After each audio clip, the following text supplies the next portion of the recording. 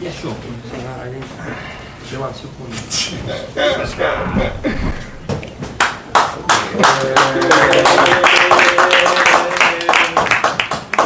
Who's got the first question? Okay, congratulations on your dominant win. Were you surprised when he came out with the wrestling at first? Как удивились, что попытались бороться с вами? Ну, нет, потому что мы знали, что он борется, и у него был план что-то перевести меня в партер. И я просто много тренировался над этим аспектом. No, we did know that he is a wrestler, and his plan was to put me down, and that's what we trained and what we knew. And another one, you've now increased your record to 5-0. Now what's next for you, and when do you think you can get back in the cage? Что дальше? Когда вернетесь в клетку? Ну, для начала надо будет взять небольшой отдых, затем вернуться сразу в зал и уже дальше будем думать. First, some rest needed, and then we go back to work, to training, and then we will consider what next. Well, first of all, congratulations. We see him right there, the man Ray Longo, who you are fighting under his tutelage. Talk to me a little bit about being at that gym, Longo MMA, what it's like to rub shoulders with some of the greatest fighters in the world, and how that helped you out with this win. Мы видели, что где вы тренируетесь, кто ваш тренер, и как ощущается работать с лучшими бойцами, с одним из лучших бойцов в мире, и как это вообще сказалось на победе, способствовало победе. Ну, спасибо моей команде, они очень сильно за меня переживают и помогают мне во всем, чем могут. Также отдельно спасибо Рэю, Лонго, Эрику, Дилану, Мантелло. Они помогают. Thank you to my team, that's important. They help me in any way possible. Thank you to my team, to Ray, to Eric, to all my team, they help a lot. One more for me. The crowd here clearly treated you like a hometown hero. I mean, you had students out there jumping out of their seats the whole time. Did you feel their energy, or were you kind of tunnel vision on the fight? Как публика воспринимала как местного героя, там студенты какие-то были, школьники, или какое было ощущение? Чувствовалось это? Ну, за меня пришли поболеть мои родственники, близкие друзья, которые присутствовали, поддерживали меня, и это как бы порадовало. My relatives, family, friends, close ones came to support me, and that's indeed supported, and it was I was happy because of that. Thank you, congratulations. Спасибо, поздравляю. Иван, привет, с победой. Во-первых, ты вообще устал? Нет, не устал так, потому что много тренируюсь и усердно работаю, поэтому я был готов ко всем аспектам. Смена соперника насколько повлияла на твою подготовку к этому бою? Ты как готовился, как продолжал? Я также работал, также тренировался, просто The question was about how tired Levan is, and he said that it was regular training, and not really, it was just a routine training to prepare for the fight. И еще один вопрос от меня. Ты, казалось, очень долго добивал соперника, но судья все не останавливал. Тебе не казалось, что закончиться должно было быть немножечко раньше? Ну, это усмотрение судьи, и я думаю, что получилось так, как получилось. Supposedly the fight should be supposed to be stopped earlier than that, but Levan said that it was as it was, and it was stopped when it was stopped. Congratulations. Big news this week about PFL merging with MVP. Curious your thoughts, what does that mean for your career moving forward? Слияние двух лиг, большая новость на этой неделе. Для вашей карьеры как это воспринимаете? Очень большое шоу, большая арена. Мне понравилось. Big show, big arena, I liked it. Thank you. Levon, right over here. For you, first fight back in almost a year. How important was this opportunity? How undeniable was your mindset? And did you enjoy this experience? You're hopeful that you can continue this career Бой with the прошел PFL? почти через год. Какой был настрой и насколько важно было так, безусловно, победить? Ну, было важно победить, потому что, во-первых, я здесь живу, большое шоу, и я, несмотря на то, что у меня простой был, я все время тренировался, готовился и остальное. It was important to win because of everything. I live here, I train here, and despite the period without fights, I still was working, I still was preparing. Levon, right here. Over the past years and even recently, you've had some struggles with inactivity. Going forward, how do you make sure that you stay healthy, stay active, and just get more fights in general? Если в прошлом был период бездействия, как планируете следить за тем, чтобы быть активным, проводить бои, чтобы не было простой? Ну, я скажу так, если нет травм, то вперед. I can tell you that if there is no injury, the only way is forward. And how many fights do you have with the PFL? Did you sign a multi-fight contract, and will you be staying with them? Сколько боев и вообще, если подписан контракт на несколько боев? Эту информацию я не знаю, знает моя команда. I don't know this information. My team knows. Okay, thank you.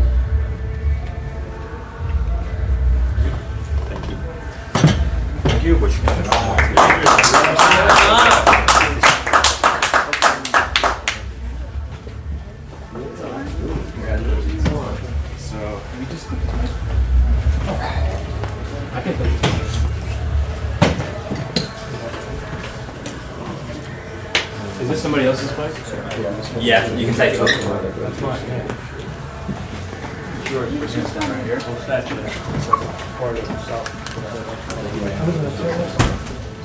You know what? I have a problem with switch. Oh, thank you. So, how you doing? We're just gonna open Pokemon card and react to a fun card.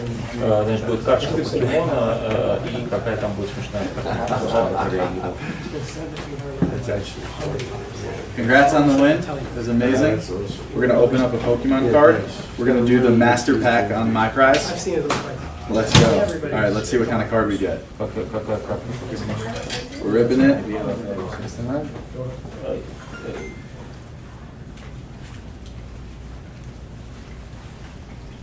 Nice, super rare card.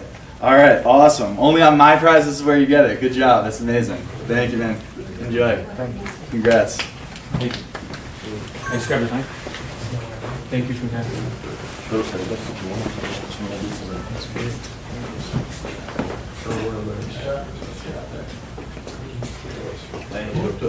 Want to take a pic? Yeah. I texted Sean. I just want to. Yeah, Sean's the man. It's a fun operation you're doing. Yeah, it is. I really meet. I gave him. Sorry, man. It's, you know, we've gotten a lot of coverage on the league. All right, guys, Jake Noecker here. I'm the one behind the camera all night, just to give you guys some insight for the rest of the night. Every winner from each fight will be back here at this table. We will have media availability afterwards to ask them questions. So this camera is going to be going all night. Enjoy the show, and if you have any questions, feedback, whatever, put them in the comments. Thanks, guys. I'll be here all night. Can I ask you a question? Yeah, what's up? I was just speaking to someone now, well, from MVP, and the way they run this is all interviews, very easy to run, and then we'll come back. I think it's still personally, with my thinking, so It's just just- think fights lose their energy. These are actually takes 40 more. That takes hours to get the night, and then like most of the time you're not doing every fight that way. You're doing like the main card, the big winners, stuff like that. I think this is great because we can't use our cameras out there anyways. You know, like this is just kind of like the back and forth. What I'm going to do is I'm going to message my media for their feedback, because MVP, yeah, so that's my plan. If I can just feed back to them rather than going, no, we want to do it. Especially like the big ones like junkie guys. They're so used to like the UFC. They do it this way. Boxing, UFC used to do it that way. I used to love the way UFC did because they had the winner and the loser of every fight on the stage. Yeah, but yeah. That's just not very practical. No, they want us to do it for a bit. It's cool when it works out, but some guys don't like to lose and be up there, you know? I wouldn't blame them. I mean, like, freaking, the most famous one's obviously Biscuit and Rocco. And like I go there thinking, I feel for Rocco because it's bad for his brand to go up there. What's he gonna do? What are you supposed to say? You can't storm off, it's the worst. No, That's not the way to do it. No, I think this is the way to do it. That's music to my ears. Not because I'm lazy, I want to go home, sit there soon after. Well, that's certainly part of it. I mean, it does play a role, don't get me wrong. Like testing. What was this right? Testing. Yeah, it's almost as good as my DJI squad. Almost. You talking about my camera or my Testing. It's not that great quality though. It works.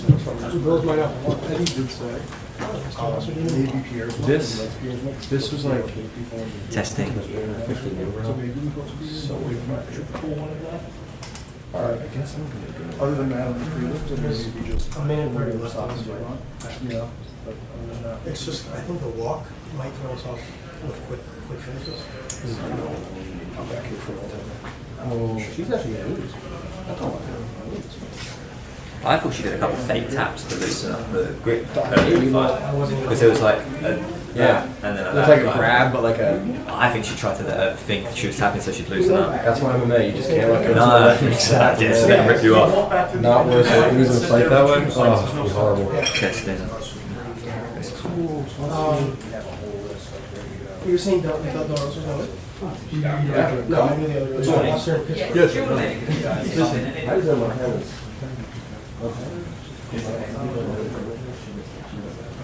It doesn't usually flash either. I'm wondering if it's even synced. You forget about that. Dude, until I started training, which is like barely training, like I just went to dojo, until I started doing that, I never realized how much of a shit until I ever somehow talked my way into fighting. That's why I don't do In this jiu-jitsu tournaments, in bro. this life, I will never do it. That's why I can't compete. And also, I think we did it very end. I think she was Oh yeah, like a little spar after class. Why do we think this isn't working? Oh, this one. Every time I want to go. Right. Nothing coming up. Maybe this thing isn't working. Did you record this last one? Yeah, so I mean, that's fine. I don't even have. I missed the beginning because I had to put and then had to figure it out. I'm like more of the, I'm like not a copy of the same, but I'm more of the more skilled people. I can see Which I guess is good. It's good. That's good. I just don't, I don't like it hit. Actually, I don't, no, I don't like the thought of getting hit, because I don't actually mind it. You wear headgear? You wear headgear that hand? Yes, that's also true. No, I can't do that. Like if I'm like in like a training camp where my fighters, I'll wear headgear, but not often. It makes me, I get hit more because I can't see as well. Yeah. No, I'm not. I wear wrestling headgear to get sometimes on my qualifier race back. What? No, you gotta wear that. No, I keep the qualifier. I can't roll for it, dude. It hurts. Put some headgear on.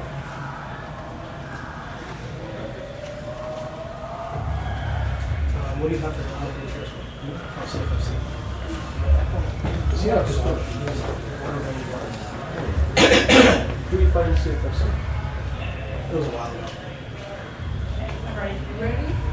The last one was 2012. That's right before I got involved. I got involved in CFFC. Charles Radke. He was talking shit off against Who's that? I didn't see it. Sometimes. It's not coming from the video. Yeah, we should be here. Sure that? Oh. I think they're all paying for box on this thing. Yeah? Yes. Dude, look good. I saw. At 400 likes, 1 million views. It's crazy. You like that? Yeah. So funny. Like that shit. Just make It's it organic, bro. What? All natural. 400 likes on 1 million views. Did you tell Bill about that? I don't think I did. He collabed, who was it? He collabed with Daniel Walker. This video has 1 million views, 400 something likes. Check his Instagram, all his videos have like hundreds of thousands of views for like no likes or comments and shit. And I was like, oh, you Bobby. How do you even do that? I think you should just bump views and not likes and comments too. Is it like a Like, how does that work? Maybe even the bots can find themselves the light. They couldn't even like. Watch it, I don't like it. The bots were even Mustafa fans. Probably.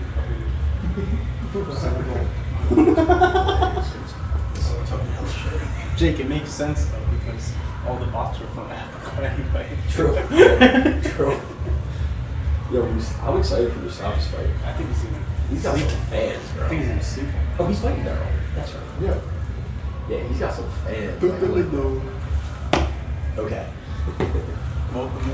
I feel bad. Someone keeps commenting in Russian and asking questions, but I can't read it. Where's Vlad? I know, where's Vlad? They could hear us right now too. That's the other thing. Super loud.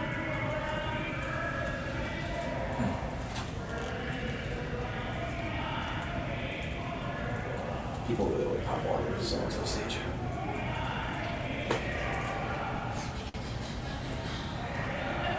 I think it grows. Yeah, I'm texting someone. Just like real rapid exchange. Sticky. Yeah, no one can get out of this position and this is actually still on. It sounded like De La Rosa. I couldn't hear. Undefeated Tatiana Dakota by split decision here on Raw tonight. Oh wait, is that what's going on? Biggest win of her martial arts career.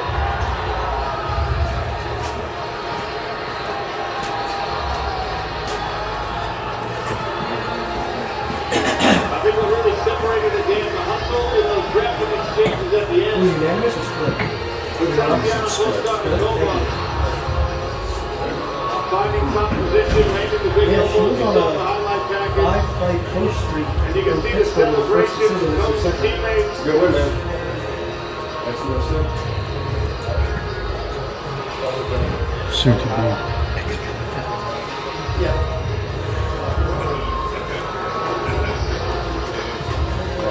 I love these matches. Hey man, you still to come here on the early portion of our card. And UBS producer Jonathan Pierce will make his PFL debut tonight. He'll be taking on the formidable Omar El Defraude, former PFL MENA welterweight champion. Coming off the big top.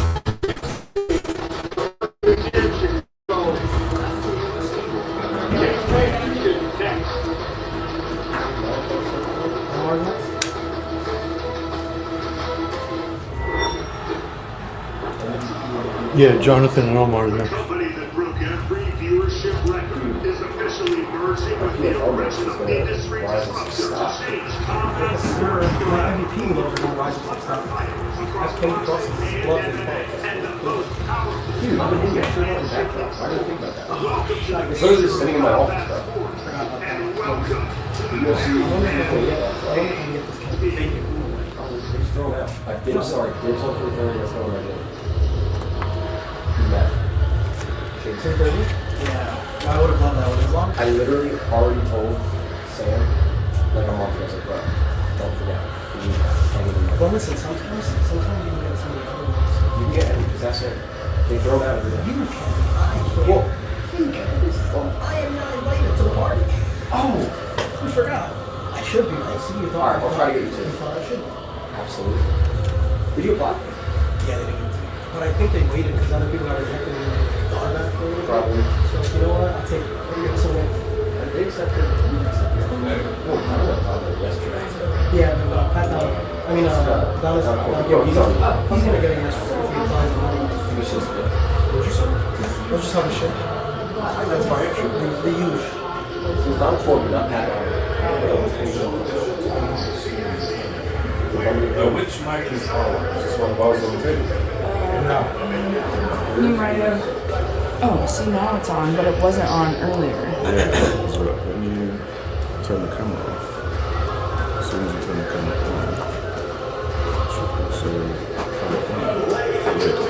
Oh, interesting. Okay.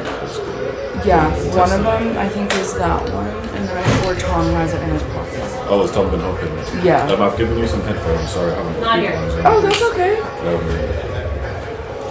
So. Is that little one on the desk ours? That one? I think. Tom, do you have the mic? I left it there. Is it that one or the other one? Oh. So as soon as you turn the camera on, this thing turns on. Yeah. As soon as you turn the camera on, this little thing turns on. I know.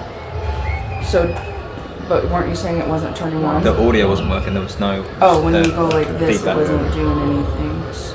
Oh yeah, I was just blank like that. Sorry, Titi. Did Ricardo leave you? Okay, I know why. This one isn't connected to this. Oh, okay. This one is its own one. Okay. So he gave you two other ones. Yeah. You doubt it's on it. So this one is when we've got three of them. Okay. So these. Yo, Black, come here. Can you help me with something? No. It is. I need to read a comment. I need you to read a comment. So yeah. No, you know I hate you. I will not help you. It's in Russian. I just can't read it. It's not my problem, brother. It's kind of like this lazy accent where. Yeah. Okay. Connect straight away. Nice. So we use this one. But then when we have three, if they will show the file. this is exactly the same. You've got two of these, which as soon as you turn it on, hold it down. Okay. But this is one that doesn't win. So with this one, you have to turn it on. The And then you have to do videos as well. PFL was New York Live. PFL. Yeah, clearly. Yeah, now it's pretty good. Yeah, but basically, Around by the end of the night to help you. yeah. It's like the other two is straight Respond to their command like, boy, I have a link in my bio. Yeah, so that is good. Tatjana will come? Yeah. She hasn't yet. So, didn't text yet. But yeah, that's right. Obviously, there's sometimes Tatjana will come? I think great.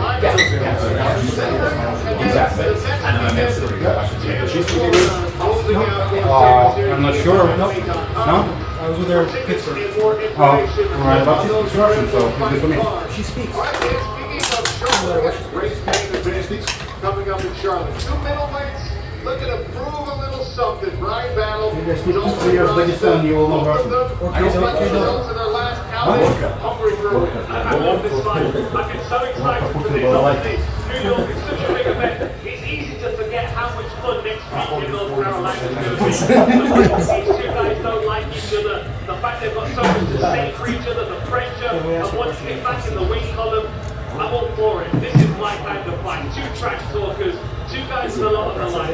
You mentioned trash talk. Let's bring them in. Maybe let them do a little bit of trash talking right now. I'm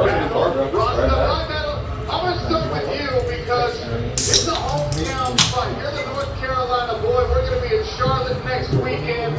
Tell me how the main event goes. The main event goes. At personal stash 426. That's really good. Because people want to figure out how long it's going to take me to book all the matches. Like, it's going to be a quick ass whooping, or is he going to, come out and, extend the ass whooping out longer, you know what I'm saying? But, I'm going to come out in front of my people and, I'm going to whoop all his ass and go party all night afterwards. So what do you reckon, Dom? What do you got to say to that? Who's getting the ass whooping and how's it going down? He's bullshit. You don't know what he's talking about. Look at him. He's wearing sunglasses indoors. Take them things off, bro. No, I'm just gonna take them off. And I can't fucking take them off. Fuck you, dog. You know what I'm saying? Listen. I'm trying to look this guy. I'm trying to do it. Doctor, what's the walkout gonna be like? You're in enemy territory. Everyone's gonna be on Brian's side. What's that walkout gonna feel like and charge you up for the fight? I'm expecting it to be a lot like how Pittsburgh received IMPA. So I'm expecting to get booed, and after I go out there and whoop his ass and I look good doing it, they're gonna be cheering me on after. Brian, I mean, Guys, don't you mind if I start? pressure when you're in front of the home crowd. Don't Rasta thinks Huh? that it's your disease, not yours. How do you make sure that you get your hand raised at the end of this thing? Bro, the bigger the lights, the brighter I shine. You know what I'm saying? Just make sure the translator reads back in English. There's two things that don't go together. You know what I'm saying? Like, honestly, I'm doing the city of Charlotte a favor because if the unthinkable happens, You might be the translator. bro. There ain't no shit. Me? Actually, the UCI was translating Well, it was from Andrei Kuляev, I guess, after his victory. Because Sergey wasn't in Syria, he was in Apex, and the team asked me to play, so yeah. So, Ross, if you can get this win in hostile territory, where does it put you in the middleweight picture?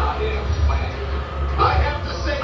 You know, I had this chat with Dalton during a media day. I said, if you win, he called me up and said, not if you win. I was like, well, I have to stay kind of down the middle. So, and then he was like, no, I'm not answering your question. I was like, and I'm gonna whoop his fucking ass, and then I'm back in there for the title. Write that shit down right now. That's what's gonna happen. I take it. So let's go. Predictions. Right, you first. Predictions. Call your round, call your finish. Let's go. We also said that there's possible First round knockout. potential Question to you. that he's at the worst First round submission, really in the show. No, I mean, it was pretty well. I said, like, if you win this, then potentially you face your team because you're going to win the tournament. I was like, you know, if you get past this opponent, and he was like, no, it's when. I was like, you have to stay down the middle. He was like, I don't care, it's when. So maybe he's changed since then. Yeah. It seemed like, you know, I think It was tough for her. kind of going backwards with that. Yeah, he ended up second round, yeah. It's gonna be a really, really good one.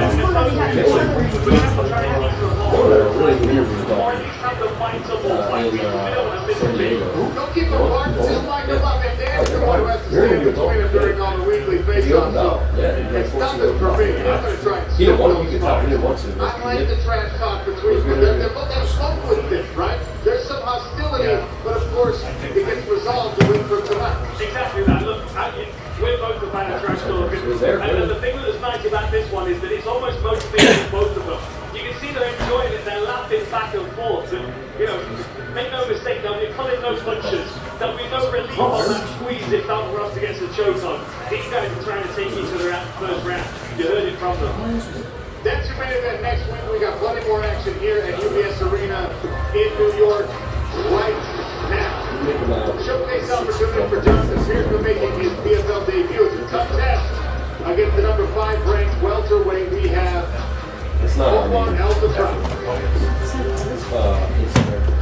Ladies and gentlemen, fighting out the blue corner for your next bout, Omar El Dabrasi.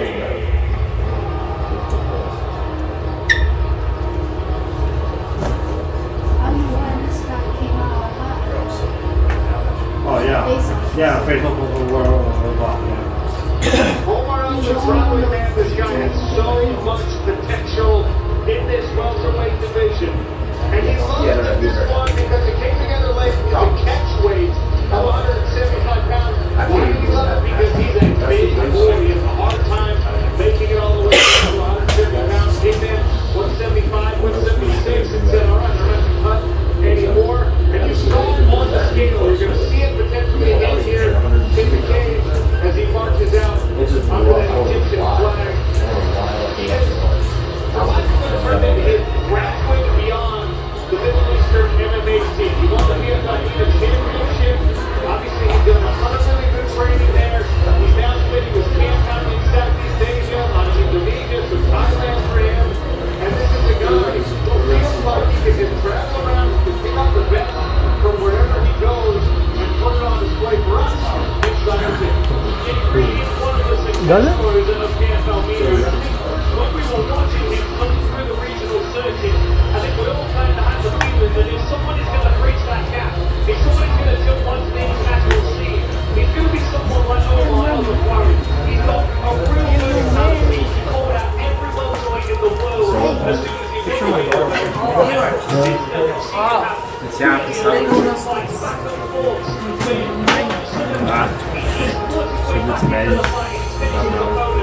One second, guys, sorry. Vlad, you're starting us off, right?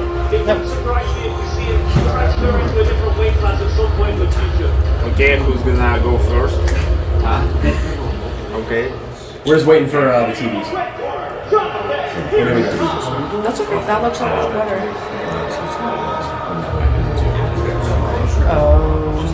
Pop for the American here is from nearby Rochester. And his arch fighter out of UBS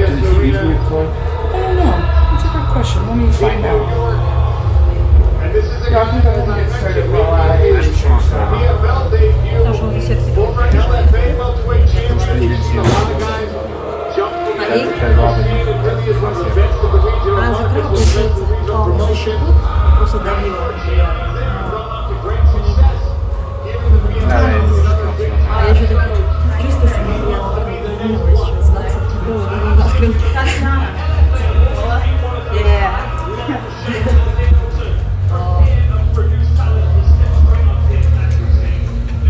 Hey, no worries. Leave it on me.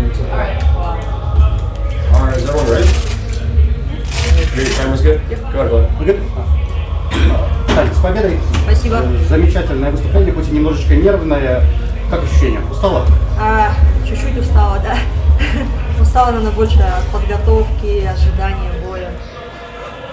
Концовка второго раунда. Как это было своими глазами, потому что сидели здесь на пресс-конференции Ливана, смотрели, выглядело страшно по телевизору. Нет, все хорошо, соперница не попала мне на шею, попала на лицо, как бы там все было под контролем. То есть там не было соперничества. Объявляют решение, ну, во-первых, до решения ты ходила туда-сюда, даже не праздновала, не скидывала руки, объявляют решение, сплит, твои мысли. Мне секунданты сразу сказали, что я победила, что все хорошо. Чуть-чуть расстроилась, что отдала второй раунд. Хотелось забрать все раунды, но так получилось. Но я была уверена, что первый и третий раунд за мной. И последний от меня, точнее не от меня, вопрос задала Даша Железнякова. Насколько качественно Федор выполнял обязанности корнера? Федор свои обязанности выполняет на все 1000%. Он отличный секундант, отличный помощник, он помогает мне во всем, также с языком, так как я с ним не очень хорошо знаю. Английский он мне везде переводит, от него я чувствую очень теплую поддержку. Как секундант он все подсказывает, все по делу, я его очень хорошо слышала, даже местами на него подсматривала, чтобы расслышать, что он говорит, потому что в зале все равно шумно и бывает, не всегда услышишь, можно услышать. Спасибо большое, еще раз с победой, слово Спасибо. американцу. So you got a really tight guillotine in the second round. Were you surprised she was able to get out and then reverse it? Ты забрала гильотину очень хорошую, ты сама забрала гильотину хорошую во втором раунде. Была ли ты удивлена, что она вышла оттуда и потом сама забрала у тебя гильотину? Гильотина была хорошая, да, но чуть-чуть не заправила не заправила глубоко руку для того, чтобы хорошо взять за шею соперницу, поэтому гильотина была не очень плотная, из-за этого соперница вышла. Да, была ли ты удивлена? Нет. She was not really surprised. Yeah, she got the guillotine, but she was not able to adjust like a perfect grip, so she was just holding her for some amount of time. Yeah, her opponent got out, unfortunately, but she was not really surprised about it. It was nothing like crazy. And then another one. Did you expect such a tough fight from your opponent? Ты ожидала, что она тебе хороший такой бой даст? Да, соперница очень сильная, опытная. У нее в 2 раза больше, чем у меня боев, и я знала, что это будет нелегкий бой, но мы готовились, готовимся к сильным соперникам и слабых. Не любим драться слабыми, любим, чтобы была хорошая сильная конкуренция. Yeah, she never expect like an easy fight from Montana because she got twice as much fights as her in her record, and she's very experienced. She never looks for the easy fights. It's like PFL is one of the best league in the world, so she never expect like easy fights. She always prepare for the best of the best. Thank you so much. Congratulations. Thank you. Tatiana, so how much trouble were you in during the fight? How much what? Trouble were you in? Он спрашивает, сколько вообще проблем у тебя в течение боя происходило? Я не скажу, что у меня были какие-то проблемы, там, где я чувствовала, что все идет плохо, там, или не под контролем. Немного застоялась во втором раунде, дала больше контроля со стороны соперницы. There was never any troubles during the fight. Yeah, it was a little. Second round was like a little slow, but overall everything good. She got a win, so she's happy for the win. Win is a win. All right. I know you've worked with Valentina Shevchenko in the past. How much has that experience helped you in your career? Он знает, что у тебя был лагерь с Валентиной Шевченко, что ты с ней тренируешься, и насколько вообще тебе это помогло в этом бою? Мне очень помогло, потому что Валя сейчас лучшая в мире, и поработать с ней месяц, пройти лагерь, это было просто супер. Yeah, it helps a lot. Valentina is the best in the world right now in her division, and to have 1 month training with her during the preparation helped a lot. And last one for me. What's the significance of the tattoo?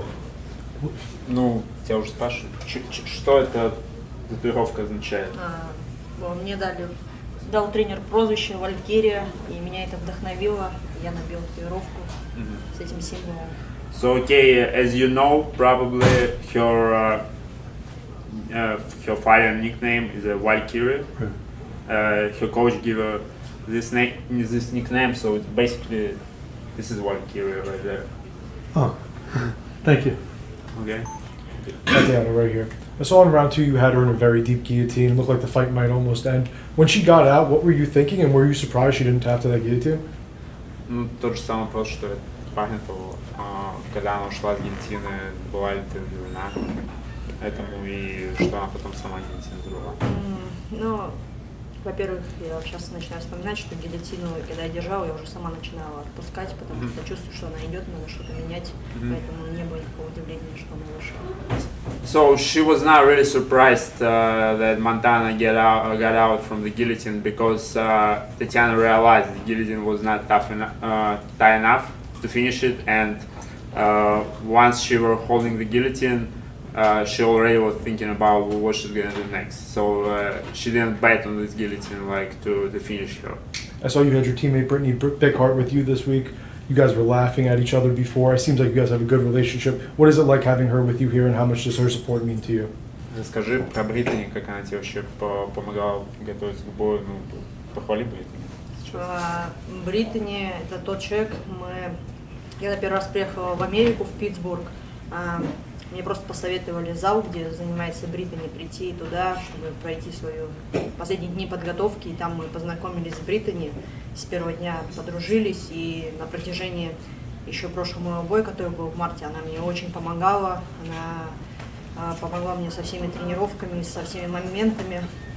И сейчас я приехала целенаправленно в Британи, чтобы мы вместе с ней прошли мои тренировки. Она мне помогала во всем, так как я в чужой стране, плохо владею пока что языком, поэтому от нее была очень дружеская забота. И сегодня она здесь со мной, она привезла меня с Питтсбурга на машине, 7 часов пути.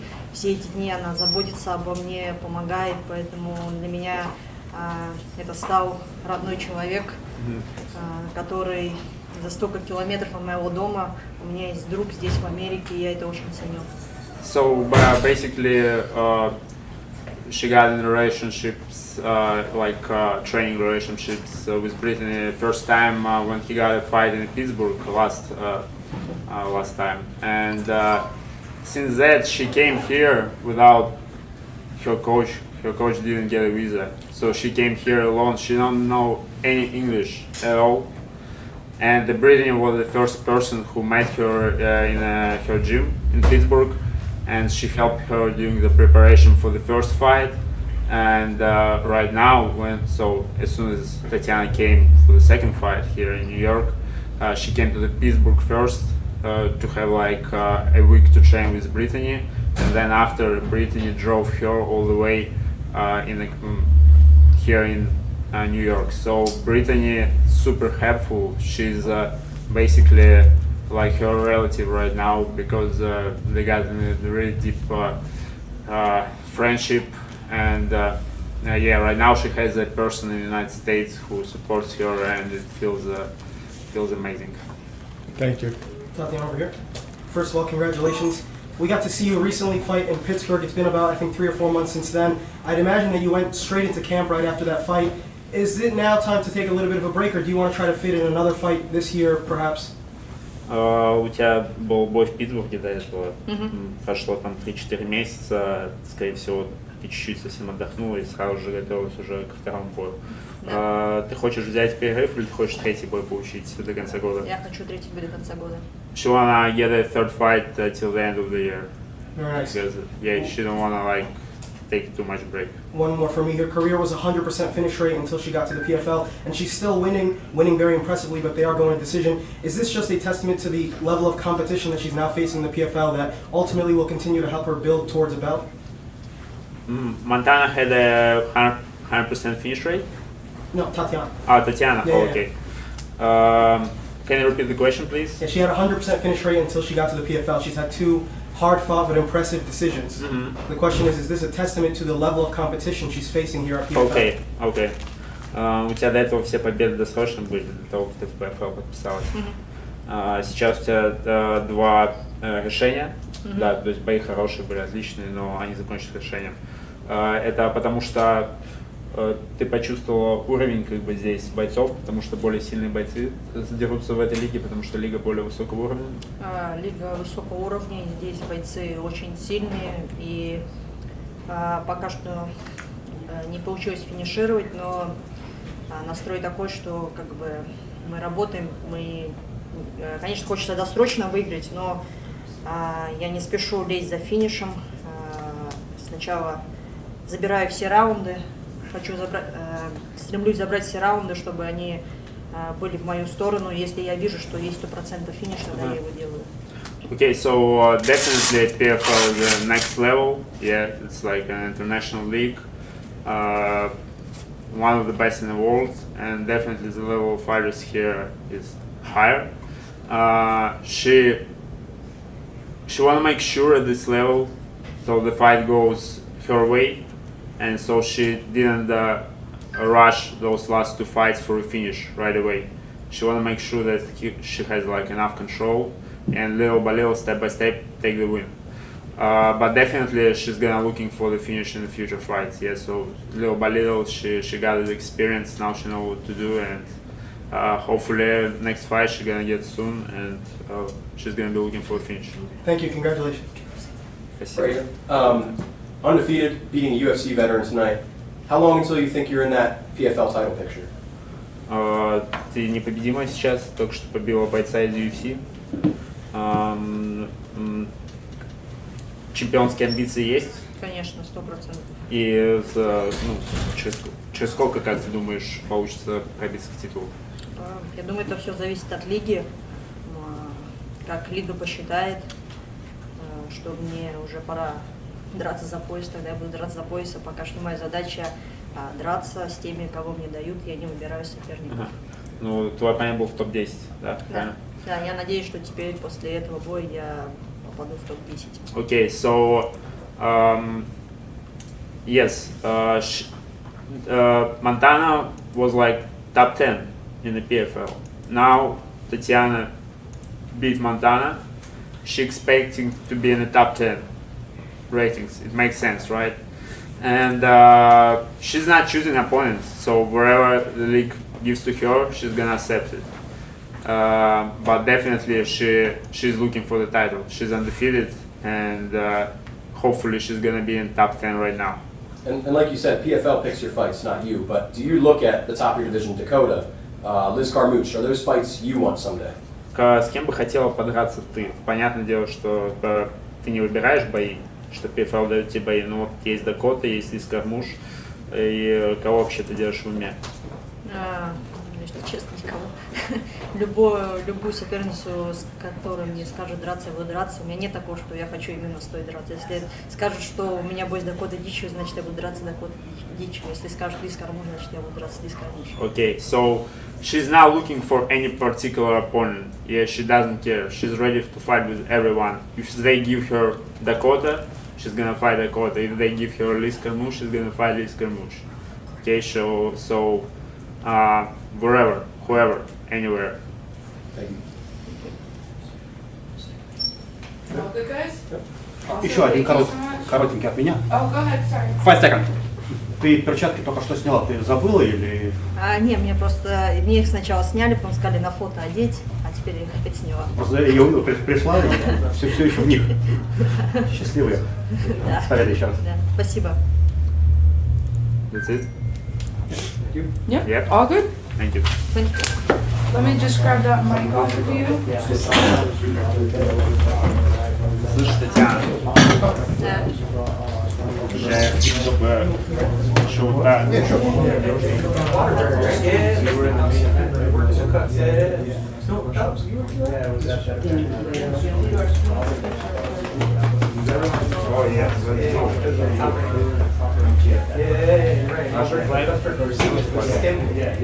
Может, походим баннер? Спасибо. Баннер, давайте. Ну да. Здесь?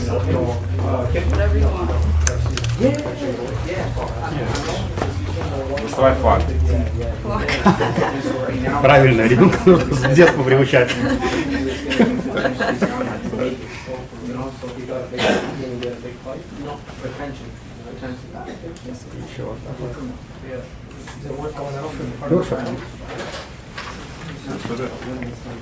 There you go. Yeah, I know, you're Polish. Yes. Slide, brother. Oh, yeah.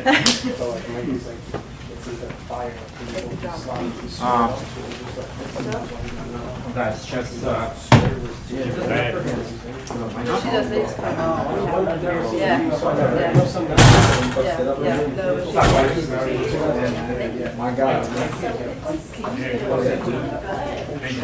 Somebody's asking if Mustafa won. He did not fight yet. We're only 2 fights done. They're on the 3rd fight now.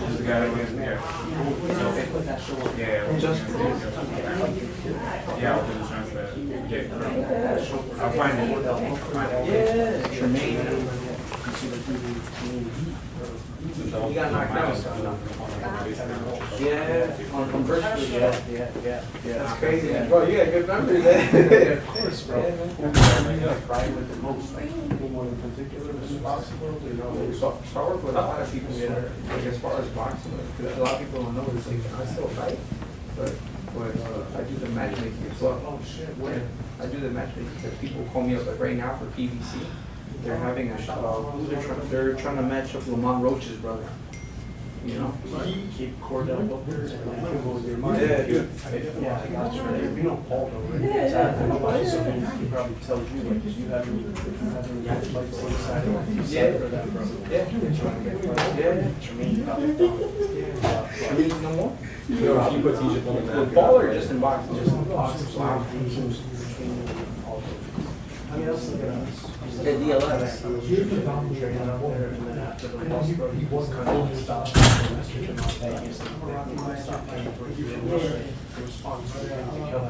Yeah. And he was not happening at loss. We heard.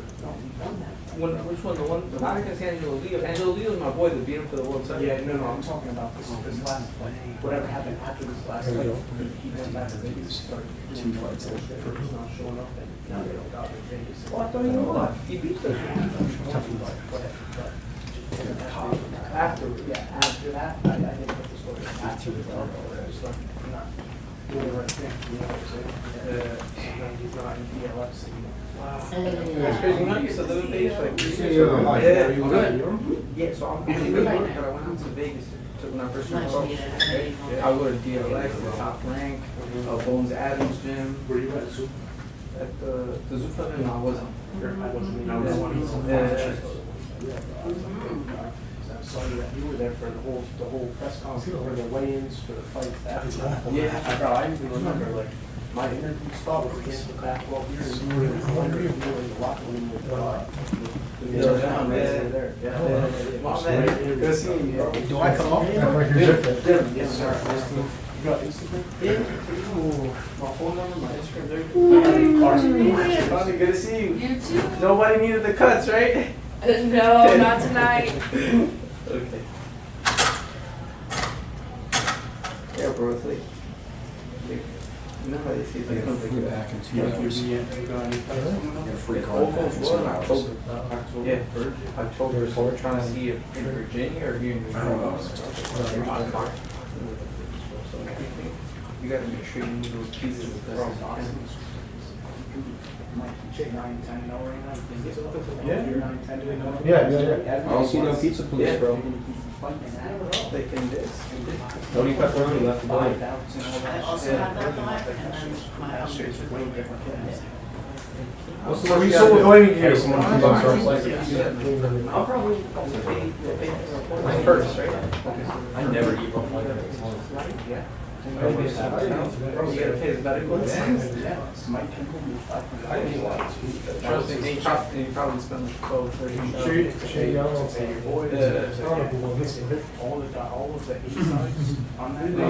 There's a world where it could be 30, 27 years, and 29, 28 in the same school.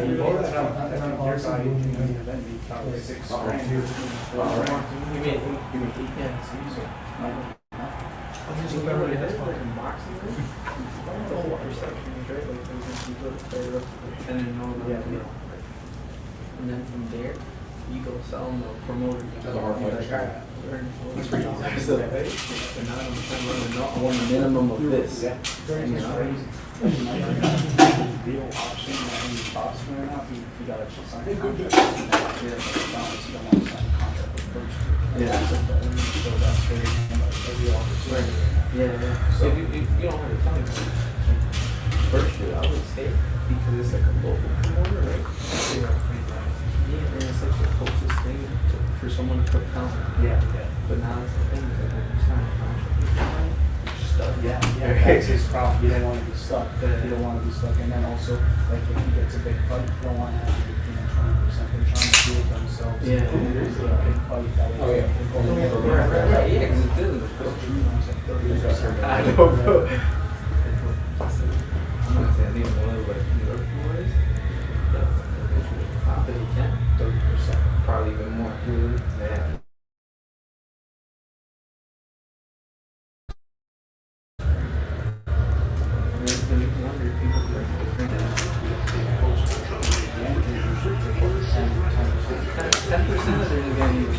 They're investing in it, they're paying you. There wasn't shit, 25 or 20%. It's the promoter. It's like you're up there with like 8 on that.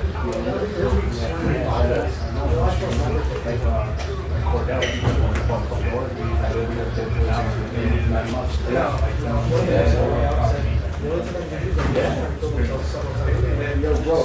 Good seeing you, man. Good seeing you. We stay in touch. Don't text me. Text me. Make sure. You follow me right now, right? Yeah. But if anything was up,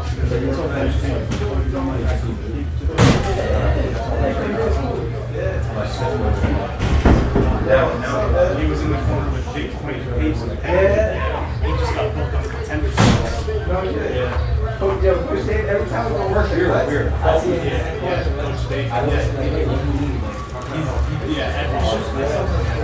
You went to the TCL too or not? For combat? No, but like, do you know, like, do you have guys that fight in it and stuff, like your boys and stuff? I had a couple. Yeah. Kimball did. Yeah. Not anyone else I know, but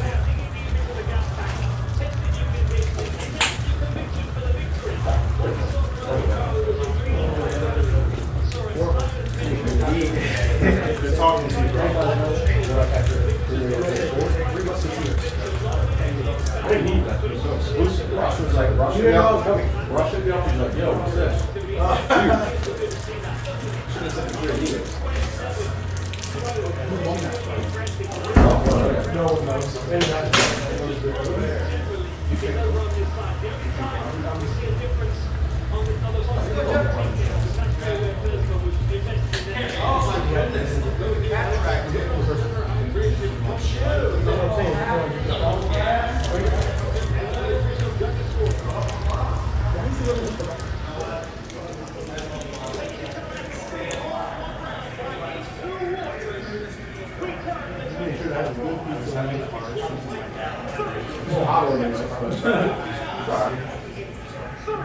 Unanimous? Here's me, because they scored 3, 27. You're going to what you need. I'm so happy. I did not think that was 30. You didn't win round 1, I'll tell you that. You said you won 2 or 3 over. Maybe you didn't know standing up for the interview. That's a fair Egyptian this time. Is he speaking? You know what? I'm doing my entire thing in Arabic. I'm doing my whole interview in Arabic. Does he speak English? Yeah, but his Arabic is obviously stronger. Yo, you should do it. I'm gonna congratulate him in Arabic, but that's about it. My Arabic is shit. Don't make fun of me. You're going to have to go before me because I have stuff that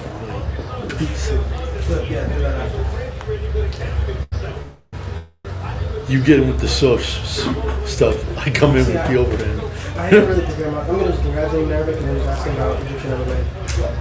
It's like the strongest personality thing about him. There's not many guys out of Egypt. No, there isn't. They always make it like right up to the stage and then crash. Something actually happened this morning in Egypt. What was that? And MMA related or? no, a certain bunch of wackos decided to drag them into a certain situation in the area by lobbing 6 missiles at them. Yeah, I don't know. It's a mess. It's a mess over here. I normally try to hit everybody with something political. Yeah. There's no way to avoid it. Plus, it's something that everybody else won't ask. In the words of Gareth Davies, too chicken shit. Who knows? He's had a really Alright, meeting room, food and stuff back there if you guys are hungry. I'll go get some more pizza. I think we might. I was gonna say, that was real but, fast. If you're gonna record He's post-fight, looking at set your camera somewhere. I'm not, that's what I'm saying. I'm thinking, how? The fights are on the TV, so if you're in here, you won't miss it, you know. I think that's about all I have for you guys. Do you have any questions for me? I think we're good. Okay, awesome. Very good. Appreciate it. Thank you. No problem.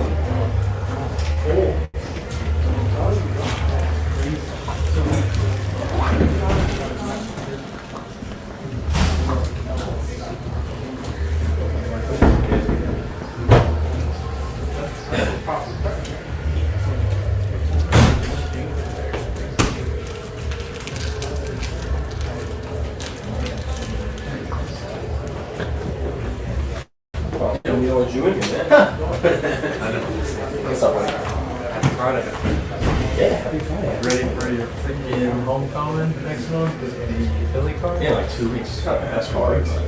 I'm excited for it.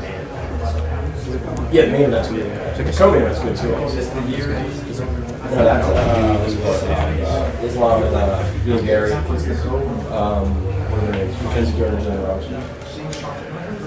Okay.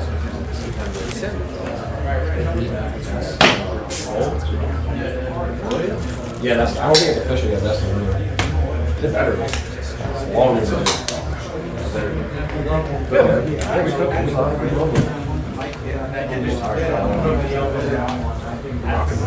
You going to Philly? Yeah. I just put it in with my manager with sweets or something.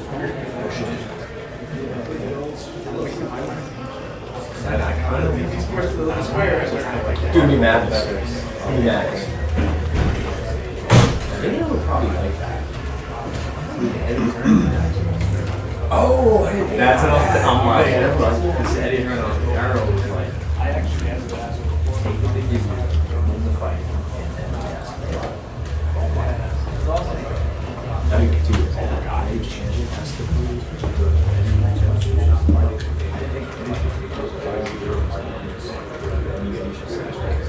Yes, right now. Contrast. She's like, yeah, real sugar. Won't be diabolical. Yes. I'm here for it though. I like that stuff. I like the movie. Dan Hardy did.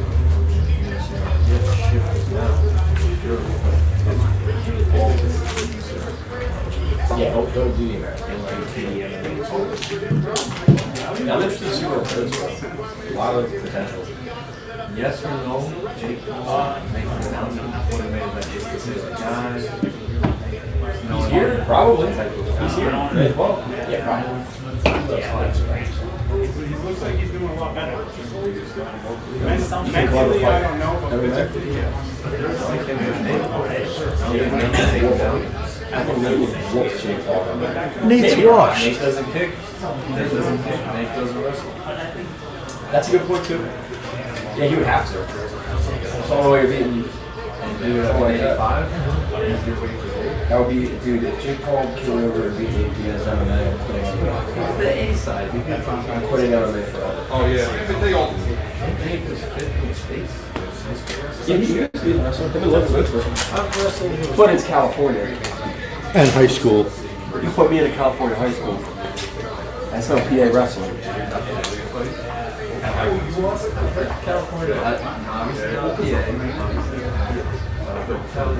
No, I'll get you a second right now. Where'd you grow up wrestling? Virginia. Virginia? How do you feel about California wrestling? Kids are actually good. I've heard that. They're good. I heard that from bro, who was it? Saldate. He was the number one, you know, the guy that was training with his own. Yeah, you're right. He was the number one ranked pound for pound. There are. Never heard of that. They're no American wrestlers. They got nothing. They got sauce. You know what makes California tough is I think they only have one state tournament. Like, the state's 50 million. Yeah. That does make it very It's tough. either like one or two. So that's what makes it tough. What makes him tough is training up with Big Bear. Yeah, I've all been doing it. Yeah. Virginia, they used to have Mawas down there. The regionals used to be there sometimes. Virginia wrestlers are good. Yeah. We go down there and really really good. whooped. They're getting really good. Yeah, we used to get whooped.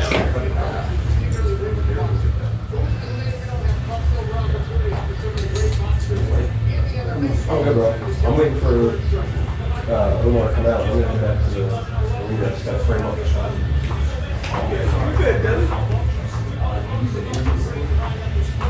Yeah, that one is. Don't get more views because you're in it, bro.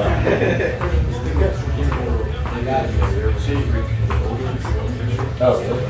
That was here? I'm going to send it to you. Oh, yeah, for sure, bro. I always do that when I find my social time. Yeah, I just take all the sessions. Bro. The walk from the parking lot here is long. For me, it is long. I remember I had to shuttle. Figured it out. There's some good shit in here too. I go ask for some. Now we have no really wild. We're wild. It just took us a while.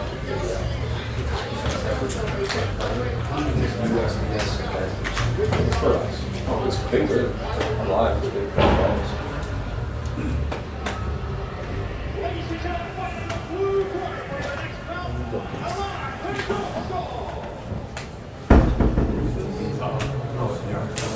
Yeah, they're up. We've been turning it down. We're going fluid roads.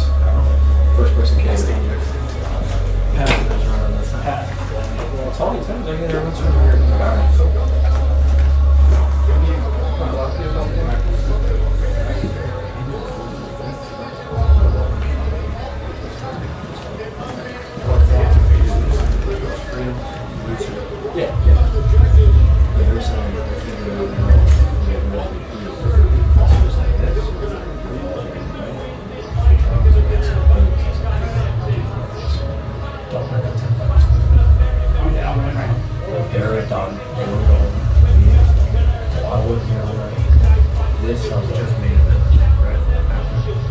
Well, for us, it'll just be the co-main event of John Martin tonight. They're saying we're doing a big game. Because MVP, they do a big press conference after they do that.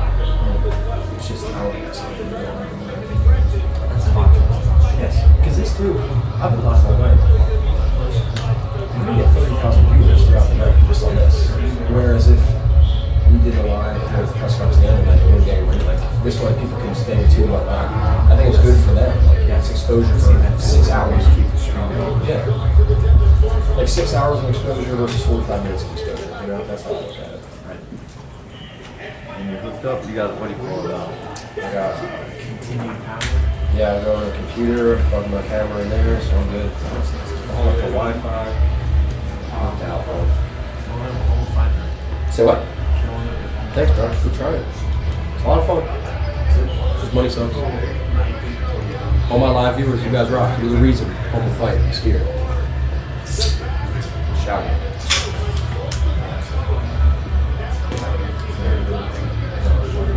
No, I'm literally the season of shotgun. It was getting quiet here. I have labs and everything. It's just this is one PFL was at DC 2 years ago. I put like my whole fight mic up there, like the handheld. I don't know why, but all my it's just got picking it up and using it. I was like, came like after the best video. It was every. I thought it was a one-on-one. No. Literally, the whole and like he was holding my mic before the whole night, and this is wild.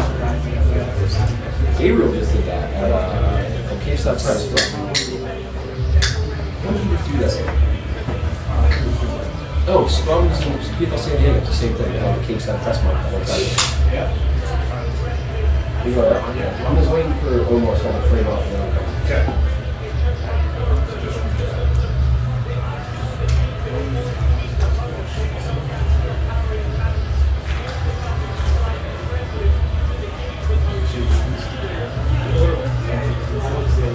He's going to Arabic. I'm going to do this back to back. Congratulations.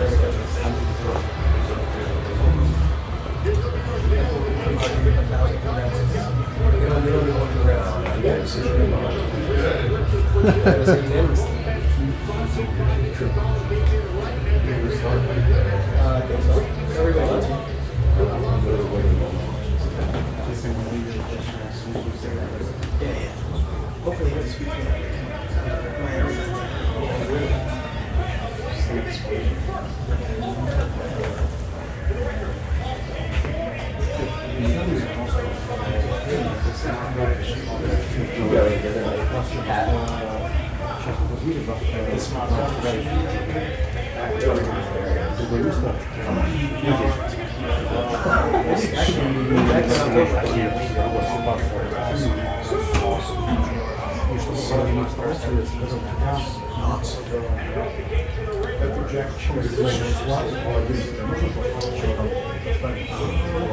Yeah, but it goes back to the it's like more I'm trying to feel like I'm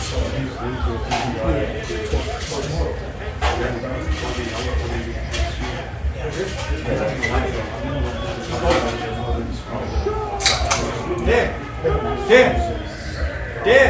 I'm now to start trying to go more we should pick up on that.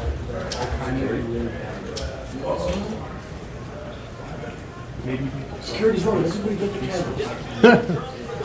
Hey, I'm actually serious. No, you're not working on this.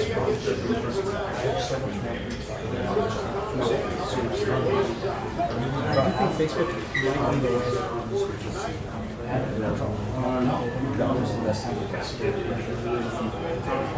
I remember you told me. But that's just like kids has 0 followers.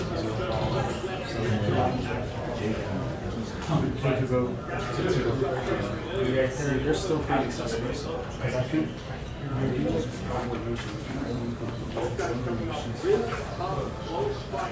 он грузин, он вообще понимает. Все. Он мог. Она пошла в этот самый. Она пошла на... Ну, в смысле, в медиарум. Все, я понял. А там есть какая-то медиарум? Ну, нет, это самое, флор, я имею в виду. То, что я наши места. Себе написать или? Ну, я знаю, где есть. Я просто хочу найти, что она интересует тему Татьяны. Я просто, когда шел сюда, она как раз шла туда. Это было минут 5-6 назад. Медиа, это где сидят все медиа, они в конце.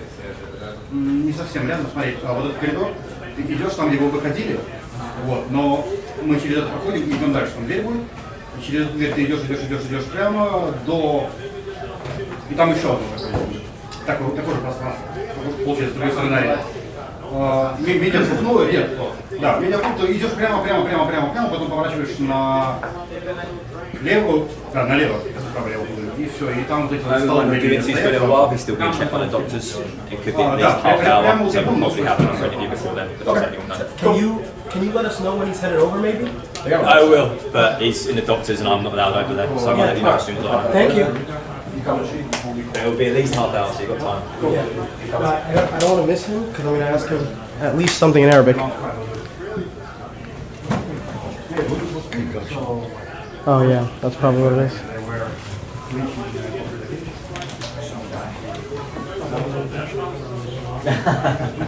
I'm sorry, man. I tried to grab him, but he didn't look great.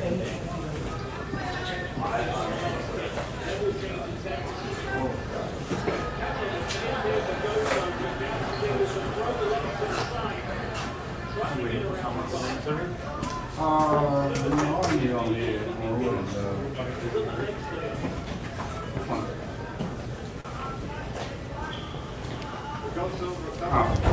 144.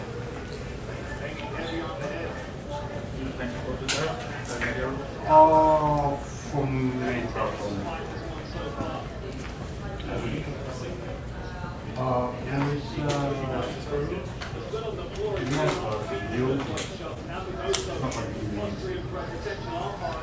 It's like more for the first four.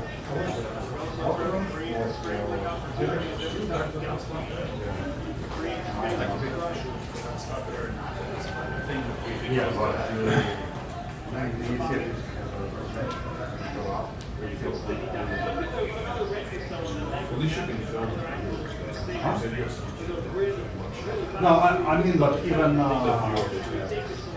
the video celebrations, announcement of the winner, walkout, and for the main event there will be for main event that form of Habib. No, I know that Habib is So yeah, the Habib is like always huge numbers. So and from there I can know.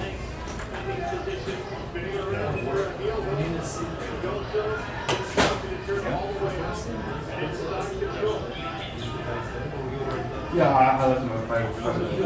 What I'm saying, I should do it. So you telling me not to do it? Did you go over to your time? But I did it like 2 hours ago.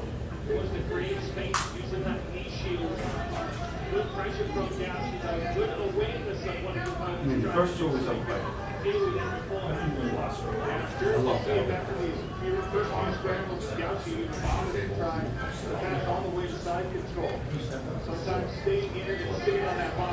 Yeah, no, here.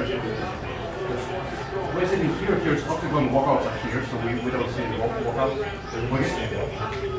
You can see something, you can tell when they're preparing to go to the cage, when they go to the cage. You don't see the corners and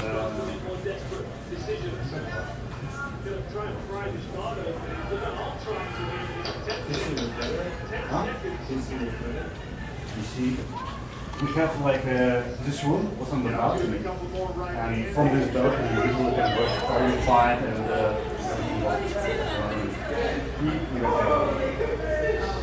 then we had 3 sports to be there, and all of them were in the house. Great to see you guys. Great to see you guys. I don't think so. Never. Because Newark, and MSG. So there's no point to go to Long Island.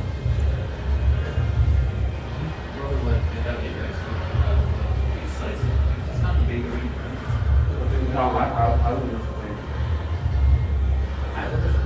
Here? Yeah. It's somewhere in the island. How big?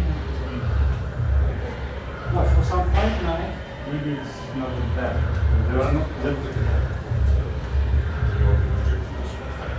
No, yeah, that's why there's no point of really fight another fight in Europe. They only have 2 events and 2 non-events every year, so that's the end of It's already in the middle of nowhere. I would recently took me like an hour and a half to get to until it hit the floor and Gauchi was able to hold top position.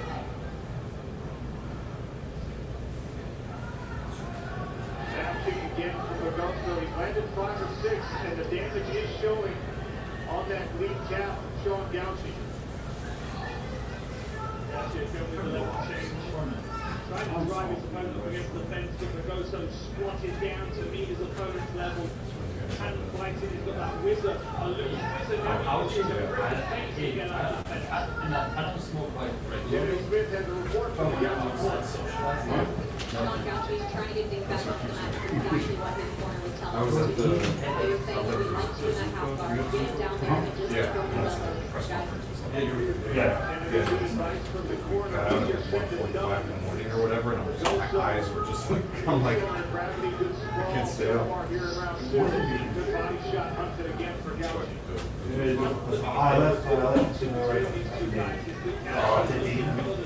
Sorry, I got pulled aside earlier when you said that. I was pulled aside. You didn't do that to me. I'm not sure what was happening. There's pizza boxes out there then. Yeah, the train program is you. Yeah, but just like that late at night, I could take a wheeler and get like 25 minutes, or I would take the path and it would take me like 50 minutes to get home, and I'm like, I just want to do my day. I just want to do my day.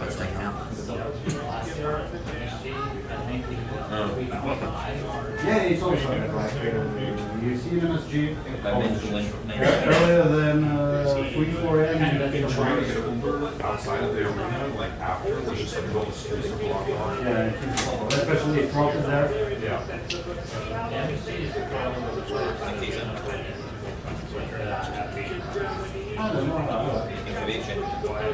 Why not? No, I know what you mean. Like, what is there? Like, locker rooms and stuff, it's like all the way in the back. Oh yeah, yeah. There's a problem. But you know, one of what they do like is wrestling on the side. Yeah, and you can feel perfectly walk out of the champion, walk out of the front. Just This is my. in front of you, and you can feel dangerous.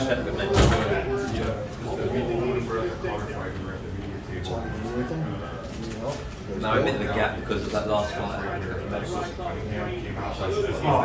I missed her. So I didn't even know she was there, and the guy aired it for Free rounds. look up, you know, I'm down on my phone trying to edit something else, you know, and then I look up and I'm there, and she's like, oh, how's it going, man?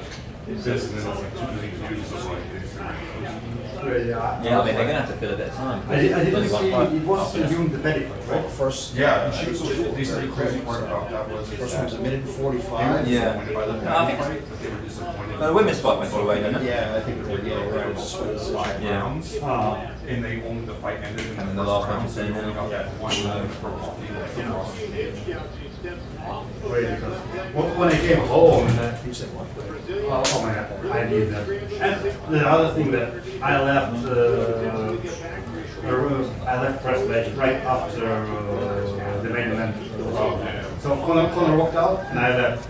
After I see that she's pointing with Max. Yeah, I got her like. Yeah.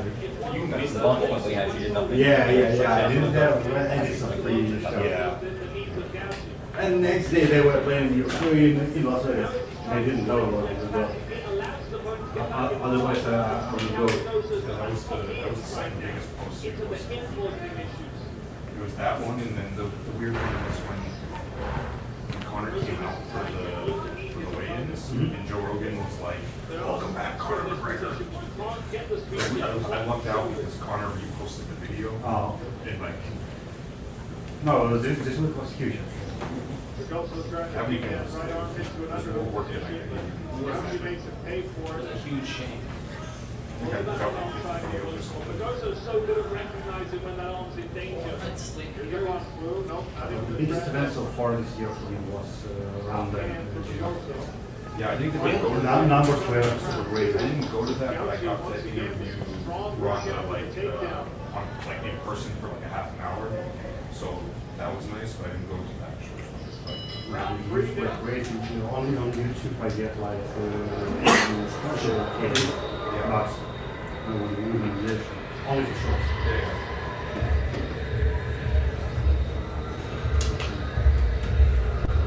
We found the gym and everything. Have you had a chance to check out the Seattle? I've seen one thing. So the building King Kong or not? Part of this. Yeah.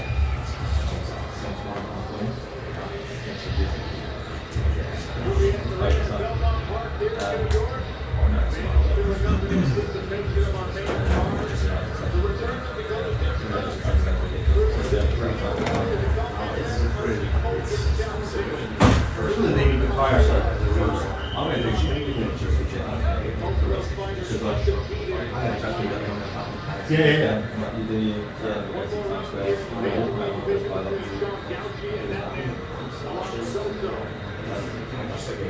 It's still so overstimulated, like even just like yeah, because it's like a bit of it on it, but that happens a lot.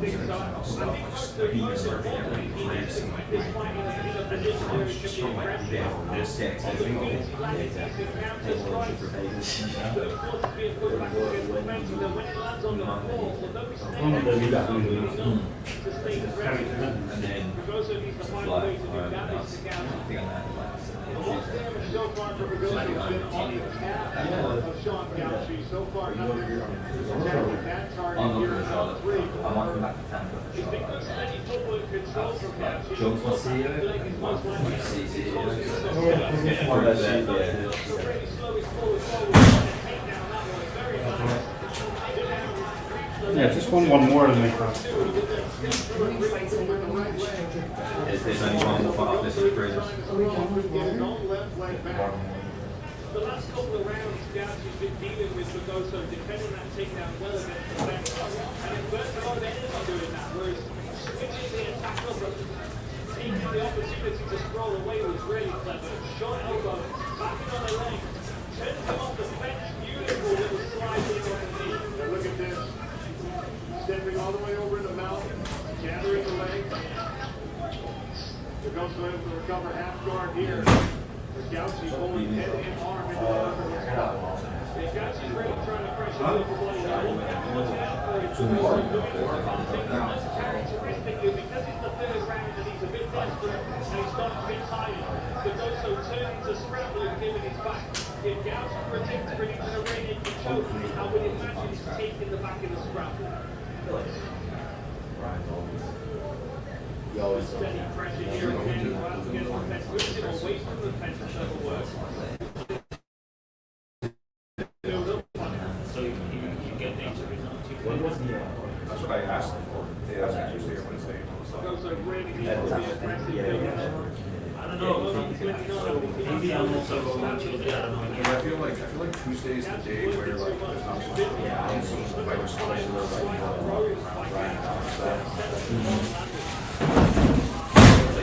Right over there. Thank you. like Wednesday's the day where it's not a good day. But it's not like Tuesday, it was like they show up and kind of like they're in the room.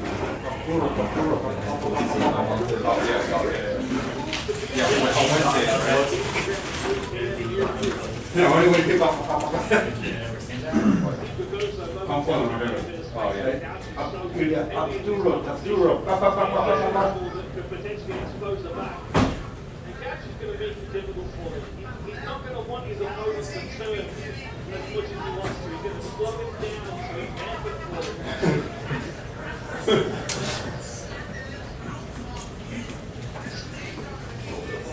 It's so stupid.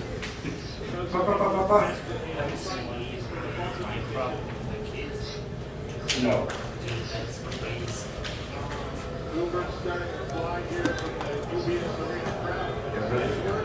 We were next to each other at the common venue. We were just there. I think you were interviewing like Max Holloway. Can you take a picture of me while I'm interviewing him? He's got a really close to his arm triangle. Again, Gauchi's got a good bite on it. That looks like he's got deeper. This looks like he's very, very close. That does extract to the body. I'm surprised Gauchi didn't keep pursuing that. Wow, that looked like he was the tightest fight that he's had so far in the fight. Now the Goto's building himself up. That shoulder pressure again. The Goto trying to find some space against the fence. You can see that left arm of the Goto floating around. If Gauchi allows that to pass across the midstep, we can take it back to the There's 45 seconds to go in this third round. Not much of a scramble from the Goto for a Gauchi capitalizer. Something up his ears. If he didn't have a problem ladder here, he might have won that.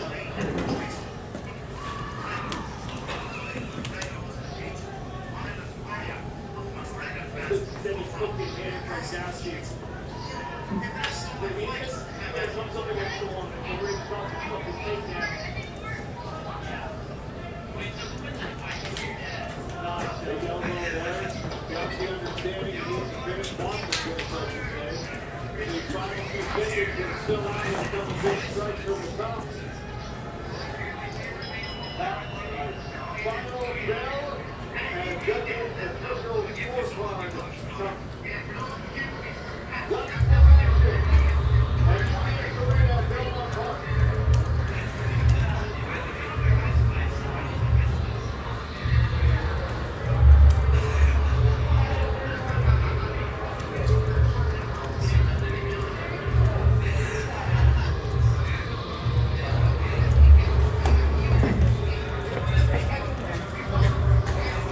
Straight back.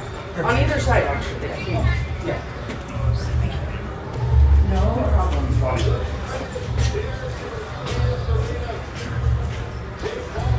Is this side over? Yeah. You're still going.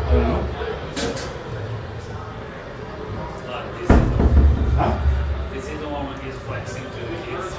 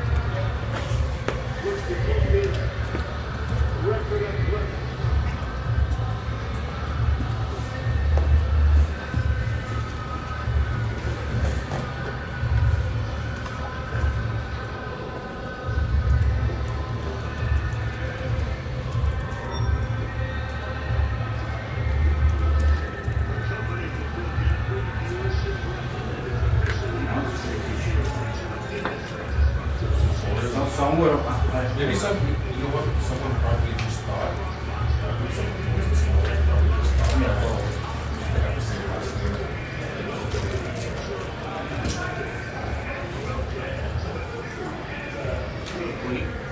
What? No. I remember the story. Because I had Orthodox cross on and he just saw that. Like I didn't even talk. I remember that conversation. I didn't remember whether it was a question or it was He's like, any "Hey, word. brief." I was like, no, we're meeting. And it's like, oh, we talked about this.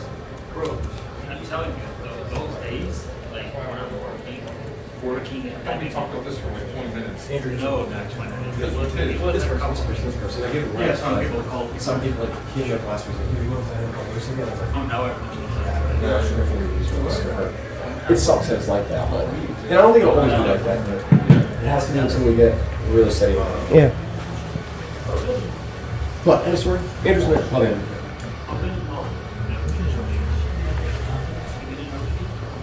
Like past 2 months ago, before that was great. Every time No, that's for crazy to say.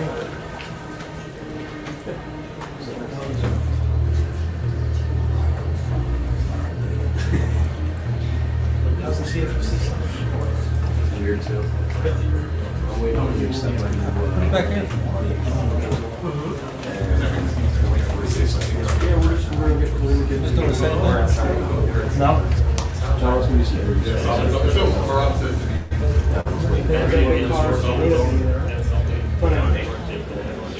I thought you were filming for a fight.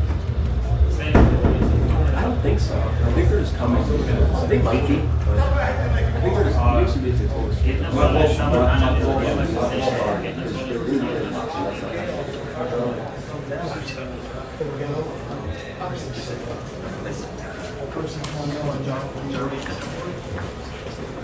Am I sitting here? At the front, please, yes. Hey, Eduardo, you gotta book me soon. It was not a finish. I need a finish. I'm not happy.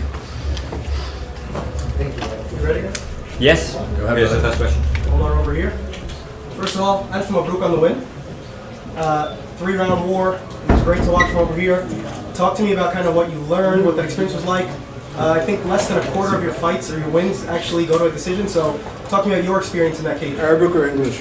Whatever you want. Let's do Arabic. We don't get that often. We don't have a translator. So run it back in English. I'll try to give us. No, I'll translate.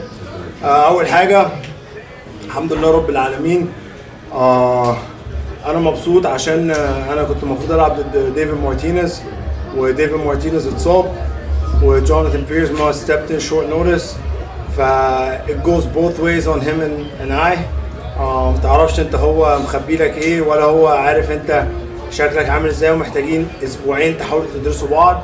فهو جاب حرب للكيج وزي ما انت قلت انا كل مباراتي فينيشز دي ما كانتش فينيش ودايما اي مباراه بلعبها 3 راوندز برجع شكلها بشكل سفاح. اخر واحده لعبتها 3 راوندز للاسف خسرت في فيري كلوز ديسيجن واللي قبلها كسبت 3 راوندز دخلت على 6 فايت first round finish بعدها. So David Martinez was the guy that I was supposed to fight. He got injured, so Jonathan Piersma stepped in, so thanks to him. But it goes both ways. I got to study my opponent in 2 weeks. He got to study me in 2 weeks. And then you got to come out and put on the show as much as you can. Like you guys saw, it was a bloodbath. Like you said, most of my fights don't see a second round. I got an 80% finish rate.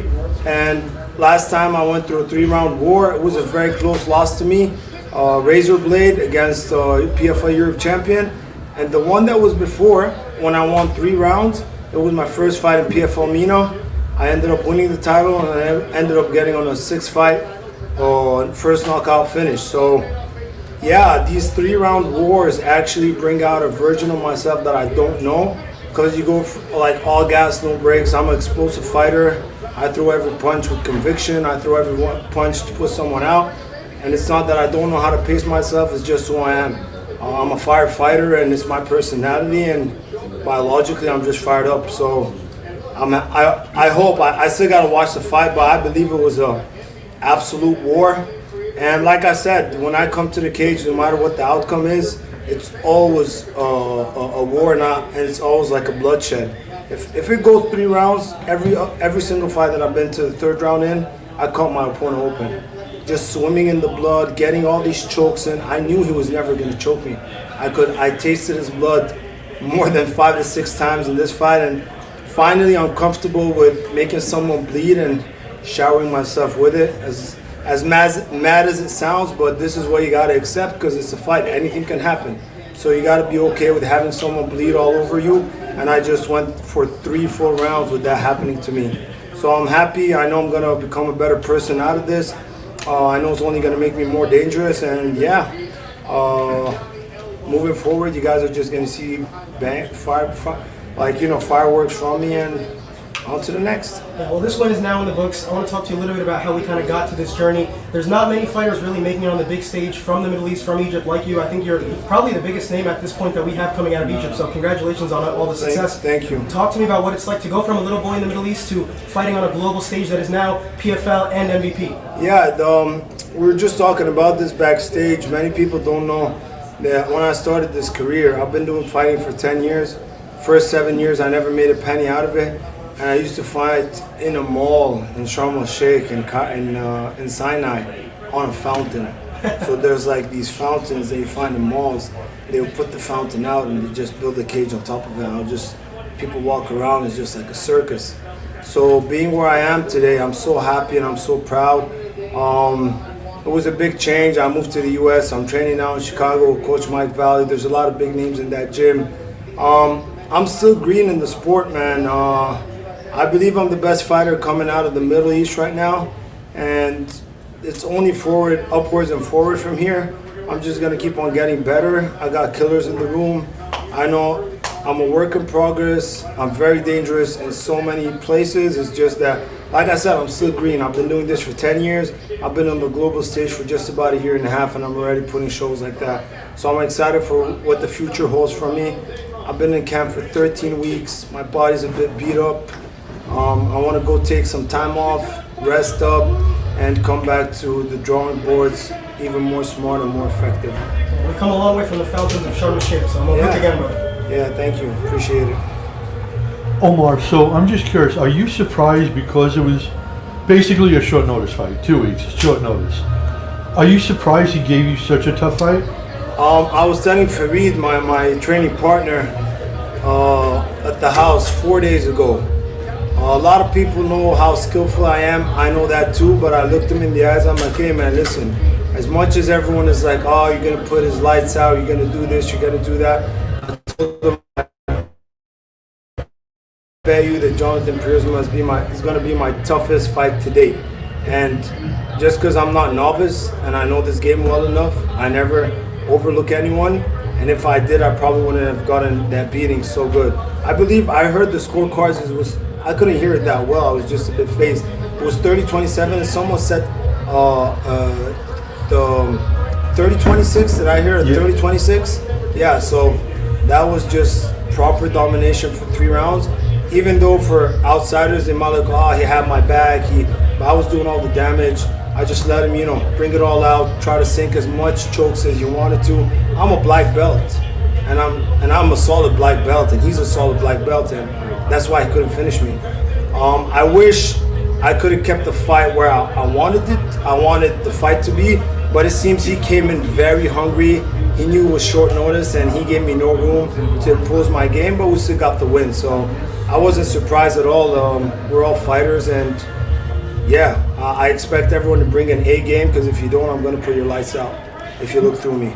Now, despite the win, they say that you learn a lot more by losing than by winning. You had a tough 4-fight losing streak thrown in there. So how did that help you? So that helped me because, like for instance, he had my arm in the last round, and in my head I'm like, you can break my arm. Like I said, I told myself round 3, it was 1 minute and 15 seconds and I saw the clock, and he had my arm and I just left it. Not out of like carelessness, but he just had it. And in my head, I'm like, I'm not putting myself in that position again where I'm going to get out of that cage with my head down. So it made me a better man. I fight to win. And I just love the part where I'm winning. So I'm just going to get better. To me, as off as it might sound, but I consider this as a loss in my head, because I know that I'm able to finish anyone that I step up against you. And this is what I really wanted to do this time, but it is what it is, right? You learn good about yourself. 15 minutes of war actually are equivalent to 6 months of intense training. So at least I want something out of this.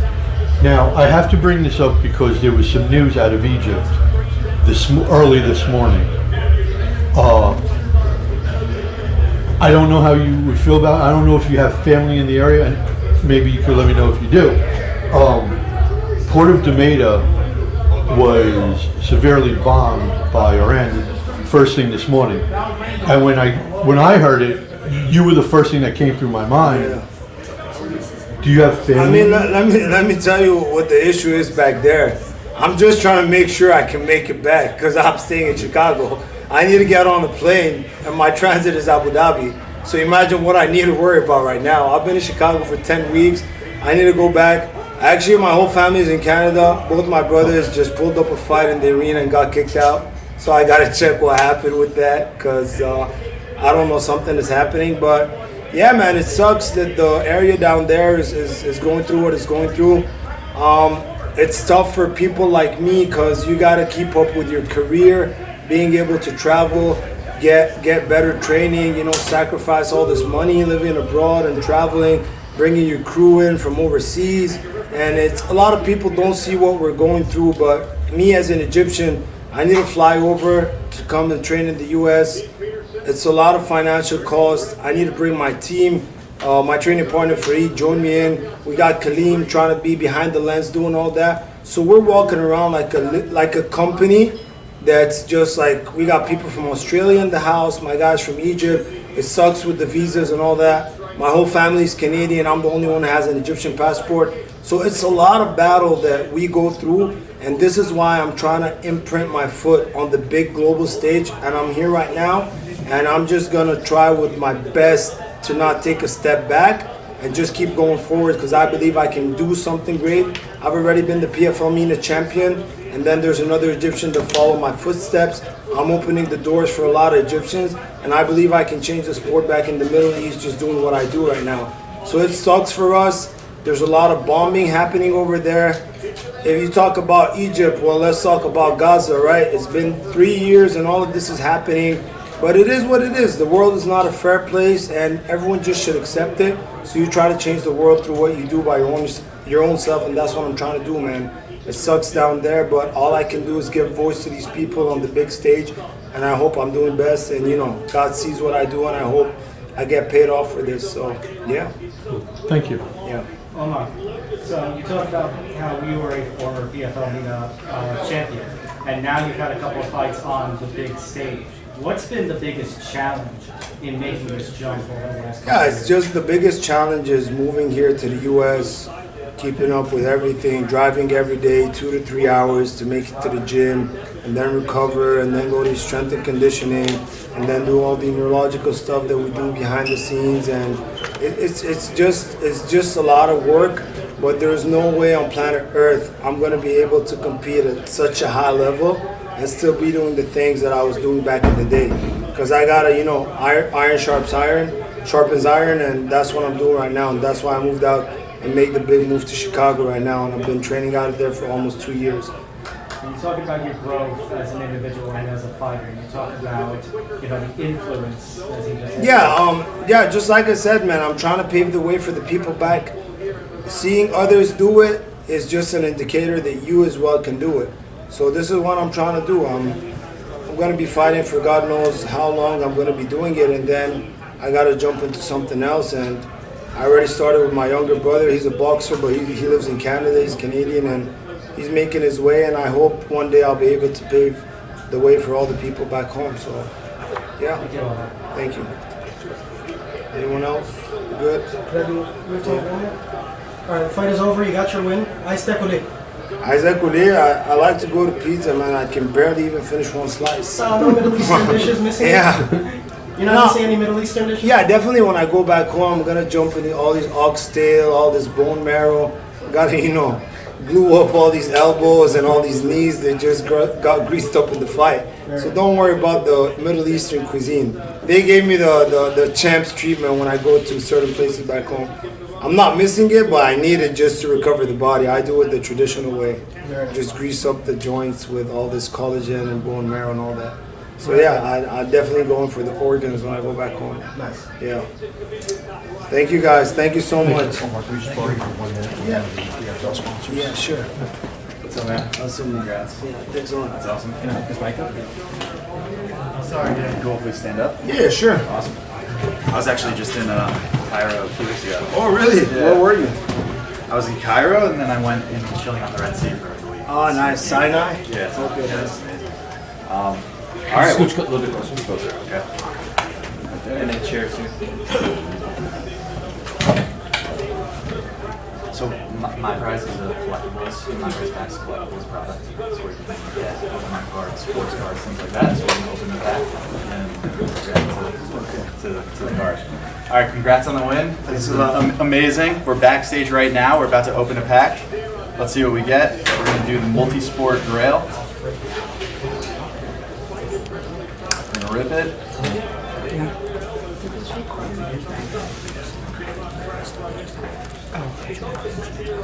Yes. Legendary card, okay. Steph Curry, Oh, okay. Steph Curry, that's Shout out nice. Steph. That's Okay, nice. shooter, we see you. Yeah, some NBA stuff out here. Yeah. We got a winner on the card and a winner right here. Let's go. All right, only on my prize. Yeah, man. Good stuff, man. Yeah, thanks Awesome. a lot. Thank you Congrats. guys. The mics. Thank you. Let's run out. Thank you. I've got Sean now. Thank you. Yeah, of course.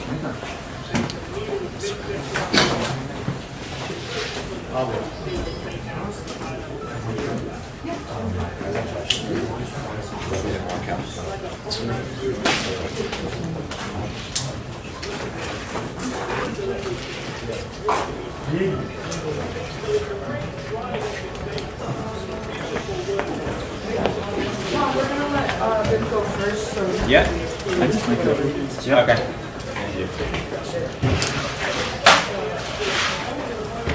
What's up, man? How are you? Good fight out there. Thank you. From England? Australia. Yep.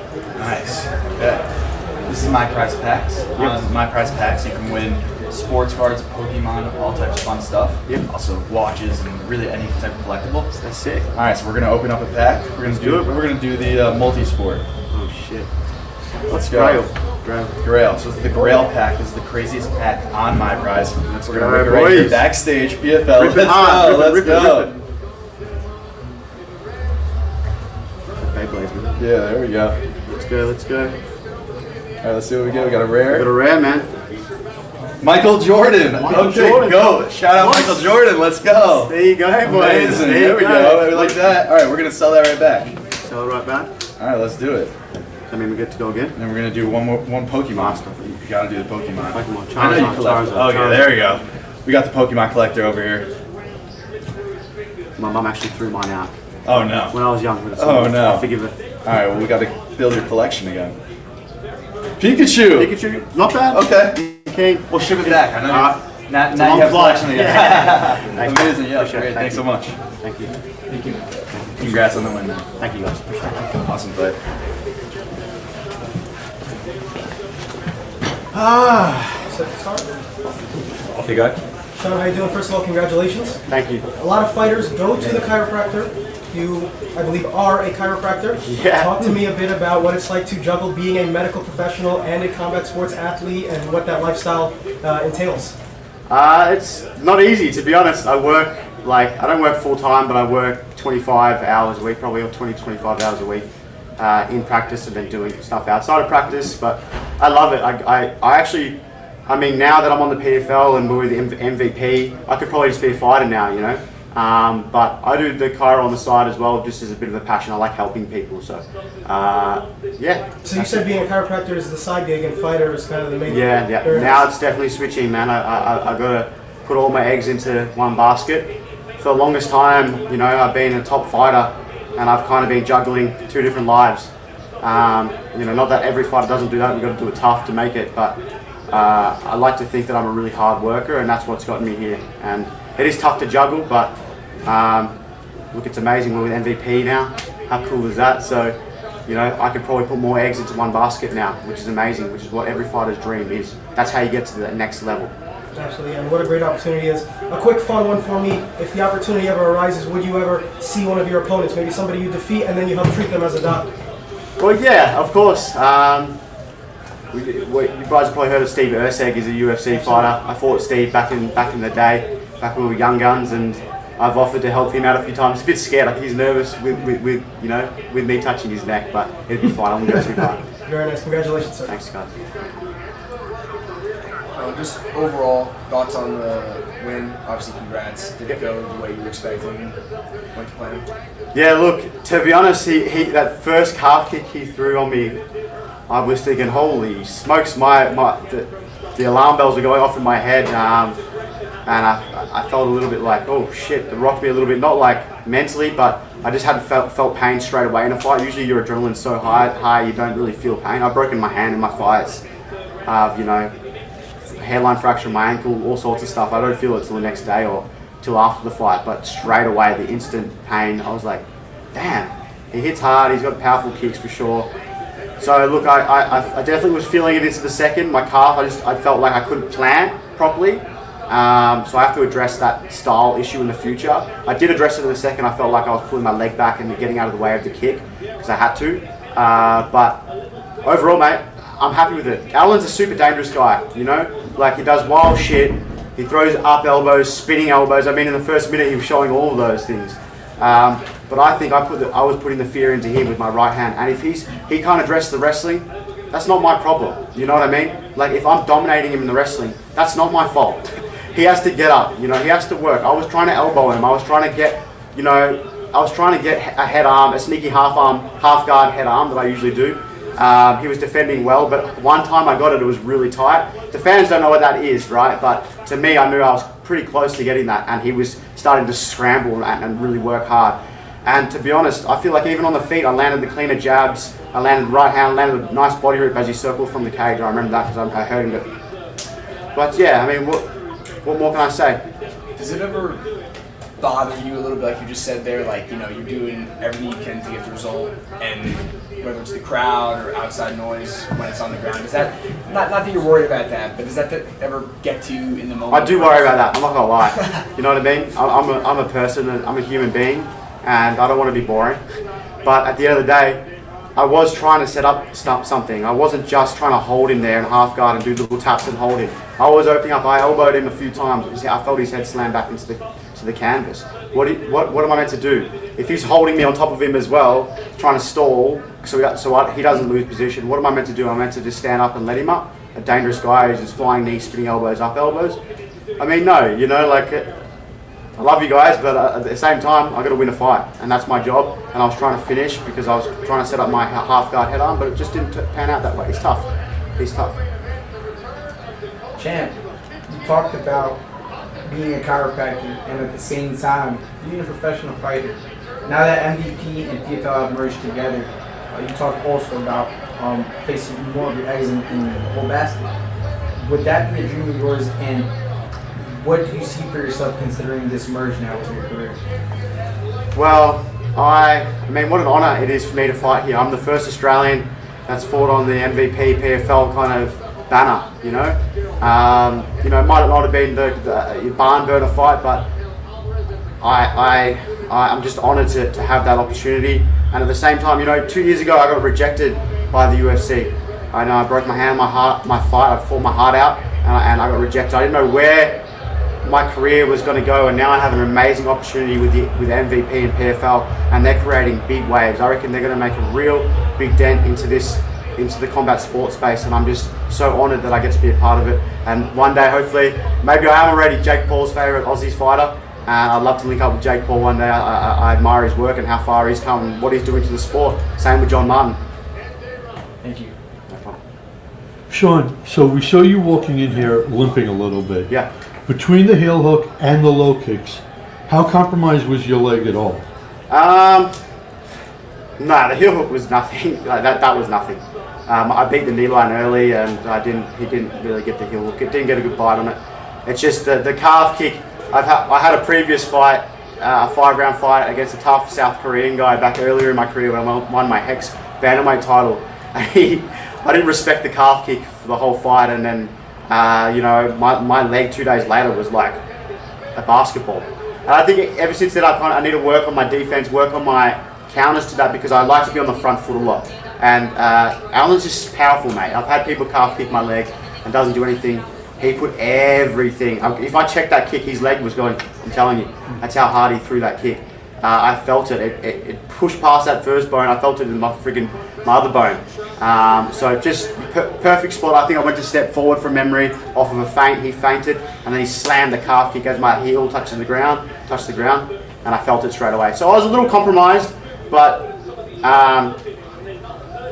to be honest, I know in myself. I know the type of fighter I am. Even if I wasn't able to get him down so easily, that wasn't going to stop me, and I would have found a way to win. How would you define your growth since the Dana White Contender Series? I just had to, you can get defined by moments in your career, and if you allow that to happen, it can really set you back. And I just have to stay on point. I know who I am. I'm not going to be told who I am. I know who I am, and so that's how I grew. I had to grow up a lot after that, and I feel like I've come a long way. I've just had my second fight inside 3 months with the PFL. My first fight was an absolute war with one of the toughest fighters probably in the UK. I think he was ranked number 2 at the time in the UK. Upper weight class from my natural weight class, so I'm a natural 125er. And we put on a war. I dropped him twice. And then I'll come fight an LFA title challenger who also fought on the Dana White Contender Series and what happened in the Contender Series? He got controlled and out-grappled and beat up by Farid Basharat. I just did the same thing. So I think that speaks to what level I am at. Maybe not the most exciting fight in the whole wide world, I understand that, but I'm a natural 125er jumping up to 135 and taking on best fighters in that weight class outside of the UFC, who are fighting for these big promotions, LFA, Cage Warriors champions, now PFL, and I'm beating them. So I think that speaks to my level. I really hope MVP and PFL, consider a 125-pound division in the future. But if they keep putting 135ers in front of me, I'll keep knocking them down. And one last one from me. What's been tougher for you, fighting or riding a horse? Waking up early at 3 o'clock in the morning to go to the stables and shovel shit, that's a lot worse than what I have to do here. I know you can get knocked out and long-term damage, but I'd rather be doing this. I sleep in a little bit, so I train at 10 o'clock, I sleep in. My coaches can tell you I'm not always on time, so I like my lifestyle, I like what I do, and I have the utmost respect for jockeys because what they do is extremely dangerous. My dad has had a lot of injuries. He was in a coma for 8 days, he broke his spine, and they don't get enough respect because they're little and it doesn't look like they do much, but they're great athletes and they do a lot. So I wouldn't even compare this to horse racing and the dangers of being a jockey. Cool, thank you. No worries, mate. Good questions. Any other questions? Good guys. Thank you. Do you have a question? I'll answer that later. Can we get a photo from this? Can we get a photo? Tom, is it right? You want to take it? Yeah, is it right? We come a long way. Picture with you, eh? The old man wants to go. Go on in. Next one. Good on.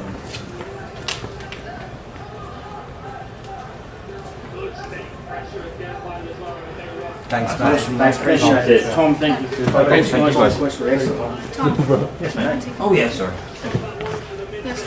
Oh yeah, Justin, come in. Here we go. One more.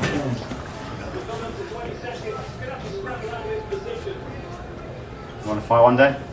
Or are you just a fan of the sport? Anything with the outdoor. Oh yeah. Who's your favourite fighter?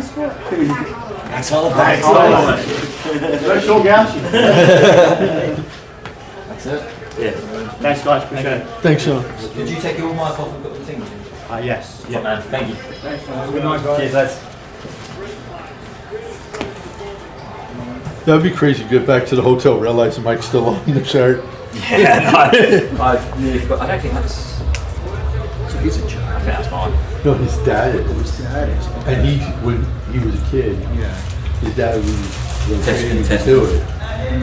Interesting. Whoops.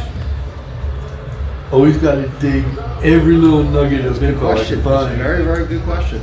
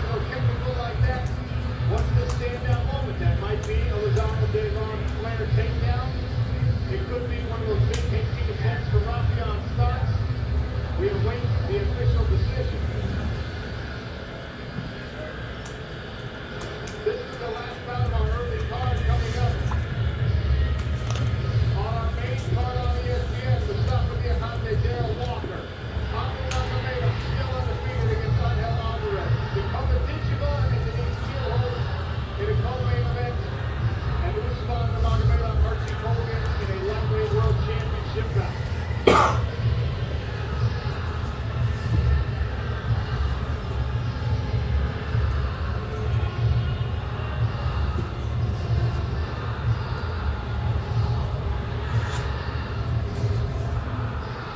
Fans here at UBS Arena awaiting the main card.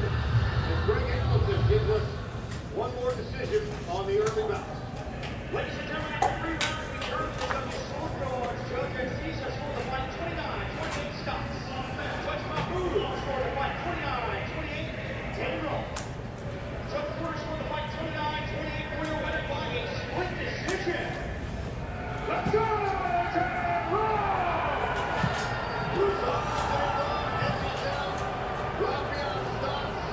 By split decision to remain undefeated here in New York. And Rafael Stutz is beside himself, incredulous. Some of the moments, best win of his career by a long way, I think. And he really has to stay disciplined. You know, Stutz is a tricky person with lots and lots of dangerous skills. I think we saw Day Run level up tonight. And we're going to see him continue to level up until someone really, really is able to test him.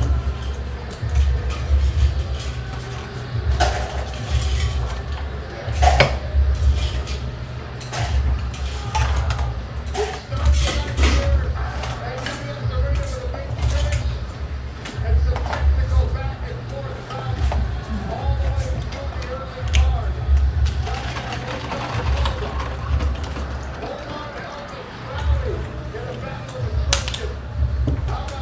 Who did they just announce the winner of that fight? Sorry? Who did they just announce as the winner? Stop. Oh, Van.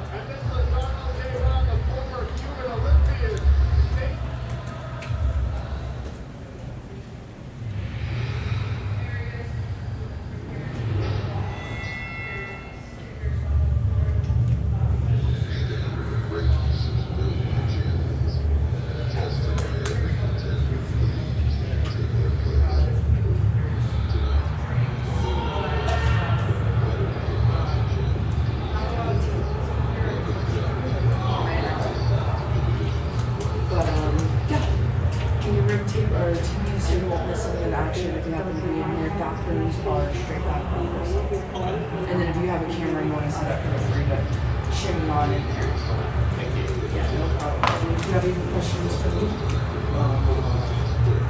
This is. Yep, food over here. There's some beverages over there. Thank you. Awesome, you're so welcome.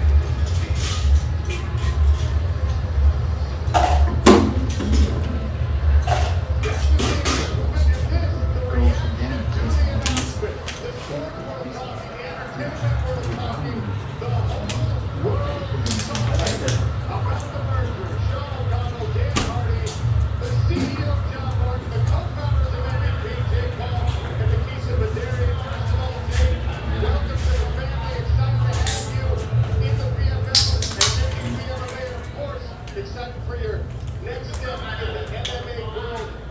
Tell us how it feels to now be partnered up with the PFL with this great roster. Yeah, no, the excitement is real. Everyone loves it, and the MMA community is super excited. All the fighters are excited. I feel like everyone working for us has just amplified their energy. They see what we're building here, the product that's going to continue to evolve into the, one of the best combat sports organizations that's ever lived. And just happy to be a part of it.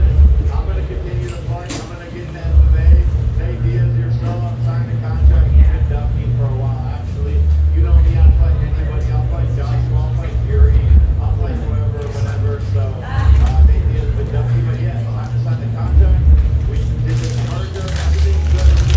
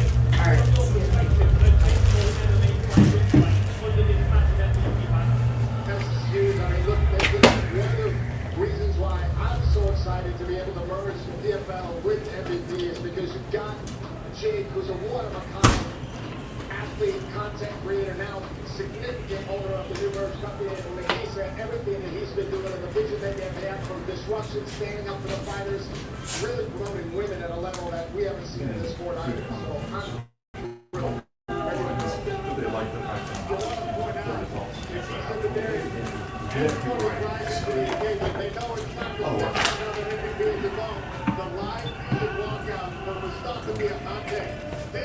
This is a different level. This is what it's all about. It's about entertaining an audience, driving engagement, and keeping it excited. Everything that results in that is the way that the story is continue to go in the brand. That's what we say every fighter, and that's what it's all about. MVP MMA, PFL MMA, the world of MMA on the rise because of the involvement of these individuals, the ideas of that man right there, and a merger that created a new MMA global powerhouse that the fighters, like this man, are excited to be a part of, Dan Archie. Look, this is great. I love this. And you guys must look through combat sports and see lots of different types of stars. Like, how do you capitalize on a star like this that's making his PFL debut in the future? I mean, like, the reason I'm here today is because I knocked a lot of people out on my viral. So, like, all this stuff is cool. We love it. Like, he's got to honestly knock people out. And so, that's what it's about. And, yeah, we'll continue to capitalize on all the people who continue to have breakout performances.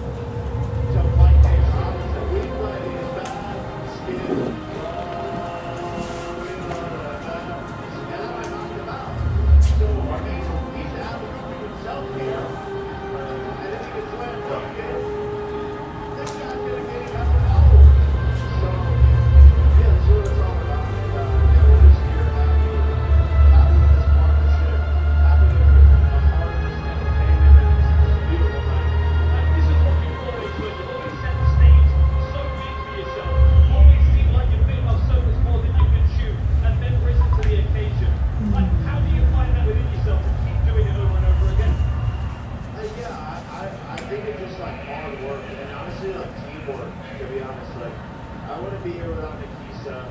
Now we partner with John, one of the greatest CEOs, you know, in entertainment, period. So it's just teamwork. I do my part. You know, Gus is over there, Avi's over there, my assistant Dylan's running around. It's a testament to everybody, and we're really a family. Nothing beats family, so we're here to take over, and it's just like a really special moment for a day that people will remember and look back on and be like, man, they weren't just talking about it, they really did it. That was the thing, the big change. We got an incredible main event still to come, and we got some fights to get to right now. Jake Paul, Nikisa Kadarian, John Martin, excited for what the future looks like with PFL MMA becoming MVP MMA. Talking into this fight in the light heavyweight division, the first on our main card, that man who's stopping the Amate, like they just said, Dan, he set himself up for either an incredible moment here or an incredible disappointment with a live music tribal walkout, the Senegalese sensation. This guy has a ton of potential, not only in the sport, but especially here with the new partnership. He's a superstar. I've been in several of his fights in Europe. He's an electric fighter. His entrances kind of prepare the fans for what to expect when the fight starts. He's a very, very diverse, very aggressive fighter as well. I think he's going to fit perfectly into this division. And with the moves that we're making now with MVP, he is the kind of star that we're going to see taking on new heights in the future. John, Jake, Nikisa, thanks for being part of the broadcast. Let's get to the action here in New York.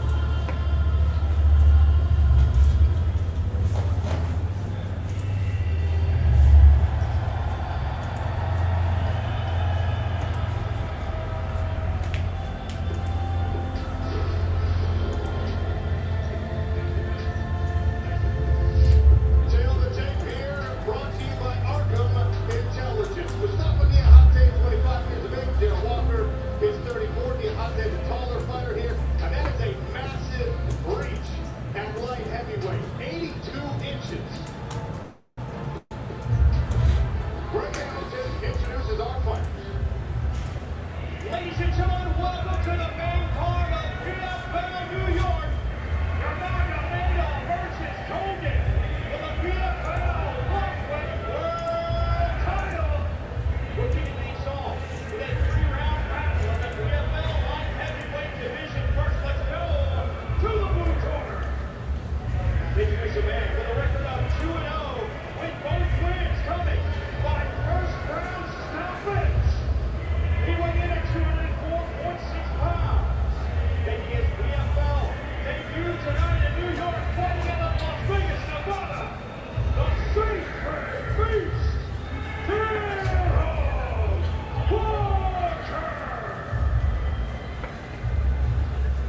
And he goes to James in the red corner. With a record of 5-1, including 4 knockouts. He weighed in at 205.2 pounds. He made former ROC light heavyweight champion. Also making his PFL debut, fighting out of Montreal by way of Senegal.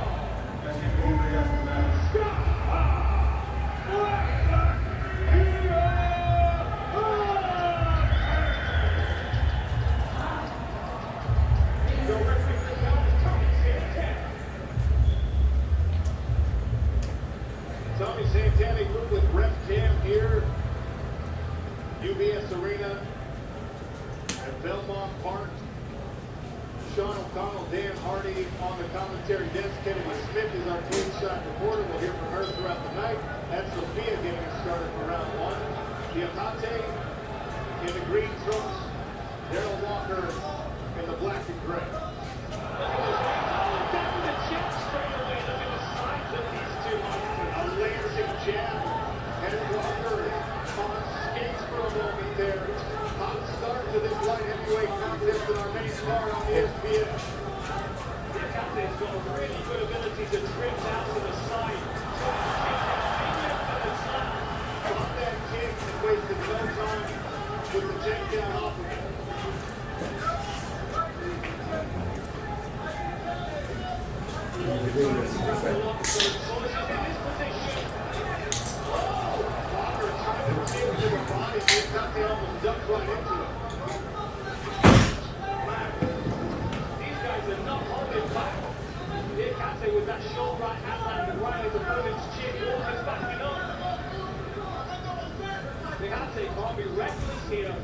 His opponent is dangerous. That was a good knee. Another big lift for Diamante, and he slams one right in the center of the PFL logo. No consideration for pacing here from both of these guys. Both fighting like it's going to last minutes. The Walker, that makes a lot of sense. He took this fight on last minute notice, like yesterday type notice. Diamante, he's been training and preparing for this. A little surprised he's rushing so much against someone on short notice. Yeah, Diamante's had a lot of time to prepare for this, but obviously not any time to prepare for a change of opponent. On the other side, Walker, he showed up at the hotel yesterday with his luggage to weigh in, ready to go. That shows a commitment to your game, commitment to your career. Take a fight like this, tough fight at short notice.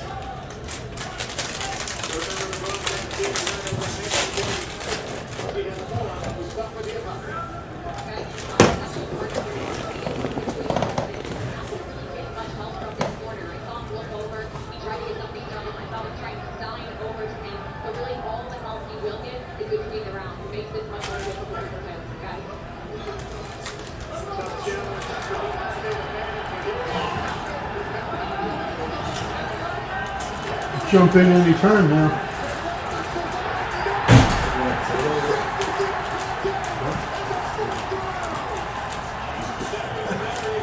He will kill Corey Anderson. There will be a murder with him.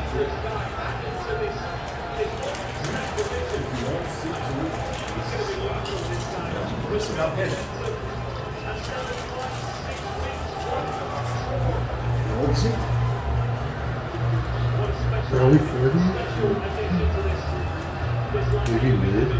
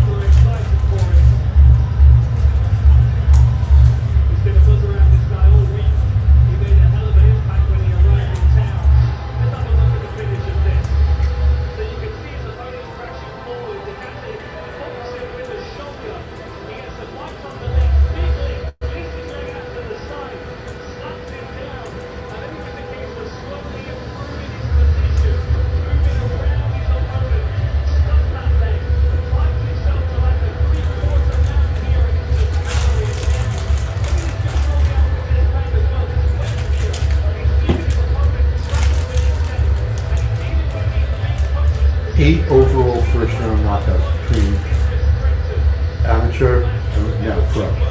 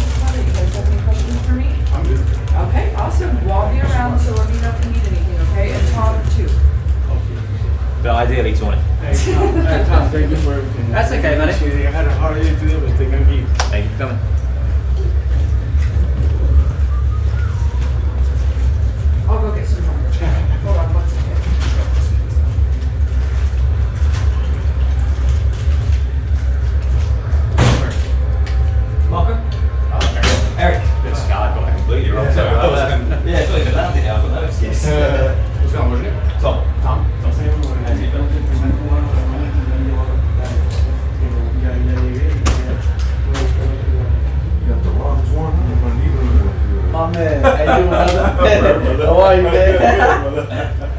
I'm trying to decide the profile like you, man. Oh man, you know what you need, man. Complete the outfit. For sure, man.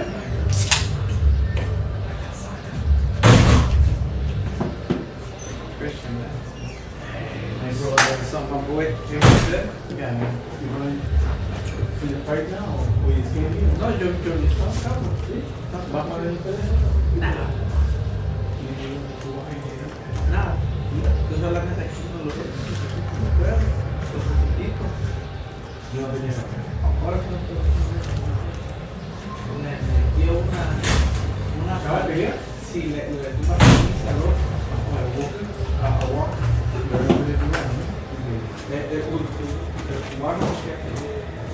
Thank you. Oh.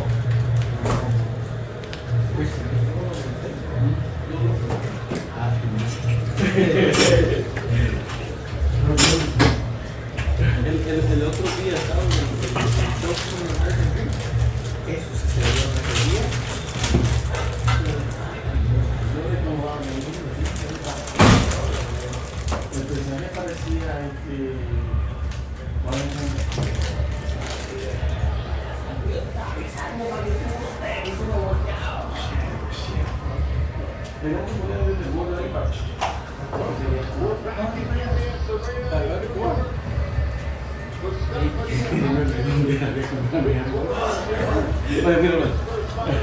¿Ya vas para allá ahora? No, sí, pues es que Miami Herald, ¿no? Tengo que jugar.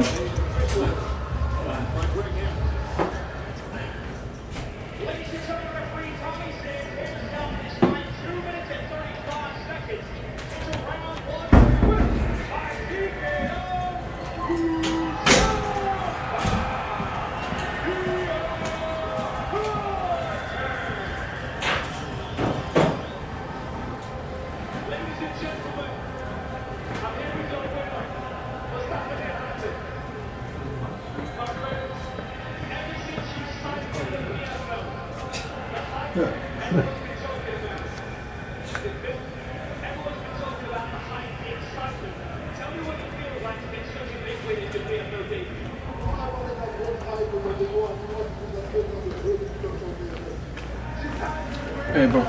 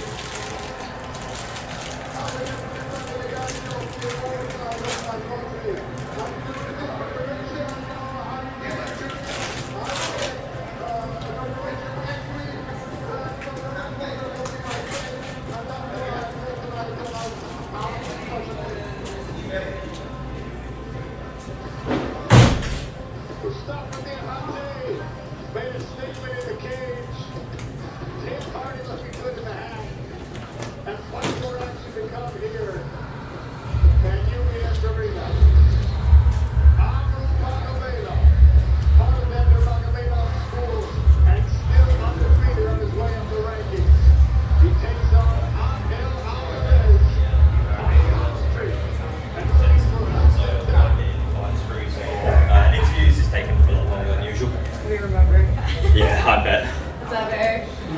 So he said, oh, take over to school.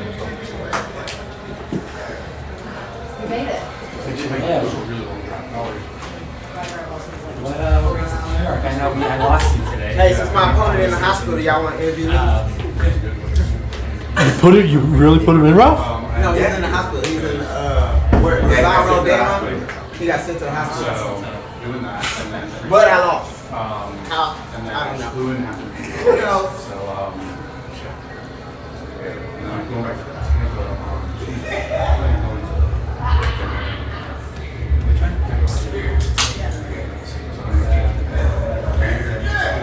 gonna go next week. Is it one of those boxing cards or is it? Ouch. I don't cover boxing. That's like I only cover like the jig stuff. We have like jerseys.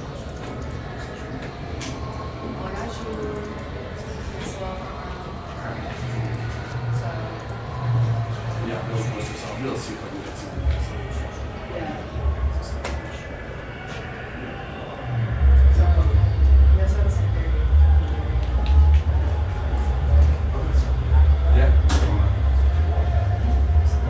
You guys going now? Hey, Tommy, Michael Goldberg. Nice to meet you. How's everything? Great. Good. I appreciate. Yeah, I know. exactly. Meeting for the first time.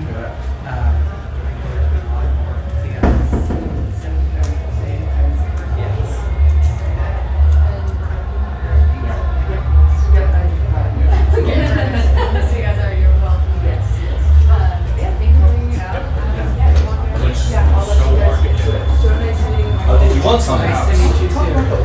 Did you want something? Did you want something? Oh, no, I think we're good. Not beneficial.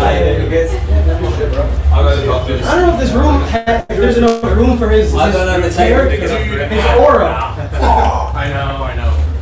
Jacob Scott. Straight out is like an anime. Were you gonna come?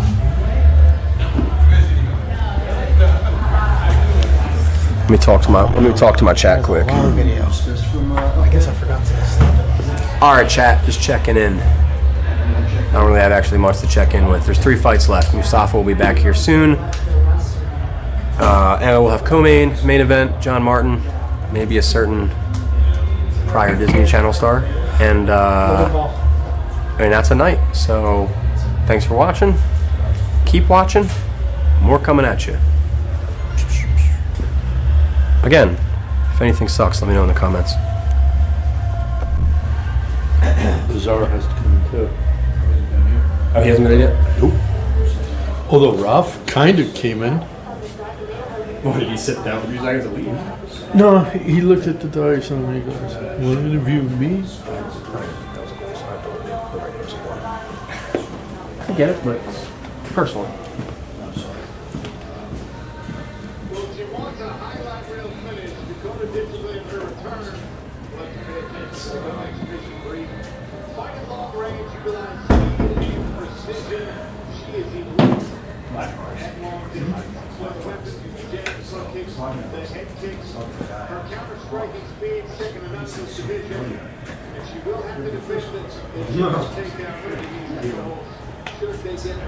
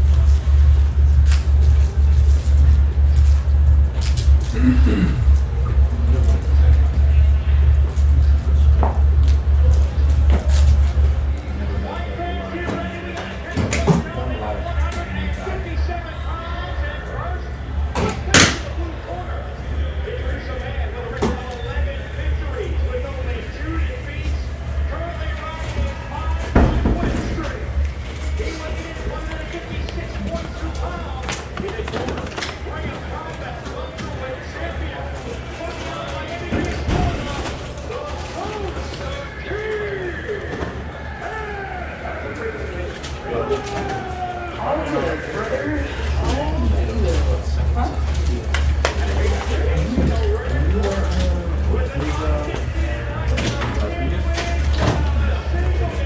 difference with Rafael Stotts coming here though, over anybody else, is his answers to every question. He's the smartest. Yeah, he's very well spoken. He's a smart dude. I like him a lot. And if you bring up the name Danny Sabatello, he'll turn into a curse fest. He gave me, during those Bellator fights, a 4-minute diatribe of curse words I've never heard in my life. Told you some vocabulary. he went off on Sabatello so fucking bad. That was a good rivalry. That was a good rivalry. You didn't see what it felt like. And Lazaro has one with him too. Yeah.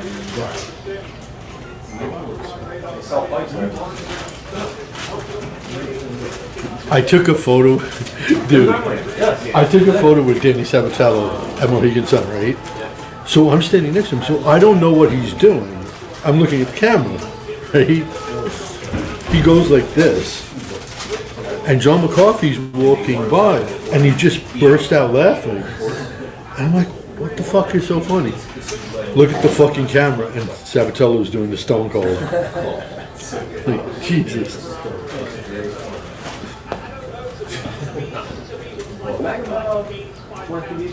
Yes.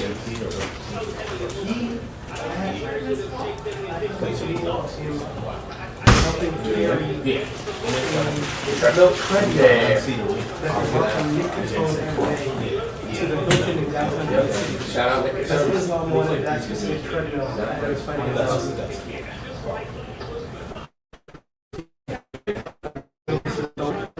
He's carrying treadmills. Him and like Chaco. There wasn't like slides. It's awesome.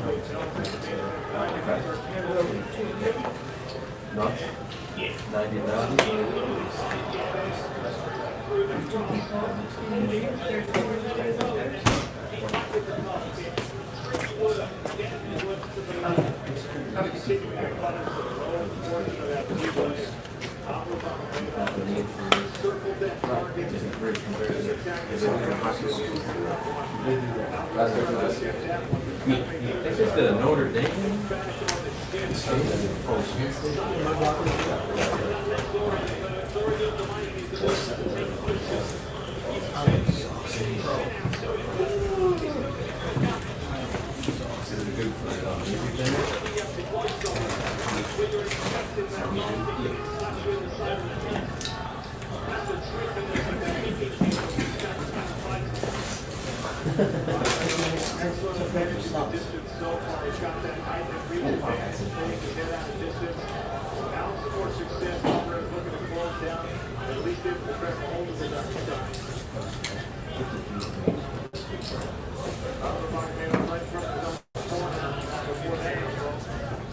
And it's a powerhouse corner really on both sides, Dan.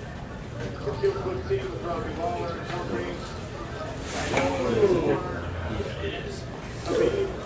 Different navigation style. Championship corners on both sides. This will be good as the contest continues on as well. Three times the fight between the elbow head kick. Until they notice that the lead leg of Alvarez look out and there's contusions now showing on the shin, swelling on the lead leg. And now Nurmagomedov decides to get the hands involved also. Alvarez swinging big. That was Corey Anderson. I think he's playing hopscotch. He was actually scheduled for RAF and they canceled it. He's healthy. He's going to die against Mustafa. She might be busy training Galati for the Olympic Series too. Yeah, you can't do that though while you're working on it. You just can't. What happened with Usman? I'll trade.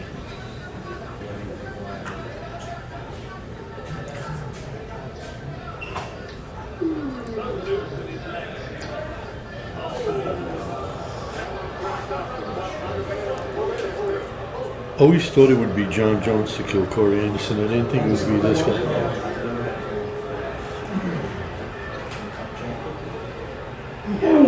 Oh, jeez.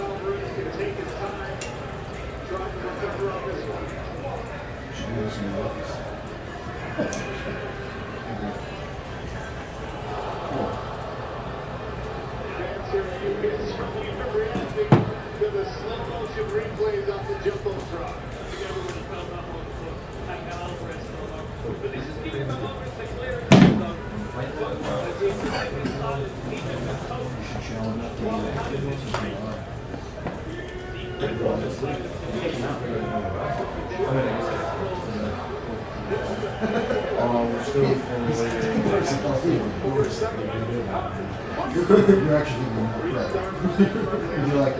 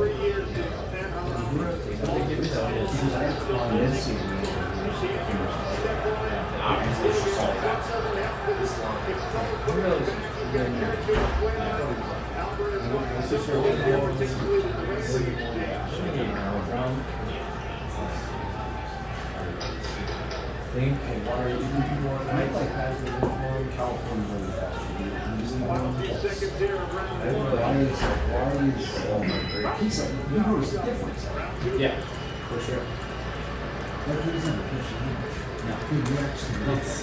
It's the same with New Jersey soccer. Evan, he's like, who's he from? No, he's from the. Yeah, I'm just like making a comparison because he is horse. It's just he talks like it's really bad. You're on like the end of our call and you're like, great, like our last call for them. It was like a great time when we had so much fun on this application and like learned a lot. He was just like, this is great. I'm glad our meeting's wrapping up with like positive sentiment. I'm not sure I understand. He's like Siri. That's what I Yeah. was like.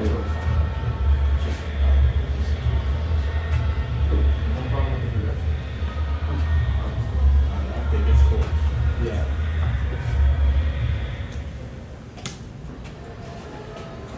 Look at the accuracy of this target tip. Really nice how that buckles the leg. It was very close. Yeah, they had confidence. There's any investment all the way through that round. And the lead leg of Alvarez is just raw meat right now. Alvarez going to have to figure out something to close down this distance.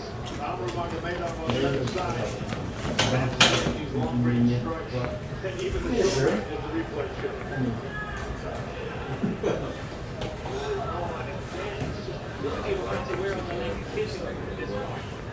Alvarez tries for a trip. Nurmagomedov reads it, steps out the way of that elbow as well. Great read by him.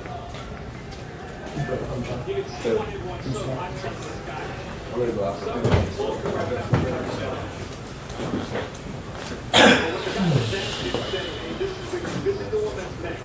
So maybe Rafian really did send Lazar to the hospital. He just went to the hospital. He did? Went to the ER. No, Rafi came in and said it, and I was like, yeah, sure you did. He did. I mean, he didn't send him like that. No, I mean, he was his opponent. You sent him. Wow. I don't know which emergency. I gotta go to the hospital. I should have taken Rafian up on the opportunity to do the interview. He came in here and offered it. Yeah, he asked. He goes, since I lost and I sent my opponent to the hospital, want to interview me? How do you tell him now? You're like, no. I was like, did you really? And he just walked away laughing. Yes, he did.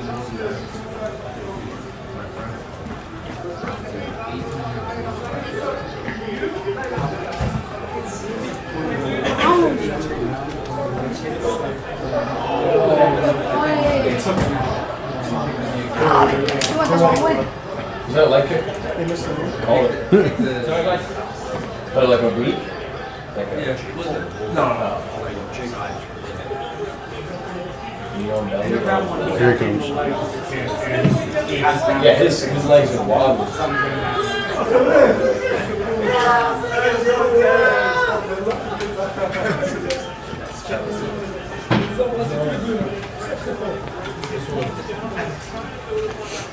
Hi everybody. Hello. Hello. That's cool if I start. Start right here. First of all, congratulations. Wait, sorry, 1 second. We're just going to get a translator. Yes.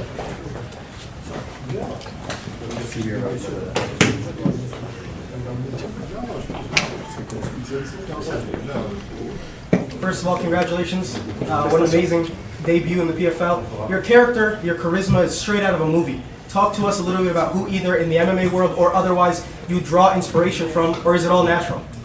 Il dit, vu comment tu es rentré dans le ring, comment tu t'es comporté, ton charisme, on dirait que tu sors tout droit d'un film. Est-ce que tu peux nous dire si tu as été inspiré par quelqu'un ou quelque chose? Peux-tu nous dire d'où vient ce caractère incroyable? Everybody say me, Mustafa, why you don't go and do movie, you know? I see, maybe one day, you know.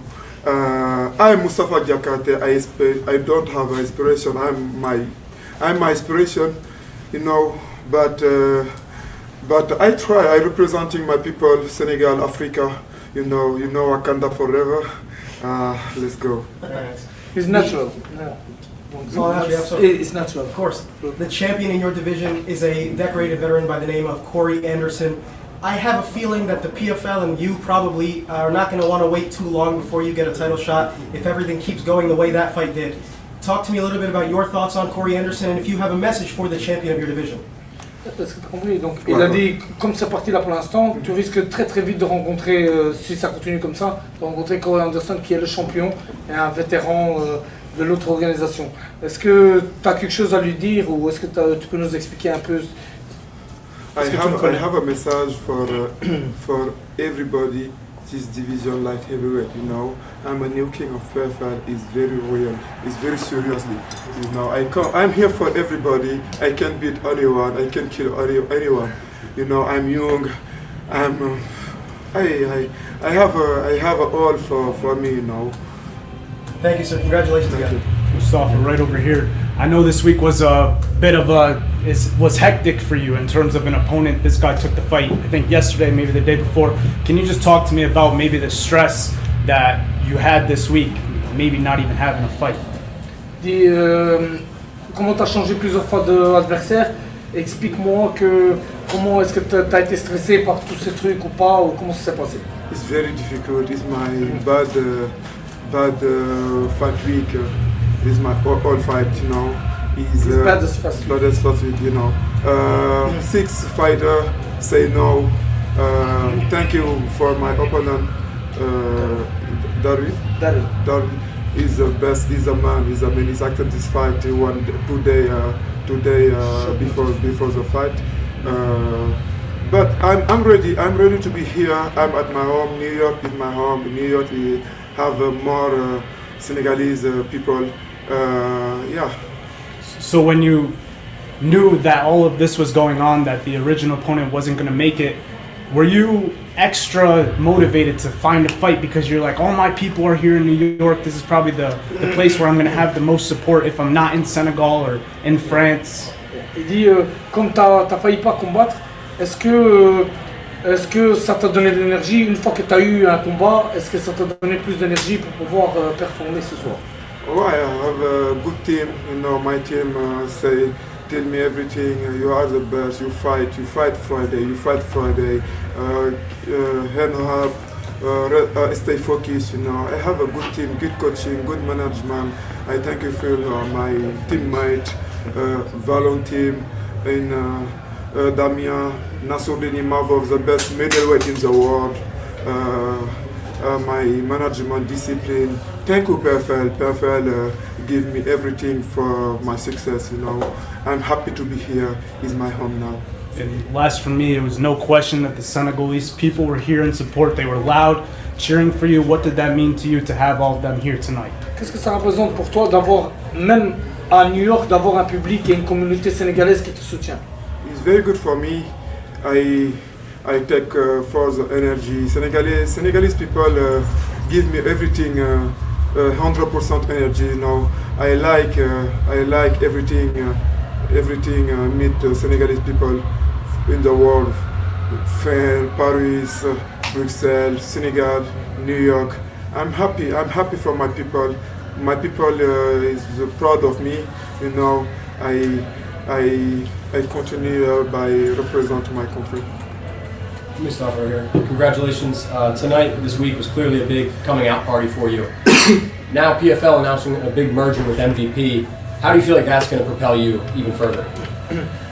Il dit que c'était vraiment une semaine un peu compliquée pour toi, mais malgré ça, comme tu as performé et que le PFL et le MVP vont fusionner, qu'est-ce que tu en penses de tout ça? It's very good for every fighter. It's very good for every fighter. MVP in PFL, 2 and 3 organizations in the world fusion is a very good for me, for every fighter. You know, I'm happy for the news. Yesterday j'ai appris. I knew it yesterday. Yeah, I'm very happy for the news. Jack Paul is a good guy. I like Jack Paul. You know, Jack Paul is my guy. Yeah. Well, what did you say to Jake Paul after the fight when you were talking to him at the ring? I say, Jack Paul, I'm the new king of PFL. Jack Paul say me, I believe you, Mustafa. I believe you. You are the new king of PFL. I believe you. Now, seems like you're all healthy. How soon do you want to get back in there? Do you maybe wait until next year when it's officially PFL and MVP has won? Il dit, comme t'es pas blessé, etc., est-ce que tu vas revenir très vite ou tu vas attendre de voir ce qui se passe contre MVP? Yeah, Jack Paul take a phone number of my manager, you know, after this fight. I'm very happy for Jack Paul, like his personality, my personality, you know. I take the number for my manager. The new come soon, inshallah. Thank you. Thank you. Usman, can you talk about the entrance? I want to know about the significance of the entrance and what you're wearing, the music and everything. Can you talk about that? Est-ce que tu peux nous parler de tes vêtements, ton entrée, etc. Tu peux nous expliquer un peu en français? Ok, I talk in French. Mon entrée, il est inspiré vraiment du Sénégal, de mon pays, qui est un pays de rois, pays de nobles. Les vêtements que j'avais mis, ça vient directement des tribus du roi. Ça appartenait à un roi, à l'ancien au Sénégal. Du coup, j'ai pris cet héritage, je l'ai amené à New York.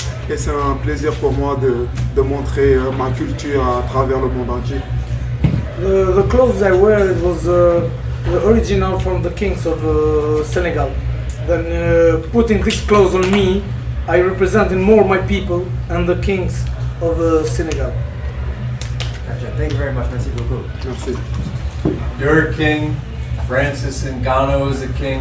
Obviously, with the acquisition or the merger of MVP and PFL, the stage is going to get bigger.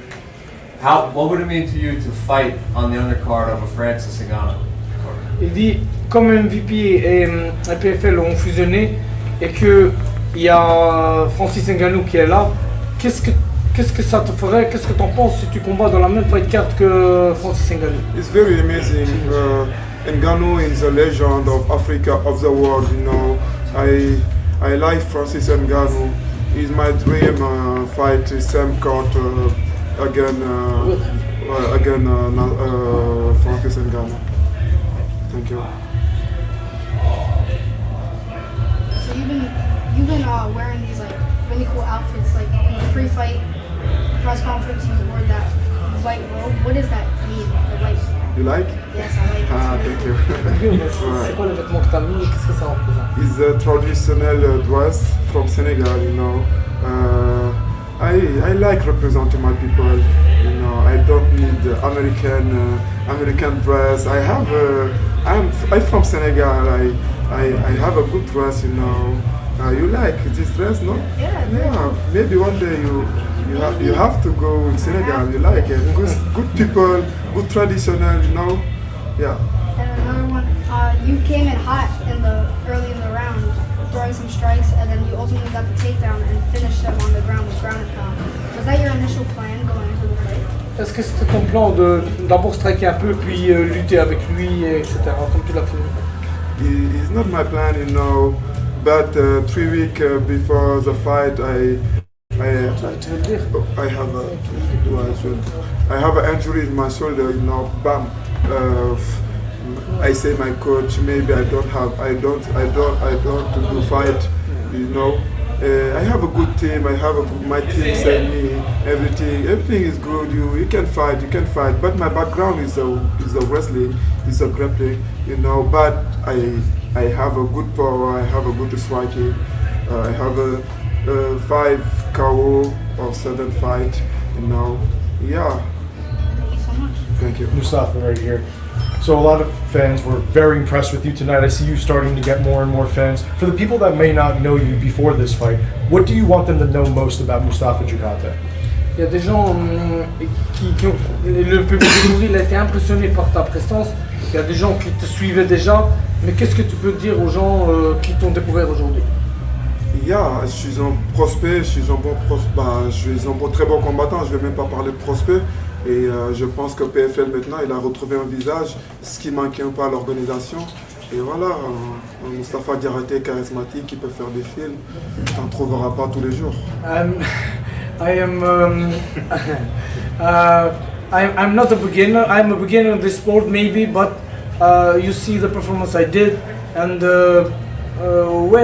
when you're gonna fight, or where you're gonna fight a guy like me, he can fight and he can maybe do a movie in the future.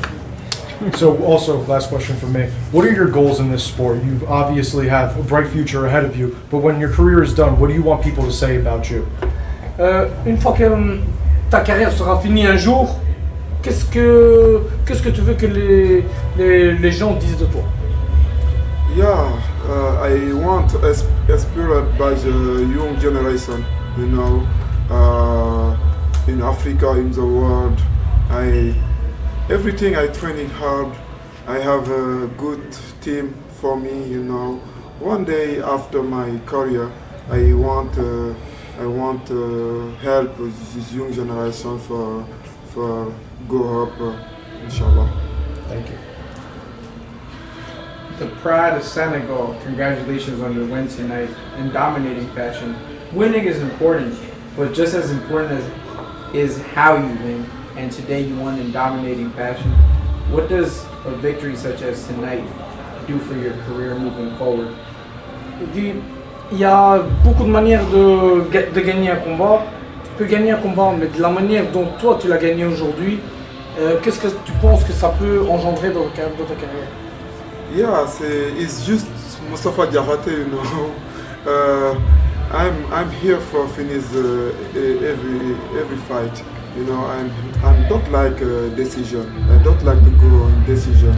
You know, if I can finish the fight, I finish the fight right now. Thank you. Good. We are good. Thank you, guys. Thank you. Thank you, guys.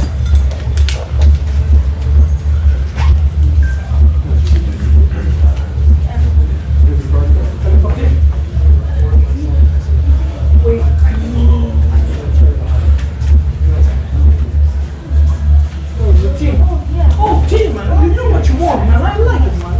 Here's my sugar.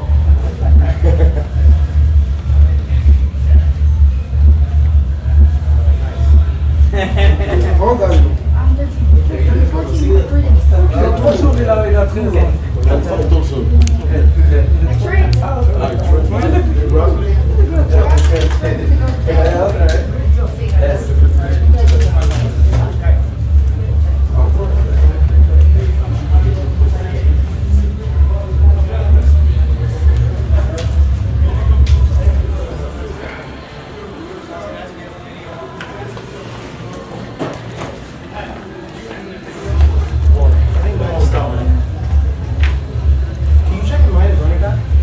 Yes, it is. Yes, it is. Here. Dylan, where's the SD? Dylan. No, that's not right. Where's It the would SD? have a little red timer on the top. Oh, yeah, yeah. Sorry about that. You have to like push down and pull towards you. Yeah, just go down. Yeah, Tony told me she might be holding Amaretto after, but she's not sure yet. Oh, I didn't realize you were there. Sorry. Pat, just don't let you know. It'll be fine. All right, we'll hold him. Yeah, thank you.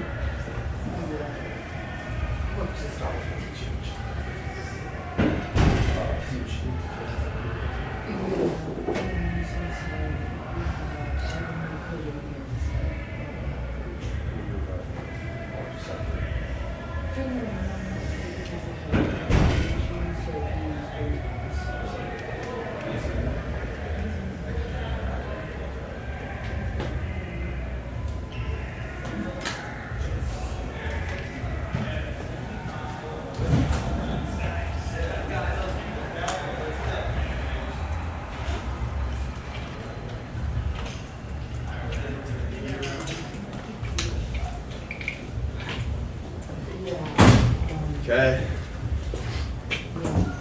So we can just set up right there for review? Just quick, yeah. Alright, cool. Ben, you want us in front of the table or behind it? Let's go behind. Just push these in. Just pull it out. So I'll grab you. Thank you so much. Where should I stand, right here? Yeah, right there. It's great. No, come in. What's that? All right, Joe just won on My Prize $1,000. One fan tonight won when their My Prize wristbands lit up, and that was Joe. Let's go, Joe. Yeah, $1,000. Joe likes collecting sports cards, Pokemon, and cars. Good for us. We are launching Cars on My Prize, where you can go win a sports car. On top of that, you can win vacations, cruises, everything. All right, let's do it. Joe, what do you say? Thank you. Should we rip open some packs? Yeah, let's rip open a few. Look at that check. That's crazy. All right, we'll make that our table right now. Yeah, sounds good. All right, let's do it. Joe, can you step a little closer? Yeah. Perfect. All right, Joe. If you can just say, I just won $1,000 on My Prize. Let's go. I won $1,000 on My Prize. Let's go. Let's go. Okay, now we're gonna rip some packs. All right, here we go. We're gonna go for the multi-sport pack. Let's do it. Let's go for the grill. You just won $1,000. Let's get the grill back. All right.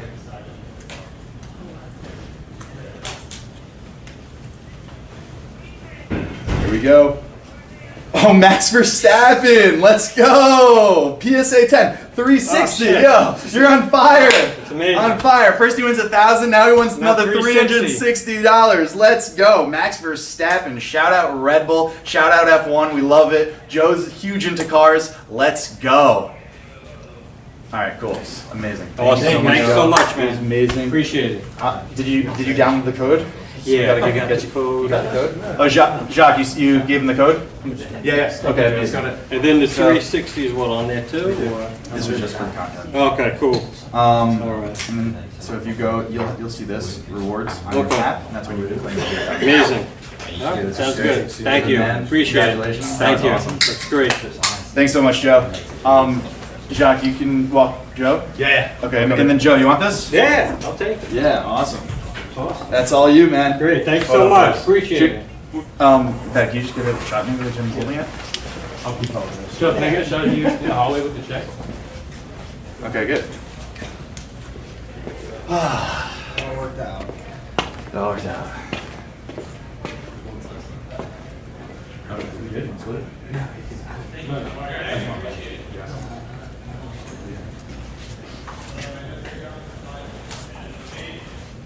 Yeah, I'm running around. We did it. What's that? What's up?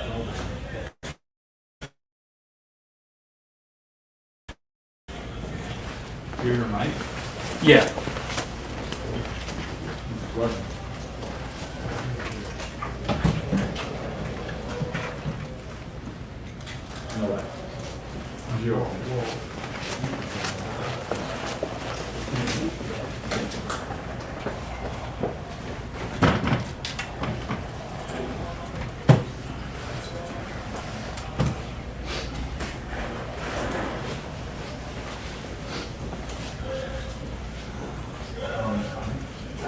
So the guy who just won was in use. So is he an English speaker? And he is going to the hospital, so you know, Is he going to the hospital? Yes, so Damn. It's TBC. I texted you wrong. He's really screwed his foot up. It's in ice. He had to walk away from pain. He's in a wheelchair right now. He might come later if Usman wins or something like that, but we'll try. He was just in too much pain to interview.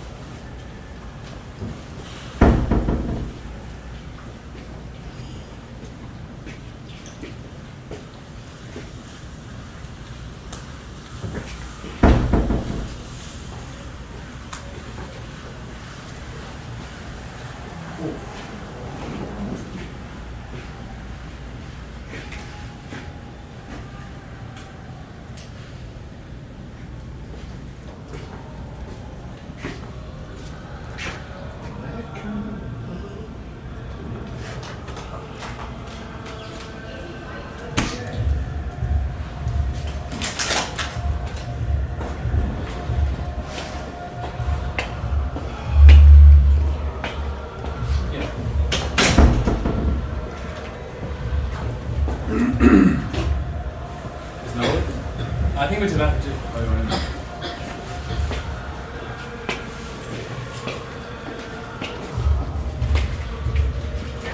No.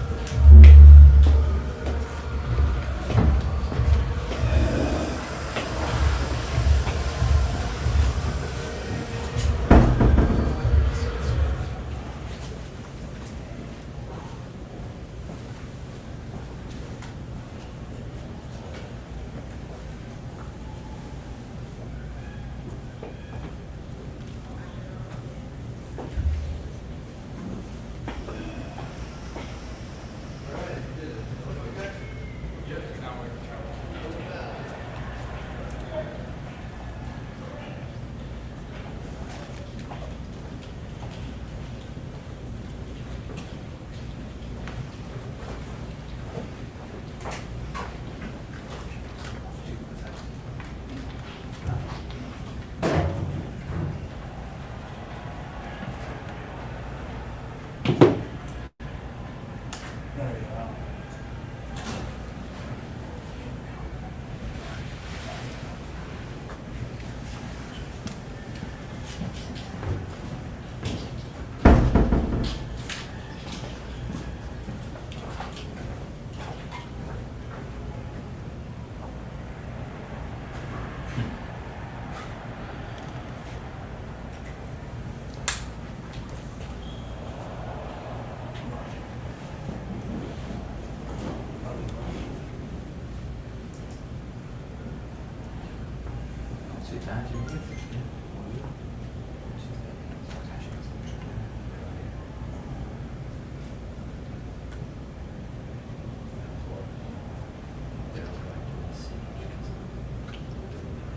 Yeah.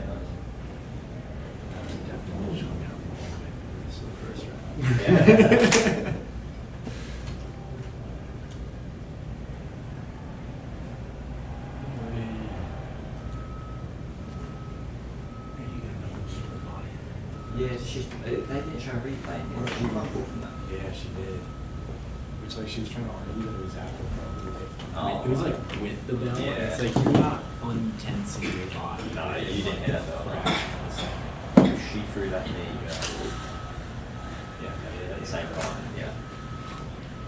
At the beginning of the beginning of this second half, she also called for quite a few knees in the bench.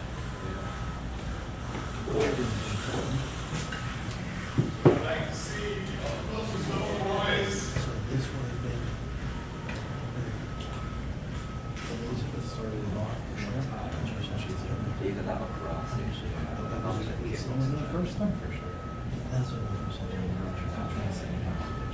Yeah, yeah, the Ditcheva Denise thing.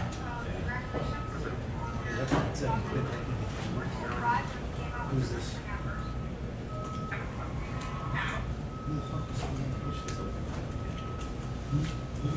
Yeah, she just wants that highlight. Because she's already revealed an area of the celebration. Do the celebration with my decision. For sure.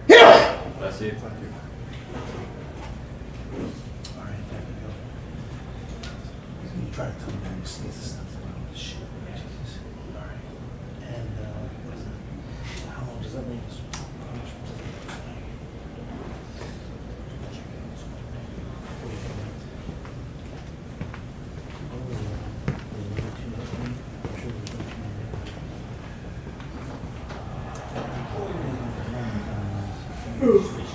think?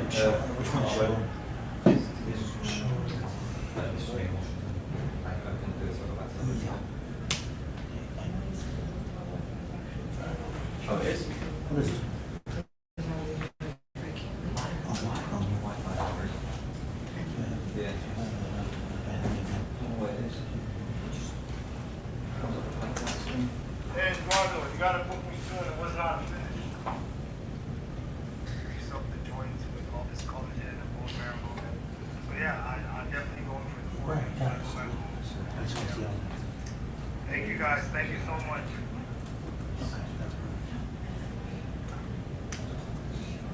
I don't have backups for those other two, so I'm not gonna move them. They're gonna give you 58 minutes, so I'm not gonna. And the battery is at 78%. I'm just love it just in case. That's why there's 3.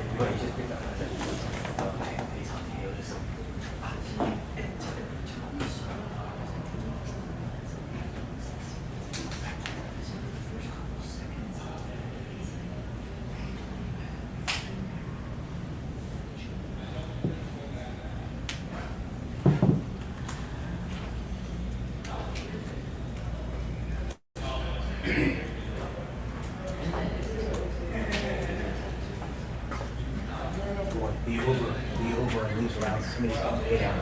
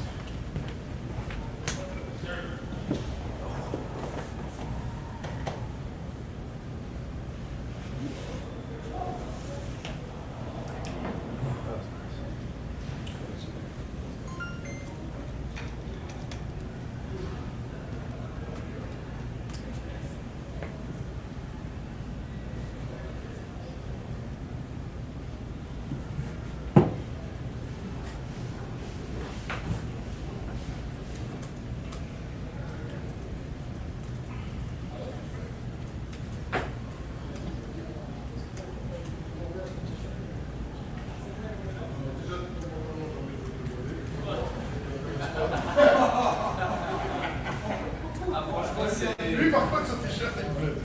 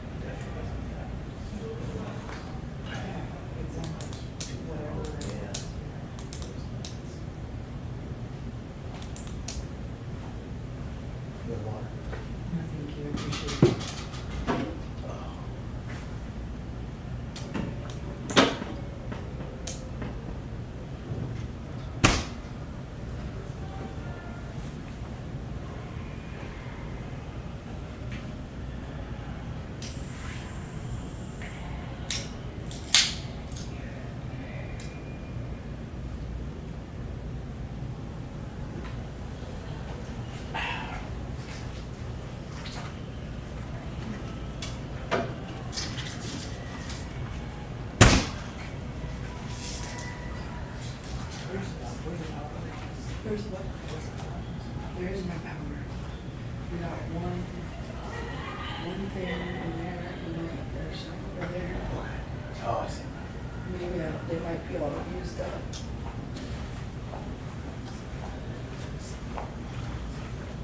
There's some over here too. Power. That's somebody important locker. They got all the power.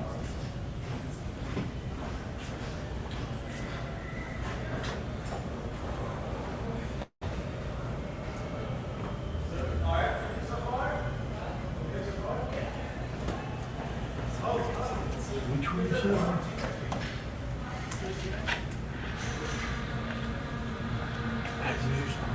Huh? What? There's your song. Oh, stop.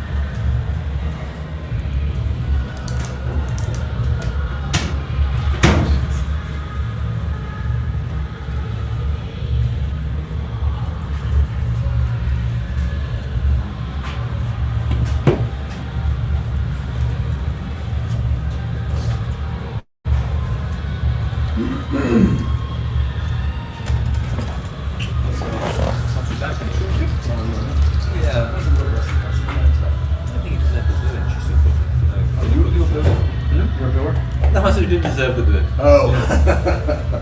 No, like it's a technical display, and obviously she's been application for so long. Yeah, I mean, certainly it's going to get him back for sure. Yeah. He's held around pretty well. But, you know, The chin just really held up. Like she was getting cramped. but she was also doing it for the shots back. Are they showing replays in there? So obviously we're not seeing any replays in here. Like, are they on the job? You can hold both the hand. You can hold both the hand. Yeah, we're not going to share. So worth going out and watching the main event. Thank you. And that goes to you guys as well. And we'll obviously do Dakota towards the end. Right. So if you want to watch the main event. Yeah, she's looking for that.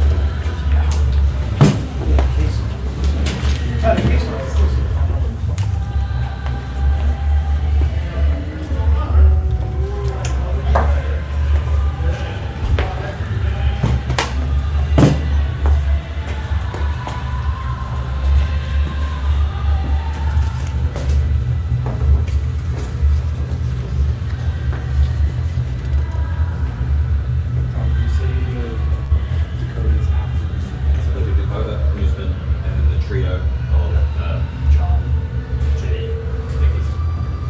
That's good. There you go, guys. I'll catch you guys in a bit. You're going to go out and watch it? Enjoy it? Because that's...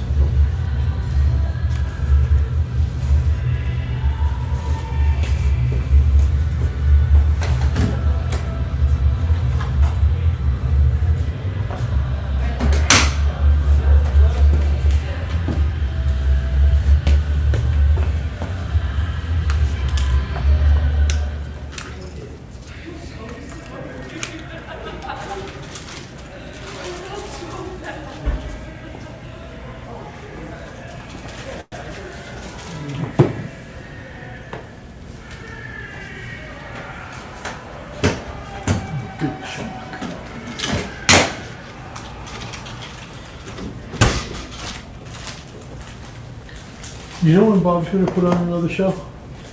Say it again. You know when Uncle Bobby's gonna put on another show? The Bob Father? Yep. I think the Bob Father, I really don't know, man. To be quite honest, now but they're working with the zone. It's like a merge, just kind of like what PFL is doing Right. with MVP. I don't know, man. I fucking love Bob. Yeah, I think to be quite honest, I was speaking with Dylan earlier. And I was telling him that boxing is so different to mixed martial arts, man. And like the structure, the business structure. But if there's one of the best promotion companies out there to develop and build a fighter up, that thing is top ranked. Let me tell you, I have written maybe 30 articles in my life Yeah. just about Bob Arum, Yeah. how great. You could say whatever the fuck you want about him. He's old, he's stupid, he's rich. Call him whatever you want. Right, right. When it comes to roster, he has the youngest roster in boxing all the fucking time. Yeah. It's not just like 1 or 2 years. It's been since like that since the fucking 60s. Right, since the start. I think he understands like the infrastructure for boxing. He understands it to like, he has it cracked down to a science, you know?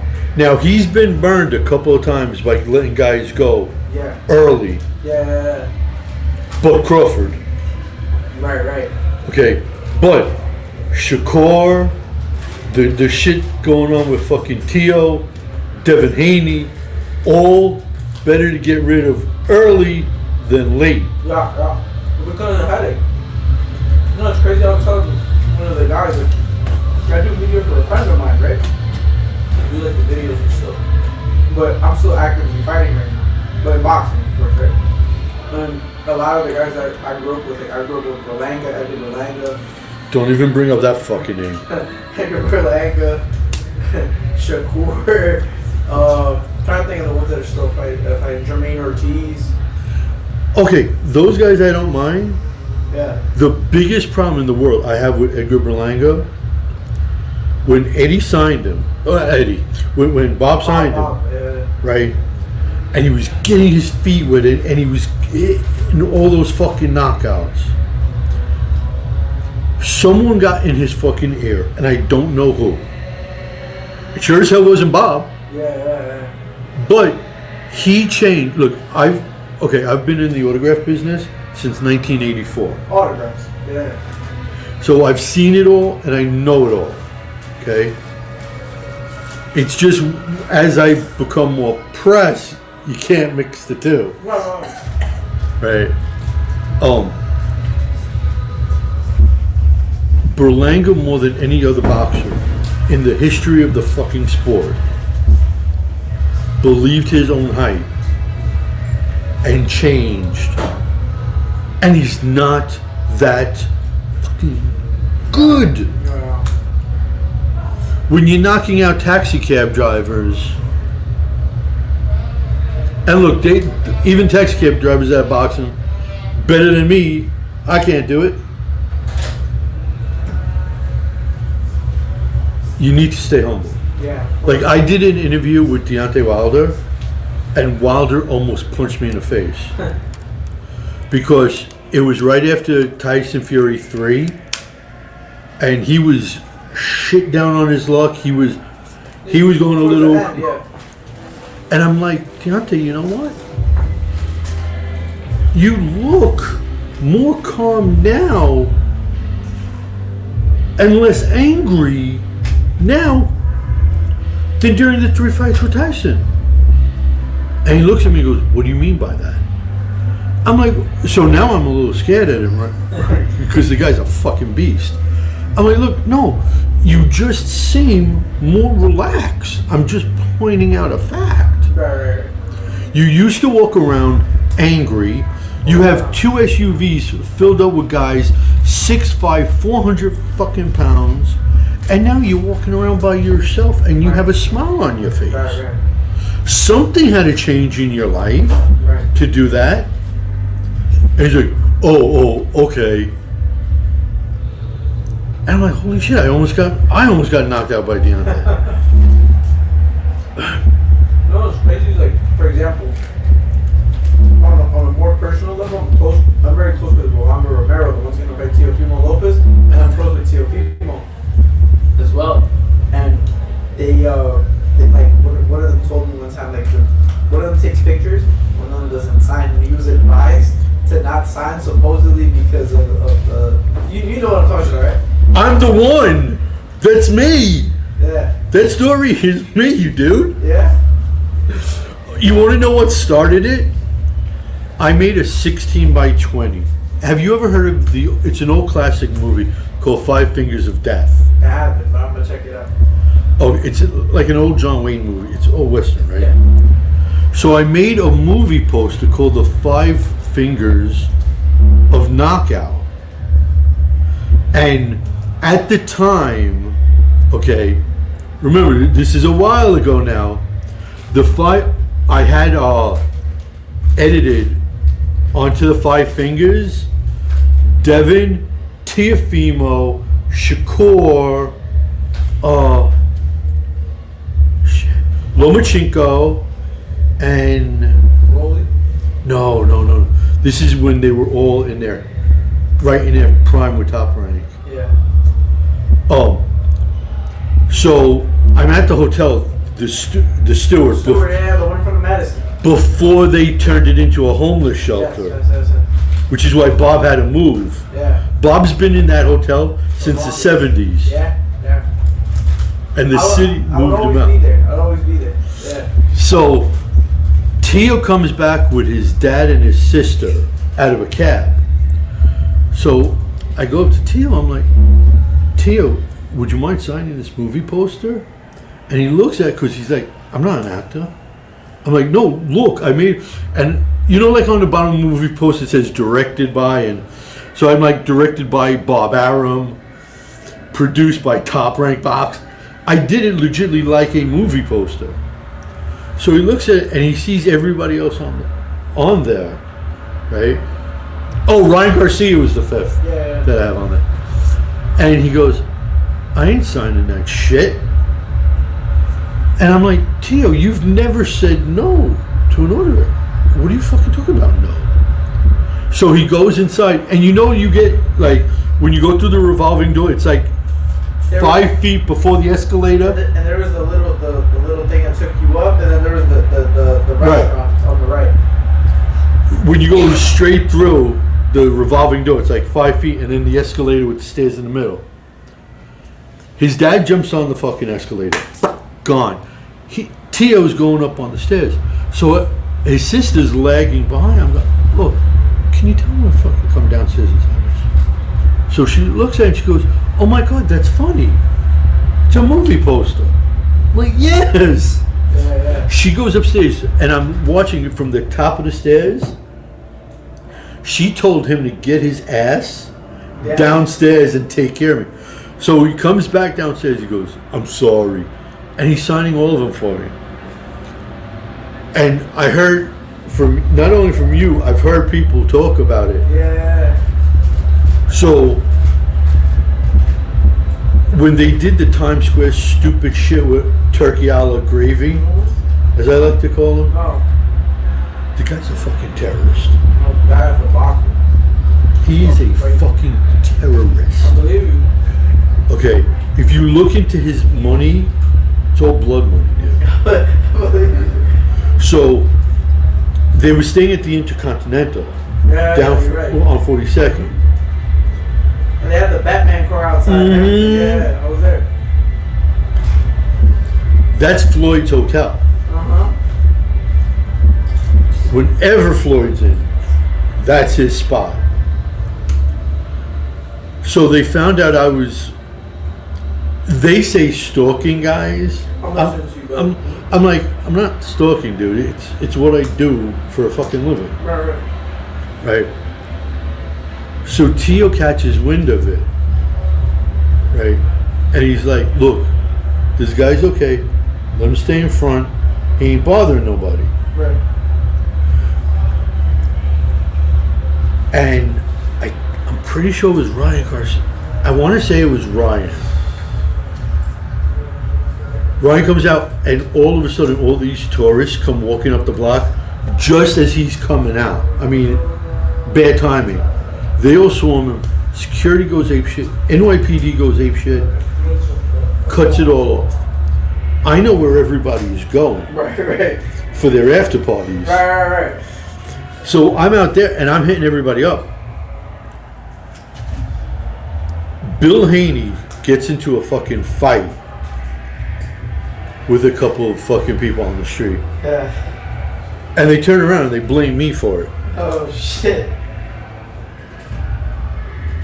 Oh man. But they just did a parade for Shoo Shoo in Brooklyn. Yeah, they just did, yeah. I have his grandmother's phone number in my phone. Whenever I want to talk to Shoo Shoo, I'm in Canarsie, Brooklyn. Oh, okay. Oh, that's what's up, man. Flatlands and Remsen. Right there, right around the corner, yeah. I am like 3.5, 4 minutes away from him. Yeah. Down Remsen Avenue. Wow. So whenever I need him, I go to his grandmother. That's cool, man. Small world, man. Oh, he's fighting right now? Oh shit, he's one for. This is the main event, right? Yep. Like an early night for us? Depending when the 3 come in. Oh shit. And not even boxing. It's more than, I mean, you know, win or lose, 2 minutes sometimes. Yeah, boxing is one of those sports you remember. I was telling the kid earlier, like it's not like MMA. In MMA you can lose, right?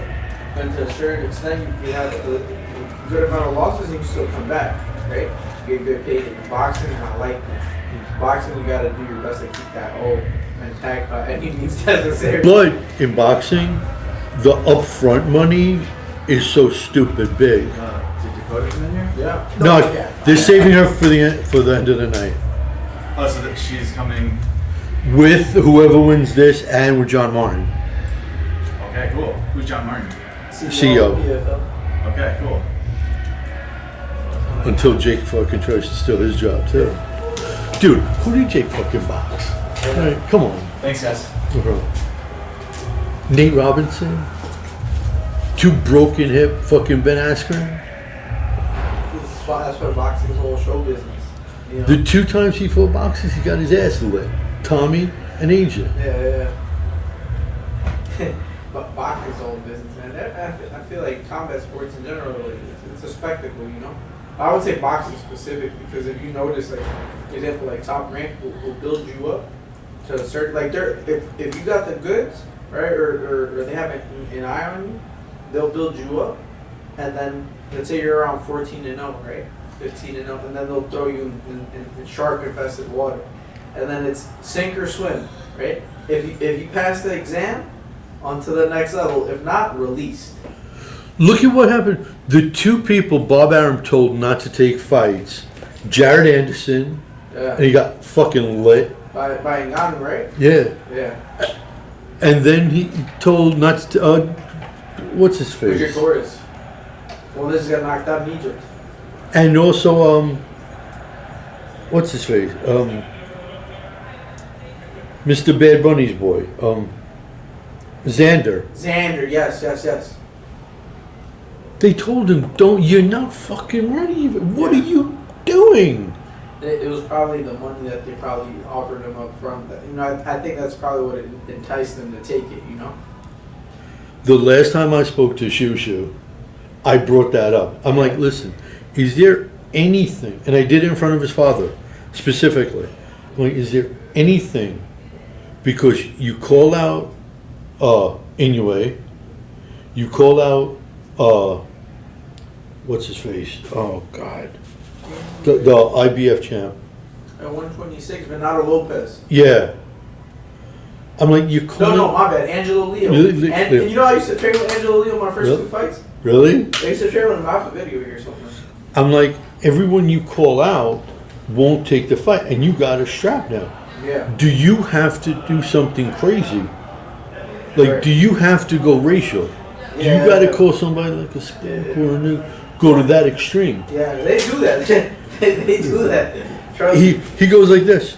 No, I'm not doing it. Yeah. I'm like, but if that means you don't get, to unify. Right. Because right now, Shu, I think you have a good chance at maybe unifying. I'm like, do you want to go up to 130, 135? He goes, no, definitely not. He's too small for that.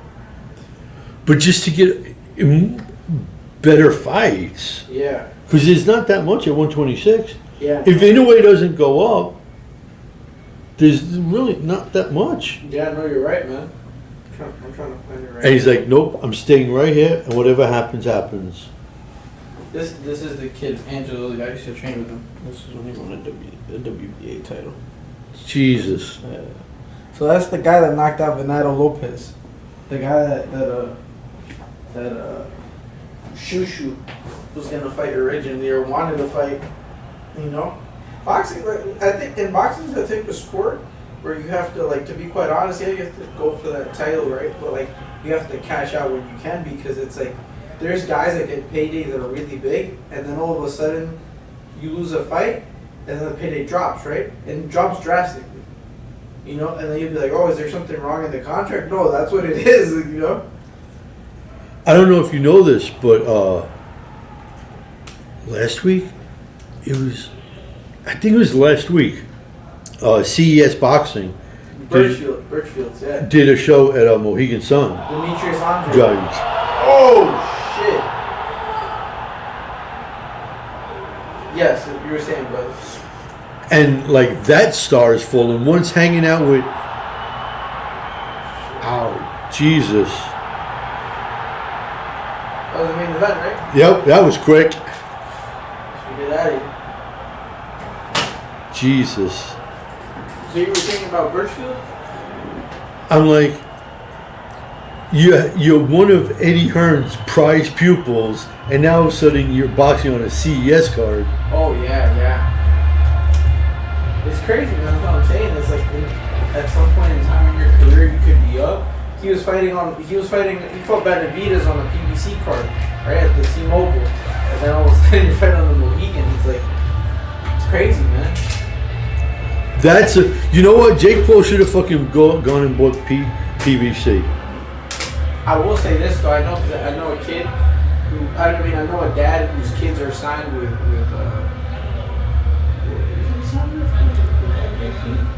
No, they fought on the MVP card, right? And like the amount of the purses that they get for like a 6-rounder, like it's good, or for a 4-rounder is good money in comparison to other places. Like a 4-round purse, usually like any promotion, right? 2,000, 500, which are crumbs, and that MVP they get paid like 10 or 12,000. You know, so it's like that's why a lot of people like they want to go to Jake Paul's promotion because you know. See, Jake's gonna learn really fast that MMA, you can't do that because in boxing, you'll have, okay, this card was 9 fights, Right. but you'll have a lot less fights in boxing on a card than MMA. You'll have 14, 15 fights easy on an MMA card. Yeah. You can't throw money around like water to everybody. Yeah. Whew. Quick night so far. You know what? When these guys went from World Series of Fighting to PFL, when they changed originally, the first actual PFL card was in the Garden. Was it? The first 3 fights on the card were first round finishes. Wow. And I'm in the media room because of Gareth Davies, and I'm like, we'll be out of here in like an hour and a half. Yeah. I'll be able to catch the L train, no problem. Yeah. Right? Every other fight on the card went to decisions. Oh, and I'm sitting there, I'm like, oh no, another decision. Oh man. Usman's good. So much for not having hands. Yeah. Then you need us.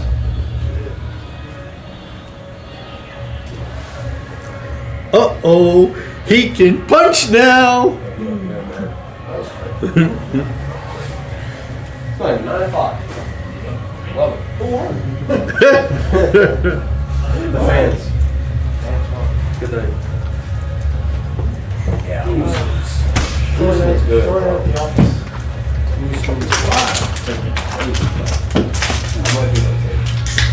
Yeah. Listen, I've been training for 3 weeks now. I think I could do some damage to him. You got it. Both of you would lose to him. The only one that has a chance against Usman is me, because I'd sit on his fucking ass. Maybe all 3 of us. I still don't think so. Okay, I'm like the fucking Butterbean. I'm like the super heavyweight. Okay, I'm taking your ass out, motherfucker.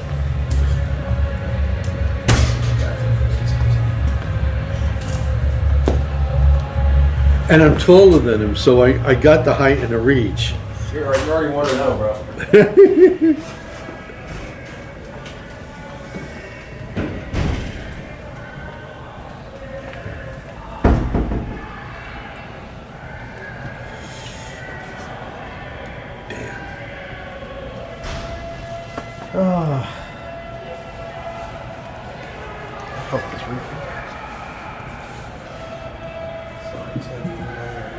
No, it's not, because I'm going to be...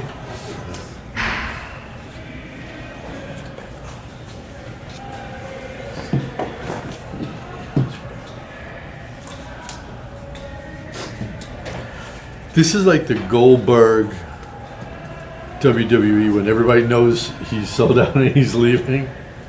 Yeah, but is he though? Is he leaving us? You know what? Listen, it's Ali Abdelaziz. It'd be foolish. Right now?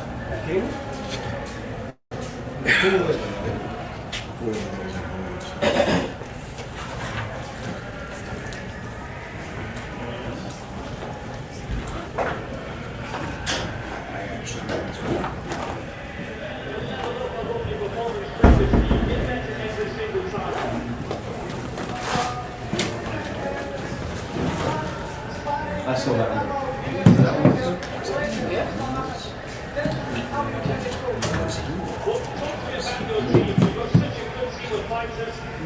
When they were doing their running in Jersey, up and down the block, if I lived on that block and I saw a bunch of Dagestanis running, I might have called the FBI. They're really peaceful. people are more disciplined than the families. They live that life. Those for the gig. As far as their lifestyle, they're way more They get a lot of grounded. criticism. They get a lot of criticism. And I think it's not really good. Let's see the fans. You're right. Like they're great at something that doesn't really match their personality. Yeah, that's it. There's an irony. I have one of my questions for him is related to that topic. He's clear. Because they're disciplined with religion. And then they go out and do that. They can live in very violent ways.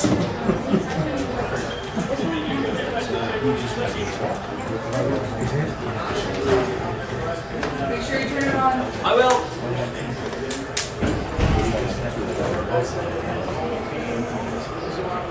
I love the boozer, Jake. Yeah, it's crazy. I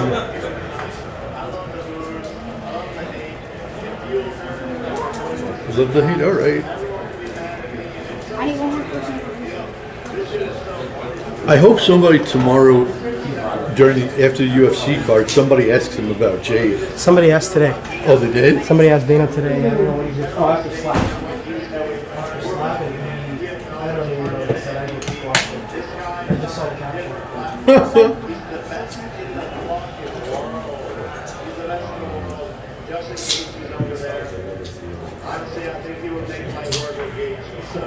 Oh, really? Oh, really? Light? Come on. Yeah, Jake Paul's doing his job. I know, but still.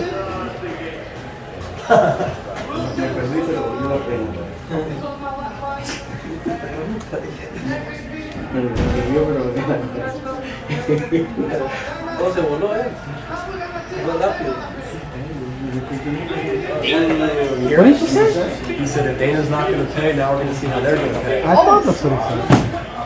It's a chance. Just made If things a chance he might spicy. stay. He said if Dana's not going to take this, he'll bring him. That'd be great for MVP. The card is coming in. Hey, Usman, who told you how to punch? Yeah, that's crazy, man. At the formula I went against. I would ask what's next because that's what Hey, I'm Oh, yeah.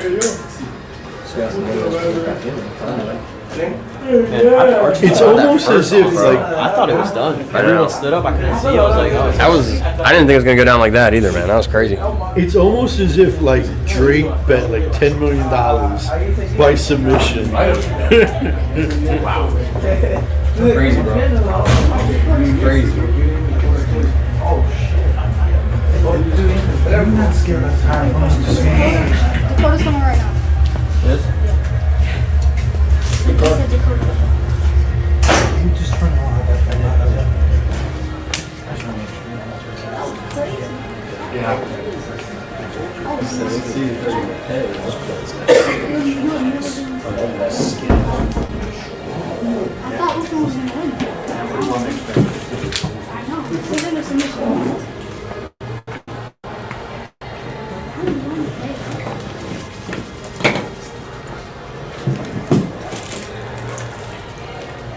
I figured it would have been father's plan for him to walk away and for Nurmagomedov to slide in. Well, I'm usually going to have... He's in the hospital right now. He broke his foot or something. Oh, is he? Yeah. Drilling for time.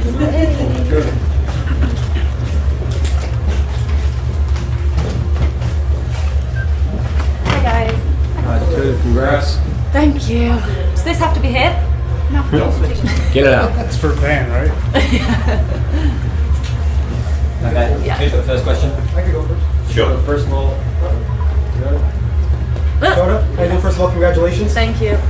Obvious one. We knew kind of that you were going to win. We knew it was going to be dominant fashion. I think you were expecting a finish. A lot of people expected a finish. The people actually started to boo in the third round. One, did you hear that? Yeah. And two, did it bother you at all? Because you were putting a beating on her still. Yeah, it bothered me. Only because I'm passionate about the work I do and I wanted to stoppage myself, but at the same time, words from my brother and my coach will be always, we don't care about what everybody else thinks, it's me in there fighting, you know, I'm the one that's in there to only kind of think about the boos for 1 second and get knocked out. So for me, it's like, I don't want them to boo because I want to be exciting and entertaining for you guys, but at the same time, I'm in there fighting. I'm not in there like performing a dance, you know, so I have to do what's right for me to get the win and come out on top, and that's what I did today. Yeah, there's certainly no booing back here while we were watching it. Like I said, great finish, or great showing. We were a bit confused, maybe it's just a technical thing. There was no post-fight speech or post-fight conversation at all. Was that something you asked to not do or something? No, they just took me straight out the cage, so I'm not sure whether it was like to do with the broadcast. That would be something you'd have to ask PFL, yeah. I didn't refuse it though. Thank you, well, what would you have said in your post-fight speech? Anything crazy? I mean, ask me some questions, you'll find out. That's what I'm here for. Dakota, congratulations on a stellar win. Thank you. You know, building up to the fight, you know, a lot of the media asked about your hand, right? Yeah. How did that feel tonight, and did it affect your performance, if at all, or did you just go in there and did your job regardless of the circumstance? Yeah, no, it didn't affect anything. You know, I got a good 3 rounds out of the fight. I've been out for a long time, so it's good experience for me. My coaches are happy because it's valuable time in the cage that I need as an athlete and as a fighter in order to keep progressing. First round finishes are really good and what we aim for, but at the same time, those minutes in the cage are what are going to teach me the most. So we're taking that from it and we're moving to the next one. Hi Dakota, congratulations on the dominant 30-27 win on all scorecards. Did you expect such toughness from your opponent? Yeah, I told you guys she was tough. You know, a lot of people mocked her, said that I wasn't fighting somebody tough. Denise has been in this sport a long, long time. I never for 1 second underestimated what she was going to bring. She's always fought tall people her whole career. She can strike, she can grapple. She took me down at one point, right? So, you know, I didn't underestimate her at all, and I never will underestimate anybody. And that's what I think a lot of fans have to learn, is that until you do the sport, you shouldn't have such big opinions because you don't know who you're getting in the cage with. We did an interview a while ago in March. You said you wanted to fight 2 times this year. Yes. Is that door still open, or next time we see you, it will be an MVP? Yeah, no, I want to fight again this year, hopefully at the end of the year. We'll see what PFL, now the merge has happened, I don't know what's going to happen with the shows and stuff like that. I haven't heard anything about the new news apart from when everybody else heard, so we'll see what happens. And last one, your birthday was not too long ago. Yeah. Did this dominant win feel like the icing on the cake for you? Oh, this dominant win is better than my birthday. I'm not bothered about my birthday, I do this sport, I love that more than anything, so I'm happy with the win, yeah. Thank you so much. Dakota, right? I feel like he's been asking for ages, can we play him? Thank you. First of all, congratulations on the win. Yeah. Coming off that injury, first of all, like, how did that feel? Like, how did the hand feel? Yeah, no, I'm happy to be back. I'm really happy to be back. Hands felt great, good 3 rounds again, landed some good shots, Denise took some good stick. And yeah, we're good. We're all good. Now, you took a lot of calculated risks. I feel like there was a couple times where you really hurt her, but you didn't press too hard, or you didn't take any unnecessary risks. Was that kind of the game plan, just after that long layoff, just to be a little bit more calculated, a little bit safer? No, not safe. I don't play safe. It's not my style for sure. I'm sensible, but again, I'm going to say the canvas was slippy again. I'm not using that as an excuse or anything, but it's so annoying. I felt that in my last fight as well. But I just felt like I was patient and comfortable. You know, I'm not rushing. I'm trying to evolve as an athlete.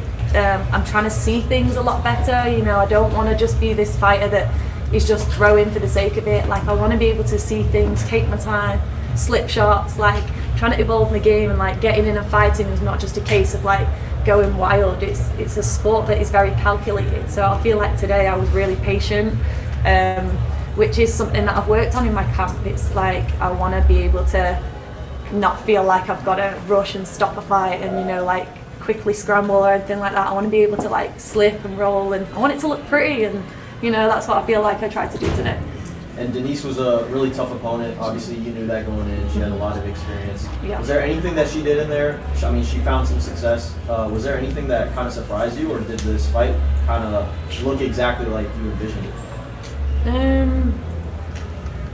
No, nothing surprised me really. I expected her to be able to deal with my distance well because, like I said, she's fought tall people her whole career, so she's used to that. and she was game the whole time. Like I said, like even at the end of the round, she's coming forward. I said she would do that as well, so nothing surprised me. Congratulations again. Thank you. Dakota right over here. Dakota right here. That's Tony. She needs to tell everyone. Let's talk about MVP and the merger a little bit. What were your thoughts when it was announced? How do you think this affects you going? I mean, obviously it affects you, but what do you think it's going to mean going forward? And just what are you looking forward to most about it? I don't know. I don't really understand the merge, really. But I mean, MVP is great. What Jake Paul does is amazing. You know, his shows have been amazing. I'm not really sure what it looks like for me yet. I haven't spoken to anyone because obviously I was just concentrating on my fight this week, and I didn't know one single thing about it until it got released on the internet. So I don't know. I haven't really got any comments on it just yet, but I'm hoping it's a good thing for the fighters, and that's all I can say right now. So you did say you want to fight again by the end of the year. Yeah. If the PFL came to you and they were like, hey, we want to crown MVP champions on the inaugural MVP card, would you sit out with the rest of the year and wait for that fight to be fighting, let's say in January on the inaugural MVP card? Or would you take another fight in the meantime and just kind of No, I'd take another fight. I'm not really bothered whether it's like what it's under. I want to just, as long as I'm fighting the best, and then yeah, if whoever's got the belt type thing, then yeah, I'm not sitting out for a change of the name of the company, that's for sure. Thank you. Dakota right over here. I know you I've got just one. I know you probably don't want to be bothered by the name Liz Carmouche after a victory like that, Yeah. but it seems like that fight just got one step closer to maybe being made. Do you have a message for Liz after your victory? No, until PFL tell me I'm fighting Liz, I don't have no message for her, and I probably won't when I'm fighting her. I will get in the cage, beat her, and that'll be it. That's it. Okay, now all right. So it seemed like you enjoyed your walkout this Yes. time more than any other. I did. Why? It's been a while. What do you mean, why? But no, more than any other one of your walkouts, it just seemed like you just drew it in more. Do you know what it is? I've been out for a year. I feel like being out injured taught me a lot. It's made me a lot more grateful, for sure. Just wanted to soak up the moment, I think that's all. I'm just happy to be back. So, how would you grade your performance after tonight? I got the win, 3 rounds under the bag, very highly. Now, since you didn't get to do your in-cage Yeah. speech, I know what you were going to bring up. You want to mention Mr. AH now? I mean, you did make a promise. Maybe that's why PFL didn't do my post-fight interview, because they didn't want to give Ariel a shout out. Yeah, I'll give Ariel a shout out. He beat me at darts on his show, and I owe him. Hello, Ariel. Now, I did see you do the Sophia Cunningham Yes. fingers. Did you hear what happened in a way with her the other day? No. About the Seattle co-owner ripping 2 young girls apart? For cheering for her. What? And Sophia hit up on her social media, you can check it out yourself, that she's going to meet with these 2 girls, these 2 teenage girls, and give them like a big shopping spree. Oh, Sophie's great. I've seen a lot of things on her recently. Big fan of hers. I think I don't get into the politics and things like that right now. I will when my time's right and in the right moment, but I think what she's doing is really good, you know, and she's very true to herself, and that just shows by doing things like that. Yeah. Cool, thank you.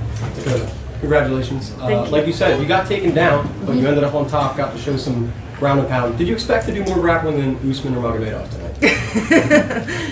No, maybe not. I don't know. Usman's striking is very good. He likes to strike a lot too. So, no, do you know what? I'm happy. I like the ground game and stuff like that. So, like, you saw me get a takedown as well myself. Like, I'm not scared to go to the floor. I just don't often do it. And that's, again, like I said, getting 3 rounds today was like, I showed a little bit more of what I'm capable of. Like, I'm just having fun. I'm learning. I'm still young. And yeah.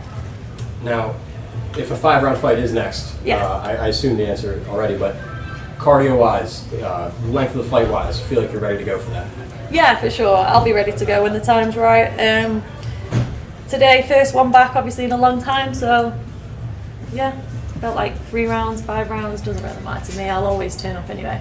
And the last one for me, I know you got to celebrate, process, rewatch, and do all that stuff post-fight, but when normally do you start wanting to get back into talks for what's next? Straight away, like if PFL want to talk to me now about it, I'll talk to them. You know, I won't make any crazy decisions right now, but I'll definitely be open to options for sure. And I think my team will sit down first and decide what's next, but yeah. Thank you. How many slices tonight? Oh, do you know what? When I first walked into the venue, I saw about 20 boxes out there. I was like, oh, but it's probably all gone now anyway. What was the biggest adjustment that you needed to make when you were first in that cage after a year-long layoff of your injury? Adjustments. I don't know. I feel like I can't even remember the fight right now, to be honest. But I don't know. Probably made a few. I don't know. I honestly don't know. I'll have to watch it back. Okay. And even though obviously we don't know what's next with the whole merger, is the expectation still Liz Carmen's probably next 5 rounds for the title? I think so. That makes sense. Yeah. Well, it made more sense before she shouted out on 135 division. But anyway, we'll see what happens. She changes her mind every second. Dakota, on a lighter note, didn't get the finish you were probably looking for, but in the case that you did you have a Manchester City celebration that you're ready to pull out tonight? No, I didn't. I said I was going to do the Sophie point, so that's what I did. But obviously, it's been the World Cup at the moment and no City celebration, so I'll watch them this season. I'm sure I'll have one by the end of the year. You know, talk to us about the folks at the exit. This is the most crowded family squad that anybody's had all night. Hell yeah, So you know nice wherever to I see- am, the Ditchevs are. Nice to see you. Anyone else? Everything, guys? Thank you, Dakota. Thank you. You're welcome. Whose is this one? Yeah, hi. Whose is this?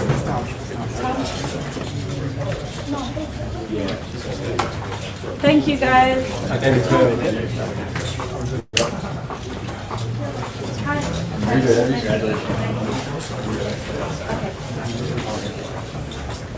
Oh, really? Good shit. That's not hard. Oh, really? Oh, shit.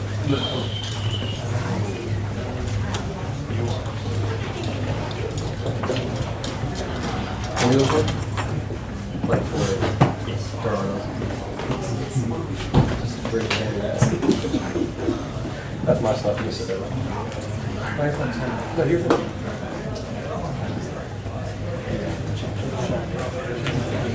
No.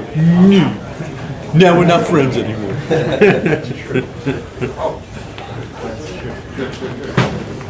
By the way, how are you getting back? To here? Oh, to Connecticut? I'm going to take the train. Now, tonight? Yeah. Really? It's going to take probably like 2 hours. Yeah, not now. Yeah, he's taking the train. I mean, the last one out is 11:55, so I just got to make sure I'm done by then. No, but wait a second. Aren't you going back to the hotel? No. I'm going home. Really? Yeah. I only stayed out here media day into weigh-in. I didn't stay out here yesterday either. Oh. Yeah, I came from home today. I was gonna fucking drive you back. Where? To the hotel. Oh, I appreciate it. I appreciate that. I'm not going there though. I only booked one route, one night. Oh. Yeah, I was gonna. To be honest with you, there's no reason for me to stay. The only reason that I would stay tonight is if we get out of here later than 12 o'clock, which is I don't think, and I would go stay with him. But Listen, because of Dakota, you now owe me. You now owe me one fishing challenge. yeah, I got you. That's fine. I'll repay it for that. Yeah, I'm not. You know me. I'd like to play it cool. I just. And I'll allow you to choose whether it be fresh or salt. That's a good prediction. Yeah, good question. I think I can beat you in salt. Saltwater, I just like to use bait. And I've been doing it forever. I love bait fishing in the saltwater. Just throw some sandworms. And like I told you the other day, bamboo, That's going to be, I'm doing a whole video on You're it. gonna catch a fish on a stick of bamboo. Oh yeah, check this out. What's the craziest bait you've ever heard of? Bait you've ever heard of? Yeah. I used some rat top waters. Some frogs and rats. I'm going to use bamboo. Bait? Bamboo shoots. You gonna stuff it? No, it's thin bamboo shoots out of the can. Can I eat that? We'll see. I've seen fish eat gummy worms, popcorn. So why not? Here's the deal. There are guys in New York who say, "Oh, fluke only eat this. Sheepshead only eat this." Right? I'm like, listen, a hungry fucking fish will eat what's in fucking front of it. Right. There's no such thing of, oh, a fish isn't going to eat something. No way. Unless if it's like a decent metal. And some fish will eat that. Yeah, catfish will eat that. No,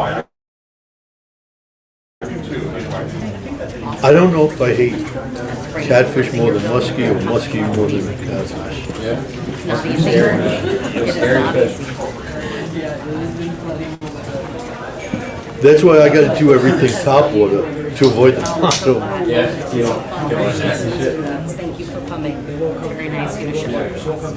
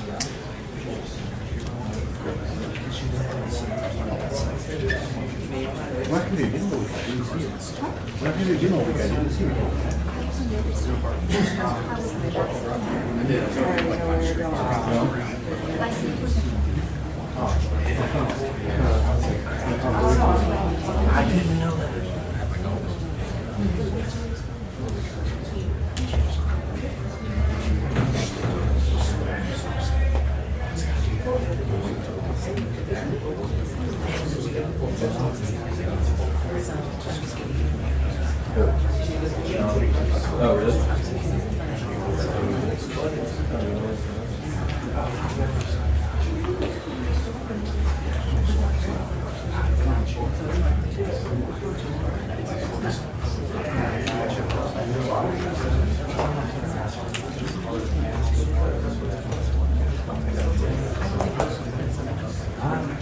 Sí, hermano, es temprano, yo te preocupo.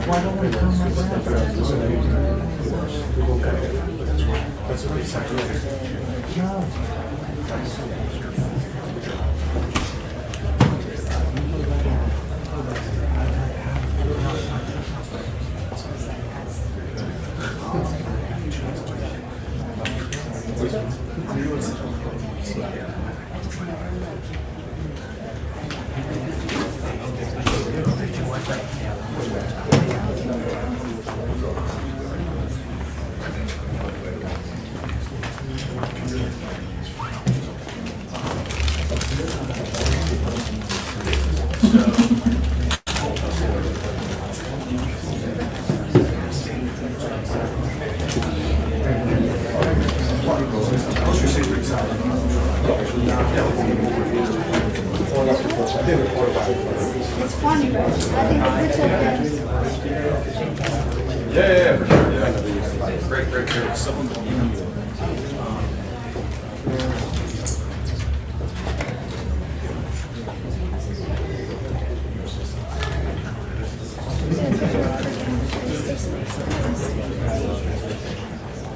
There's photo bomb on the back.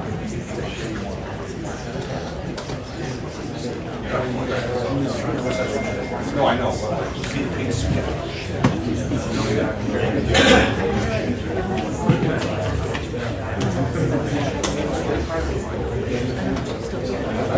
Yeah, your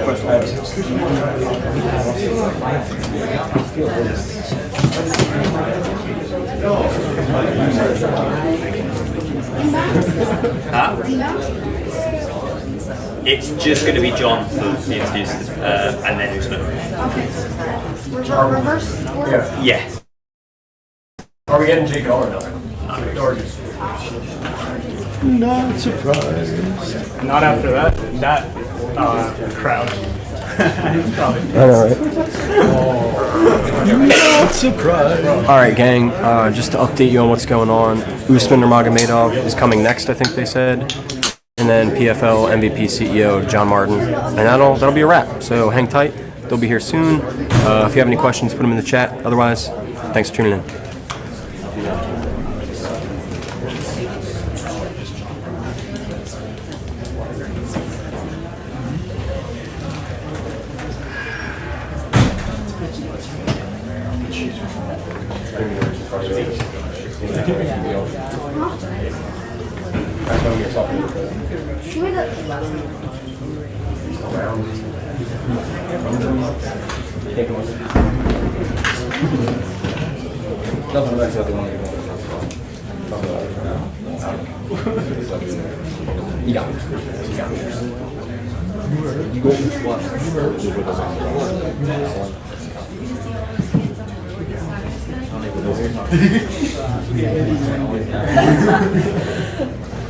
You got me figured out well. I'm pretty figured out. It's about 90%. She's the fourth one I made cry. She's the fourth one I made cry. See, none of you motherfuckers could get that out of her. I'm the Barbara Walters of this. We're going to make the girls cry. Good job of ragging about it. Hi, everybody. What's up, Tyler? All right. Everyone good? How we doing this time? I'll take it. Go, Jay. Well, congrats on a great night, John. I guess overall, what are your thoughts? How do you feel about the card? I feel really good about the night. All the fights I thought were really good. Looking at the main card, Mustafa made a debut. I mean, his style, his tenacity, his explosiveness, and he's a really, really explosive fighter. I think he's a really interesting fighter. He made an unbelievable debut, and I can't wait to see what's going to be next for him. I've got some ideas. But we are looking for additional depth at the light heavyweight division, and I think he's a great signing for us. I'm really, really pleased with that. And then going up the card, Amru demonstrated again, second fight in the PFL. His first fight, he ended in 37 seconds. This fight, what I was surprised and impressed with is his kicking ability, because that camp is not necessarily known for great kicking fighters, right? But he was unbelievable. He's very versatile. He's a dangerous fighter. Dakota, I think she's back. And she had a very, very decisive victory. I think she probably would have wanted a knockout. I think Denise came game.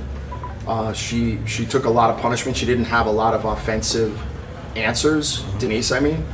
Dakota at one point, halfway through the third round, I think had landed almost 75% of her strikes, which is almost unheard of. And so she's back, and I feel great because we've been wanting her to be back for a long time. And then I have to say I'm a little bit surprised with the main event. I thought Archie would have been able to take Usman longer and deeper, but once again, I'm reminded that there are levels to this game, and Usman demonstrated once again that he can stand up, he can kick, and obviously he can wrestle and grapple. And this was a dominant victory because Archie's a really tough fighter. So I think it was a good night overall. And then two more for me. Just Dakota was back here, asked her a little bit about what's next, and in short, she said she doesn't want to wait for the name change. She wants a title fight soon, preferably against Liz Carmouche. So is this something that's going to happen, do you think? Yes. Yeah. Like she is. I've talked to her. She wants to stay busy. Look, she's been out of the cage for a year, and I think in the first round tonight we saw her kind of feeling out Denise, and there is a little bit of cage rust maybe, but she got over that really quickly. So yeah, she's going to be back pretty soon, and I think Liz is the fight we'll make. Love it. And last one for me, just with Usman. I know everyone's got plenty of questions here, but on the mic, he said, "Dana, you're gonna have to share some money because I know these guys can." So, are you ready for kind of a bidding war with Usman Nurmagomedov? Well, it sounds like he's starting to negotiate in the cage tonight. A little bit. You know, we had mutually agreed to hold off discussing his future with us or anywhere else until after tonight. Right. So now I look forward to sitting down and finding out what he wants to do. 22 and I mean, he's an extraordinary young fighter. He's still in his late 20s. So I'd love to be able to keep him here. I mean, I really legitimately think he's the best 155 pounder in the world. And Justin Gaethje was in the cage in Archie's corner. Justin's an outstanding fighter. If I had to take a wager on if those two fought, I would go with Usman. So we'll see. We'll see. Congrats. Eric, we'll come to you. Hey, John. How's it going? Hey. Eric Jr. posted. After the Dakota Ditcheva fight, she didn't get on the microphone. Asked her about it in here. She said to ask PFL, so I will ask you. Any reason why Dakota Ditcheva didn't have a post-fight interview? No, I didn't even notice. To be honest, I was getting pulled in all these different directions. I'm guessing that it might have just been because of time, because we're on ESPN, and we had to finish within the allotted time. That's usually whenever we cut out an interview, it's because we have to make, like we wouldn't want to cut out of the program. ESPN wouldn't cut us out if we're in the middle of a lightweight title fight, but a lot of times we have to change what we're planning to do due to time constraint. And last one for me is Usman Nurmagomedov obviously is going to be a free agent here.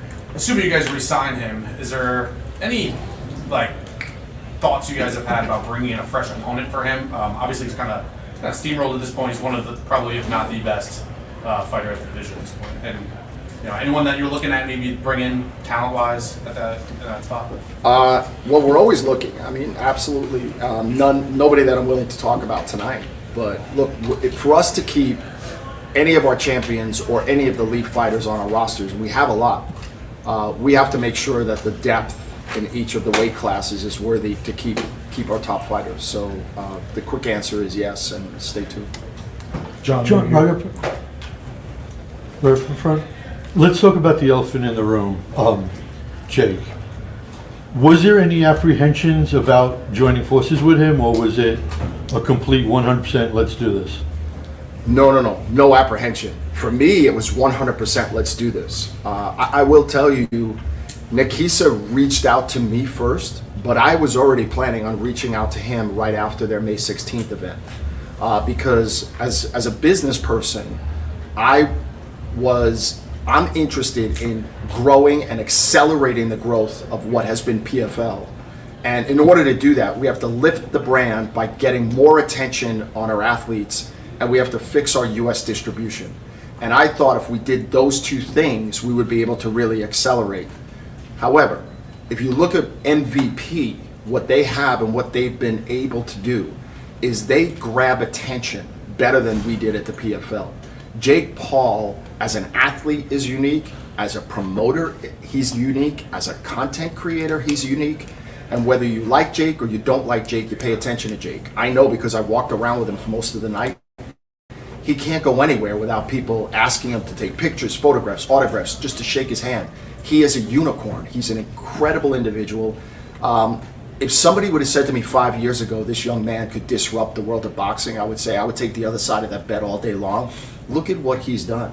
And MVP is only 5 years old. Now you look at MVP together with PFL. We are the only organization at this point that will allow athletes. You want to box? Great. You want to fight MMA? Great. You want future crossover type of opportunities? Great. We want to put the best fights and the best events together for the benefit of our fans. And I absolutely am convinced that this merger is going to be a huge accelerant in our ability to do just that. Now, you just brought up crossing over. AJ McKee, one of your champions, has a crossover with Ryzen. So if whoever wins that fight is going to basically be a double champion. Correct. In two different promotions, first time ever. Do they have to then forego like an exclusive contract and have to defend belts in 2 different organizations? They will have the opportunity to defend belts in 2 different organizations. And just on a lighter note, a Sophie's choice just for you personally. If you could only keep one of your pieces of tattoos, which one are you keeping? That's like asking which child you like more. That's a Sophie's choice. Well, they don't know the tattoos. I have a dragon up here, which was the first tattoo that I really seriously got, and I think that's the first one. And you know, Nikisa, I don't know if you noticed, Jake and Nikisa got tattooed tonight, right, cage side, and it was Nikisa's first tattoo. And I said to him, be careful, because I had my first tattoo about 20 years ago, and I became addicted to it ever since, and that's what's turned into me being covered. So it's fun. Cool, thank you. Thank you. We'll come to you. John, here. So last week in DC, you told me to look out for Amru. Just this performance today, what were you surprised about the most other than kicking? No, but that was it. I mean, look, in the first round, yeah, he really busted up the shin of Angel, and I knew that he's not going to be able to stand tomorrow. And I didn't expect Amru to be able to kick that. Not only the frequency of his kicks, but just the style of kicking. I mean, that was like an elite karate practitioner, the way he kicked. Did you feel he used his length? Yeah, to his advantage, for sure. He had height advantage, he had reach advantage, and I was very impressed with the way he measured distance and used it to his advantage. And my last question regarding the MVP merge, congratulations first of all. Thank you. And I was saying that this is better for the PFL since it's on Netflix now, because Netflix likes to put their live streams at the top. Do you think the same, or do you think it's just better overall? Look, that was one of the attractive elements to me of getting together with MVP. They have now put on, I believe, 4 very, very successful events with Netflix. They don't have a long-term exclusive relationship with Netflix, so we'll be sitting down and speaking with them in the near future to find out what they want. But for our fighters being on a fantastic platform and being distributed in front of as many people in as many places and in as many ways as possible is going to be huge for us. So Netflix isn't the only game in town. I'd say over the last 24 hours, no fewer than 6 U.S. broadcasters have hit me up and said, this is big, this is huge, like let's get back and let's start talking. So that's going to be a very busy part of our work for the next several months. But Netflix and MVP has worked very well together. Thank you so much. Thank you. John, right here. If you had to give a rough estimate just on that topic of the broadcast timing, or like the timing of announcing 3 to 4 months, so about the start of the new year when you guys are just about to hopefully before officially we're having integrate. turkey on Thanksgiving. Okay, sounds good. Mohammed Mokayev was supposed to fight on that MVP card. I saw he actually called for a spot in that promotion. He wants a flyweight division. I saw Sean Gauchi, who fought on tonight's card, also called for a flyweight division. There's a bunch of talent just on the regional scene at the division already. Will that be a priority for you guys, is integrating a flyweight division into the MVP PFL merger? I think it's something we're going to seriously consider. I was seriously considering it for PFL before this. I saw Makayev call out.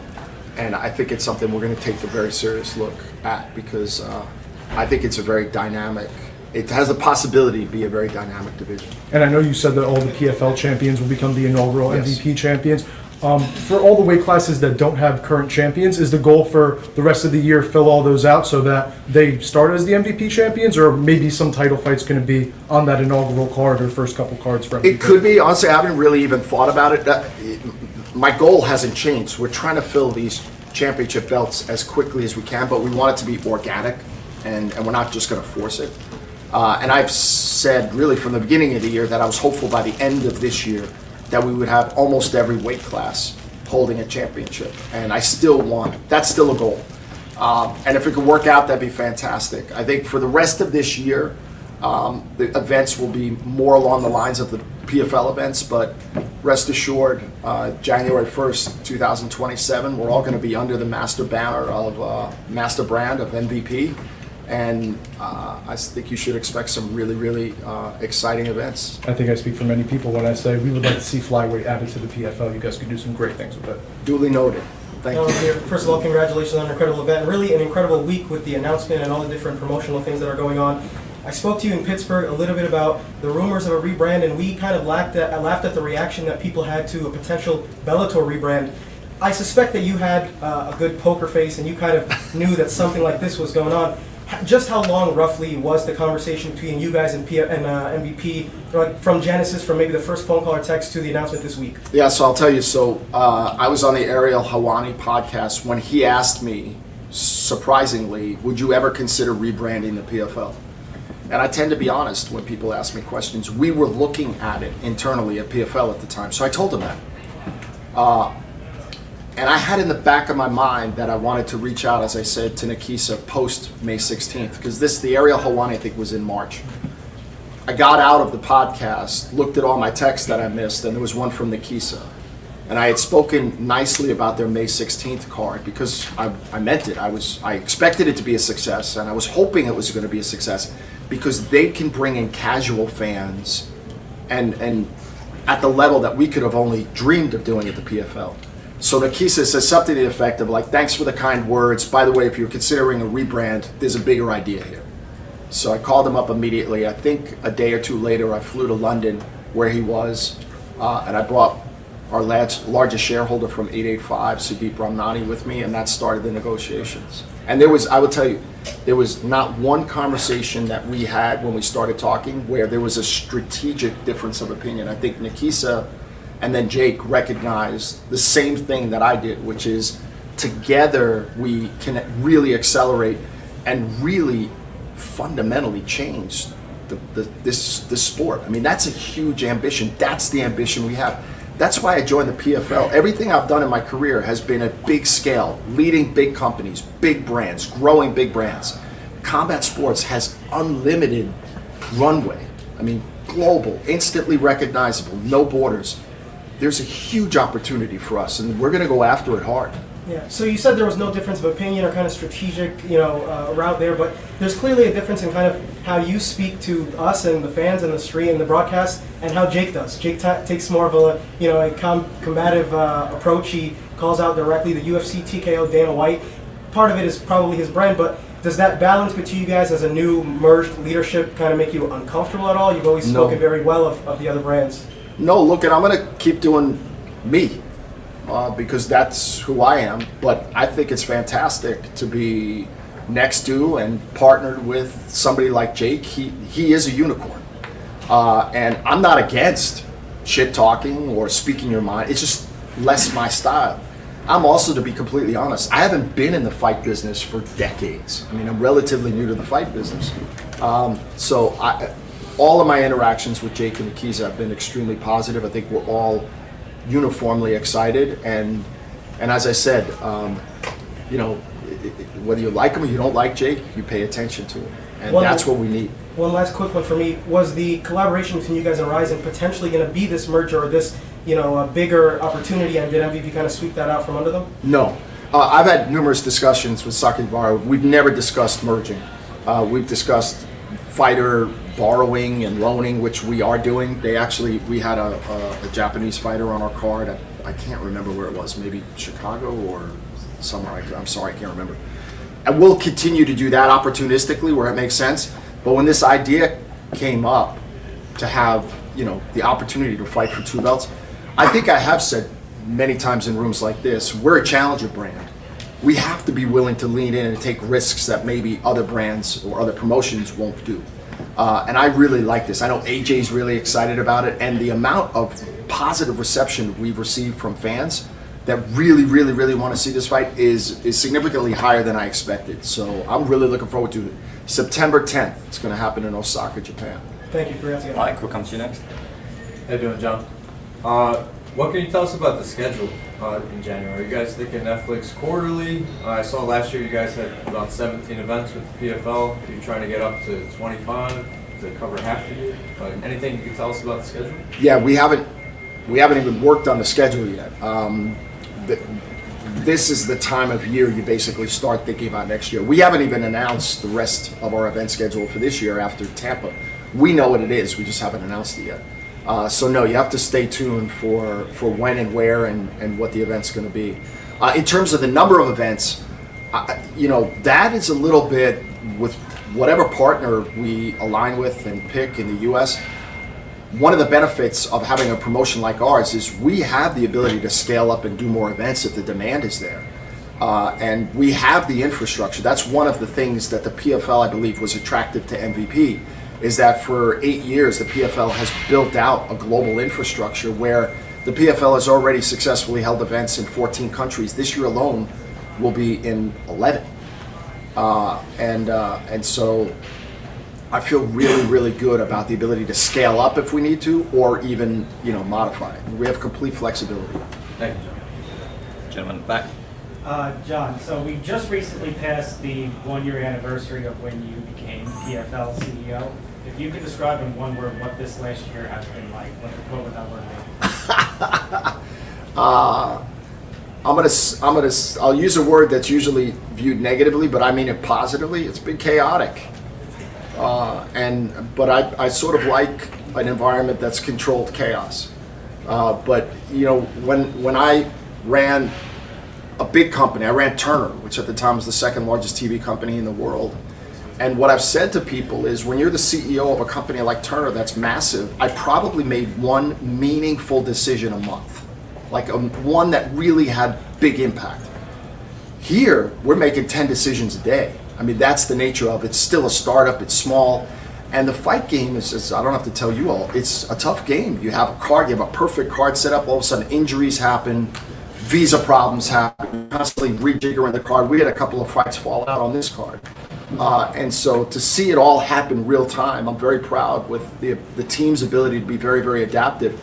And then we've been like a little bit like a traveling circus this summer. We're going to be off to Charlotte again next week. These poor folks who put on these events, they don't even go home. So it's been chaotic, but in a good way.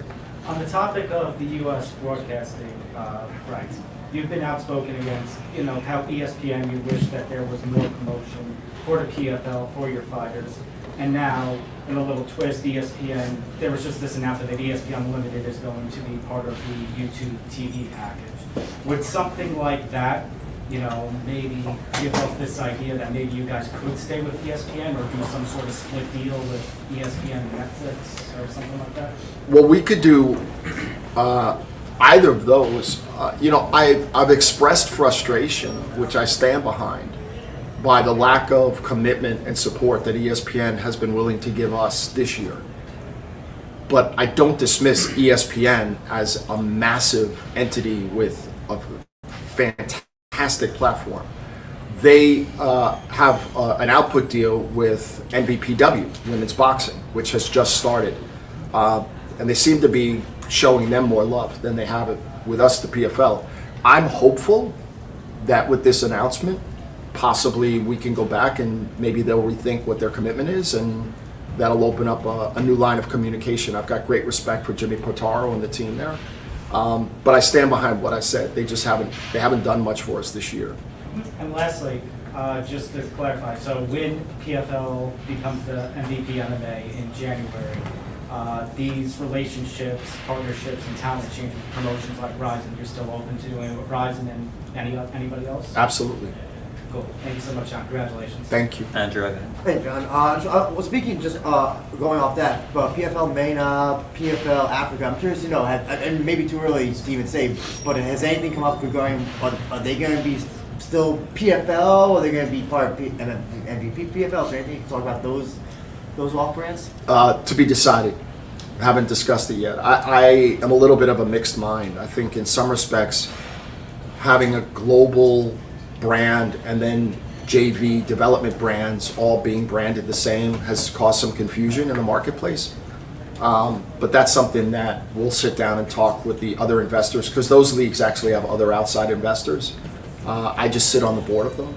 So we'll discuss that at the board level. And but both, I've received hearty congratulations from our partners at each of those entities. And so we'll try to do whatever makes the most sense. And you spoke before about this card had a few fights that unfortunately come through, but Mustafa's fight came through seemingly at the last minute. Can you detail? Are you allowed to tell us the story of how you just found Darryl Walker just like seemingly like That's 5 minutes before they were that's the supposed to go secret off? sauce. I can't reveal that. Oh, okay. I can't reveal it. But I'm happy that we were able to salvage the fight. And what was your thought? He seemed to be the breakout guy, in my opinion, for tonight's show. What are your thoughts on his performance? It was really exciting. He's been really charismatic all week. I mean, he's been walking around Manhattan. It seems like everywhere he goes, he's got a huge following behind him. So I can't wait till we get him back in the cage. That was a really, really fun fight. Thank you. One of the best walkouts I've seen in a while, too. Over here. Congrats for an amazing night. Going back to that card, that MVP card of May 16, one of the main things that were discussed were the athlete payments or the athlete benefits. Now with this merge, what would be the main benefits for the athletes? Well, I think over time, the idea is, so if you think about the competition, the UFC, and I've got massive respect for UFC. The reason why I'm here right now doing what I'm doing is because 25 years ago, I started following the UFC, and 20 years ago, I went to Vegas and saw a live event. UFC is one of the best, if not the best, sporting event I've ever been in. But one of the things that really drew me with admiration to MVP was Jake and Nakis's early and very consistent commitment to fighters. And for us to differentiate ourselves from the leader, we have to be able to appeal to elite talent and the fighters, and equitable pay, maximum visibility, and providing maximum opportunities to the fighters has been critical at the PFL. I've probably been less outspoken about that, but there are reasons why. I get asked questions all the time. Well, why are you just a feeder league for the UFC because they're just going to come in and cherry pick every athlete that they want? That's not true. And we're going to be able, I believe, to offer fighters a different path, and one where they will have more opportunities to do what they want. Don't discount just the mere fact that if we're talking to an athlete and they express a desire to do boxing and MMA, we're open to that. We'll talk about that. Whatever is good for them, whatever's good for the promotion, we're just going to do. And so the ability to give them a platform where they can become famous and they can fulfill the goals, that desires that they have. That's going to be the goal. So stay tuned and see if we follow through on that promise, but that is our intention and that is our commitment. And last question regarding Jake Paul. He confirmed, and also Nakisa did, about seeing Jake Paul in the cage. He wants to do MMA. How soon will the fans see that? 2027. All right. I think he said on an interview earlier today that, if all things go well, then he might box before the end of this year, and then he said after that he'd like to focus. I mean, he's a serious athlete, and I talked to him about what does that mean, because he's got a wrestling background, and I sat next to him tonight. He's very knowledgeable about MMA, but he'll take the time to really train and do it right. He's been consistently calling out Nate Diaz. That would be a fun fight to make, but boy, that would be a fun fight for the fans. I mean, I think that a lot of people would be interested in seeing Jake Paul fighting in the cage. Time for one more then. Over here. What was your thoughts on Long Island and UES right now? Well, for me, this I grew up in Deer Park out in Suffolk County, and this was not here when I grew up. This is one of the nicest arenas I've ever been in, so we'll be back here for sure. And but it was special for me to lead an organization now, to host a big event. The crowd was great. The crowd was very knowledgeable, very impatient when they didn't see the pace pick up. So we're always trying to, every event that we do is trying to set the bar to raise above. But tonight was a good night for us. And I had some distraction the last 48 hours. The team, I think, executed flawlessly, and I'm really thrilled with that and proud of that. But this is only the start, guys. It's going to get better. So you can see yourself returning to UBS? Oh, I'd love to come back. Okay. Yeah, Are you I would a like to Niners fan? live here. there's some facilities in the back that are beautiful. Did you grow up an Islanders fan being in Deer Park? I'm old enough that I was here during the dynasty of the Islanders. In fact, all the jerseys that are hanging up in the rafters, that was the team I followed. Thank you. Thank you very much. Thank you, everybody. Enjoy the rest of the evening. Thank you for coming.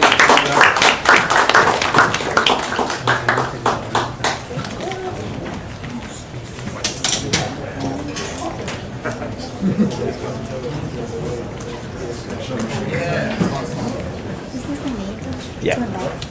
It turned off? Of course it did.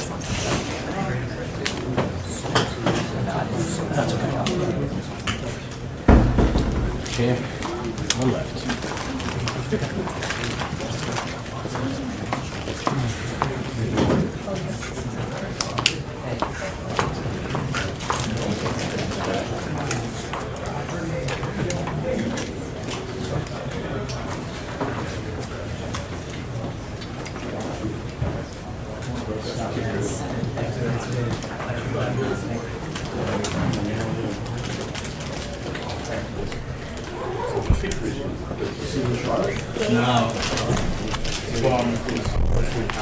All right, just Usman left, guys. Usman Nurmagomedov, coming soon.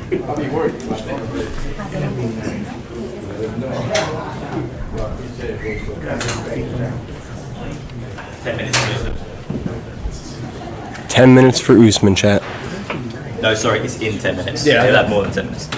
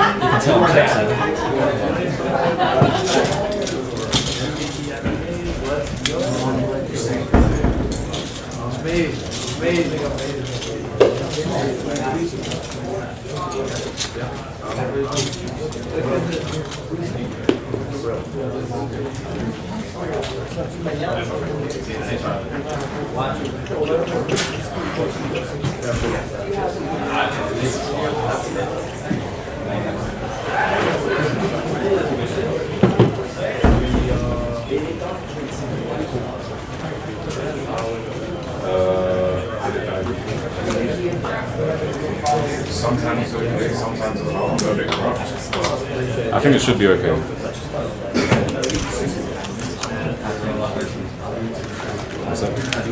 Yeah, I'm just the amount of steps I've got in. Yeah. Yeah, that too, to be fair. Yeah. I mean, it is. I'll beat it up real bad. Is that got the charge back? Yeah, 100%.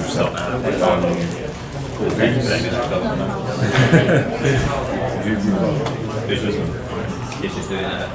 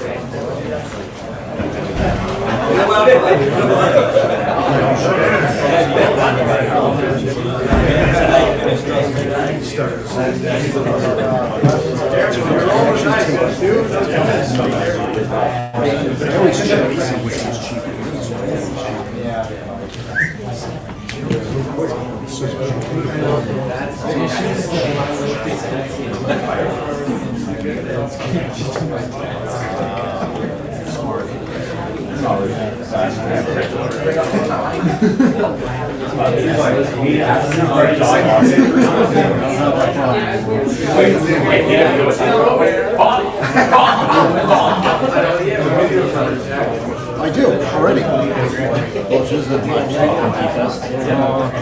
come to you first. I was just speaking about his manager, Mr. Firdaus. He's right now speaking about it, about the 1-1. And I'm always in the hospital, right? I think the hospital is just enough. Oh. Yes.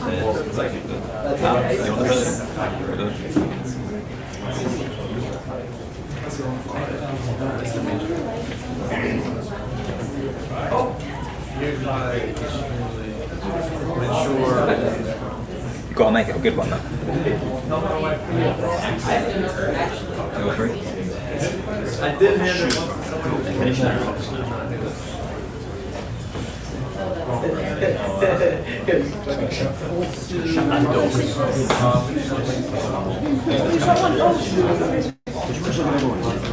I say shut the door on your way out. Okay, I'm sorry. I don't know who I am. That was a seasonal press Hi, Johnny. I know. Or a weekend.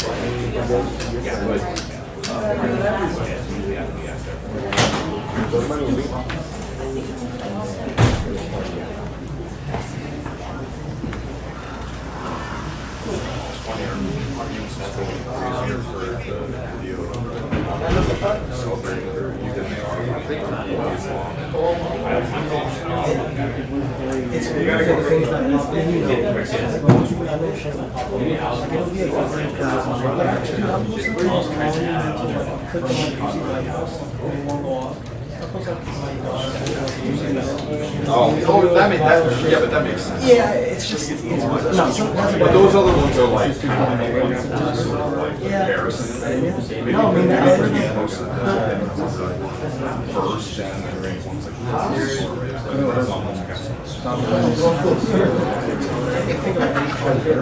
Like you said, you can do it one-to-one. Base market is just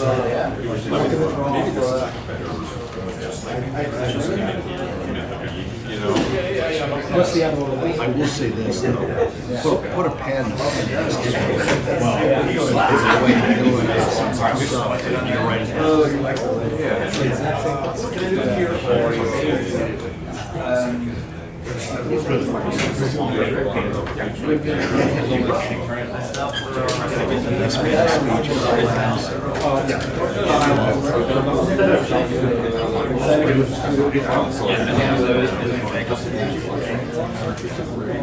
Where you guys go? Nice. Where you staying? Keep the base.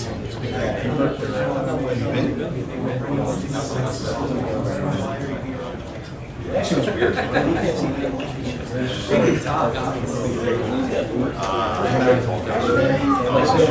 wish I was like some other guys, some investors or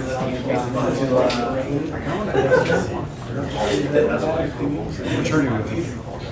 Because one of them hates they did a couple different times.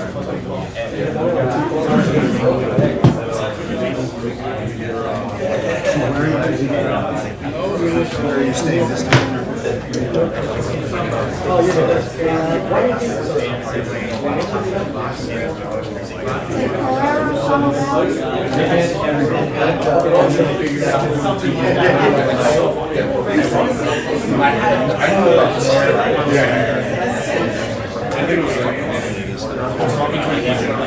I've gone there for like literally a day. It's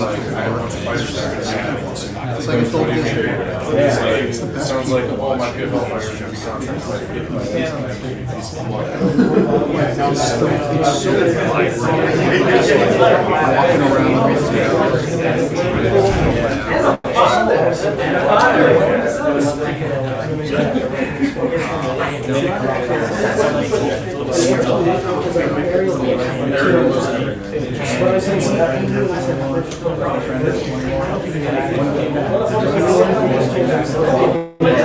Here's the mistake. You have to withdraw the money before you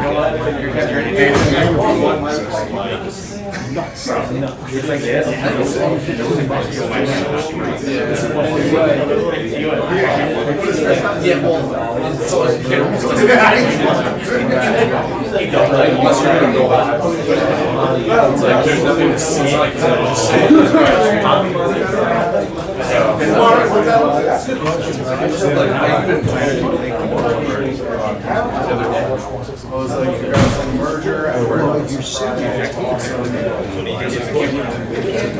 This is like a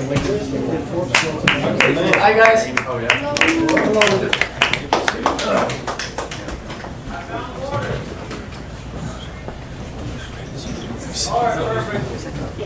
Second. Okay. Yeah, just wait this out. Okay. First question here. Over here.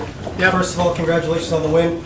Immediately after the finish, you do it every single time. You tell the crowd to kind of be quiet. You try to shush the crowd. It comes off as a very humility type thing.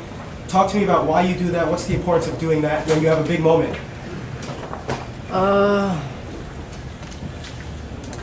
Like before this fight, I was like doing dua and asking for God to give it to me easy victory. And when I get it, I don't wanna go crazy because I understand like it's happening. And I just said inside, I just said Alhamdulillah and like just trying to stay like calm, just staying calm.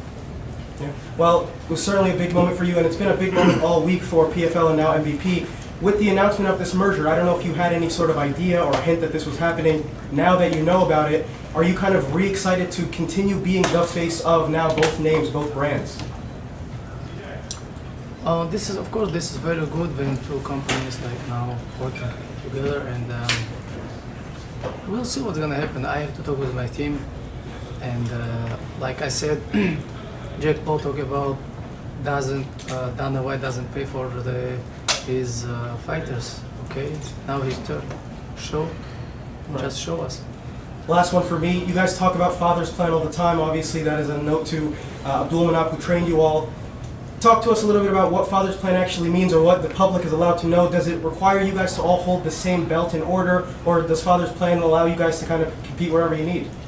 Father's Plan, it means like before when he was alive, he talked about when Habib gonna be champion, when he will move it, Islam will champion because of when Habib take the belt. It was not like some mistake. We showing the level, and after Islam, Usman gonna become, and this is the legacy. This is the Father's Plan. We're just trying to follow this, and Alhamdulillah, we keep doing this very good. Very nice. Congratulations. Thanks so much. Congratulations on your first round finish. How did the emotions feel right after the finish? Like everybody see, like I was like happy, but no. Alhamdulillah. In the pre-fight, Colgan said the fight would definitely end up on the floor, but it was a pure striking match, and you ended up getting the victory. Was it your game plan to stay on the feet? Every fighter's beginning from the striking, it's gonna be very hard to take me down and hold me there. And I don't know about his plan, but my plan was striking with him. If we're gonna go to wrestle, I'm gonna wrestle with him, grapple, every aspect I prepared for this fight, and that is what it is. With the amount of damage that you took not much. When do you think you could get back into the cage? Yes, I didn't get like so much injuries, but you know, like when you're cutting the weight like 3 times, at least like 11 months, it's little hard. And all this time, I didn't spend time with my family, like father, mother, my kids, and I just wanna stay at home a little bit, rest, and I'm gonna talk with my team, and we'll see what's going on. Thank you so much. Usman right here. Yeah. Congratulations. With free agency coming up, what is your biggest motivator? Is it money, legacy? You said you want Dana to show you can take care of the fighters. What does that mean? Well, legacy, we keep doing legacy, but money, brother, it's, I have a family. Legacy doesn't pay check, no. That's why, like, we'll see. Like, I don't want to go ahead and say something like big words. Like I said, I have to talk with Khabib. I have to talk with my team, and then we will make the decision. Right now, I cannot say something. I'm gonna do this because of I can't. I have my team. You told me with a win tonight, you are officially the Bellator PFL GOAT. Is that true? Yes. I think yes. Yes. Who keep it the belts like longer than me? No one. And I just can't say Alhamdulillah. And then last one for me, you also said, if you're healthy, you come out unclean, Islam's got another week of training camp. You hop back in there and spar a little more? I think I have to. But we'll see. If I need him, I'm gonna go. Thank you. I'm gonna ask him I need or not. If he say yes, I'm gonna go. Okay. Alex, we'll come to you. Congratulations on your win. Going in, a lot of people said that Archie was going to be your toughest opponent, but you made it look very easy, first round finish. Is that how you expected the fight to go? To be honest, not, because I know I expect so hard 5 rounds with him, and like 4 months preparing for this fight, and my attention for this fight is like really big, как будет вызов? Вызов как будет? Call out. Like very big call out, and he's really tough opponent, but today it was my night, alhamdulillah. And to be honest, even after when I won, I didn't believe, like, I think like whatever. But of course it was my job. And you had a moment with Jake Paul in the cage there. Obviously, if you sign again with MVP PFL, you're going to be working with him a lot. What are your thoughts on Jake as a promoter and as a fighter? Like a promoter, he will talk too much, of course, but like a fighter, he's not a fighter. He's not a fighter. He's a YouTuber guy, come from YouTube. He have a lot of money, but fighter really different. If you want to see fighter, come to my gym. Is that an invitation to Jake Paul? No, I'm not gonna fight with him. Only in MMA, not boxing. And then a little more lighthearted, but a trend for your team is to celebrate a win with a burger and Coca-Cola. Is that how you're going to celebrate this win tonight? Maybe we're gonna edit the steaks too. Congratulations. Thanks so much. Usman, right over here. When Khabib was 22-0, you had not even made your professional debut. I think you were 0-0. So, is that true? Maybe. Yeah. 22-0. We fought against. I like. But back in those days, do you think that you would ever make it here, or did they believe in you more than you believe in yourself? I never think I'm gonna be like champion or I'm gonna be fighter like that years. First guy who believed in me, it was Uncle Mana. And then he take me to like couple of tournaments, and then he took with my father, and he take us to Makhachkala and keep working with us. And from since this day, we beginning training and make like serious attention for this. Usman? One more here first, sorry. Then you. Usman, you and a lot of other Dagestani fighters, I've noticed, live very disciplined lives, focused on family, training, religion. Is it all a distraction when you come to America and you encounter a culture that's more focused on fame, vanity, and social media?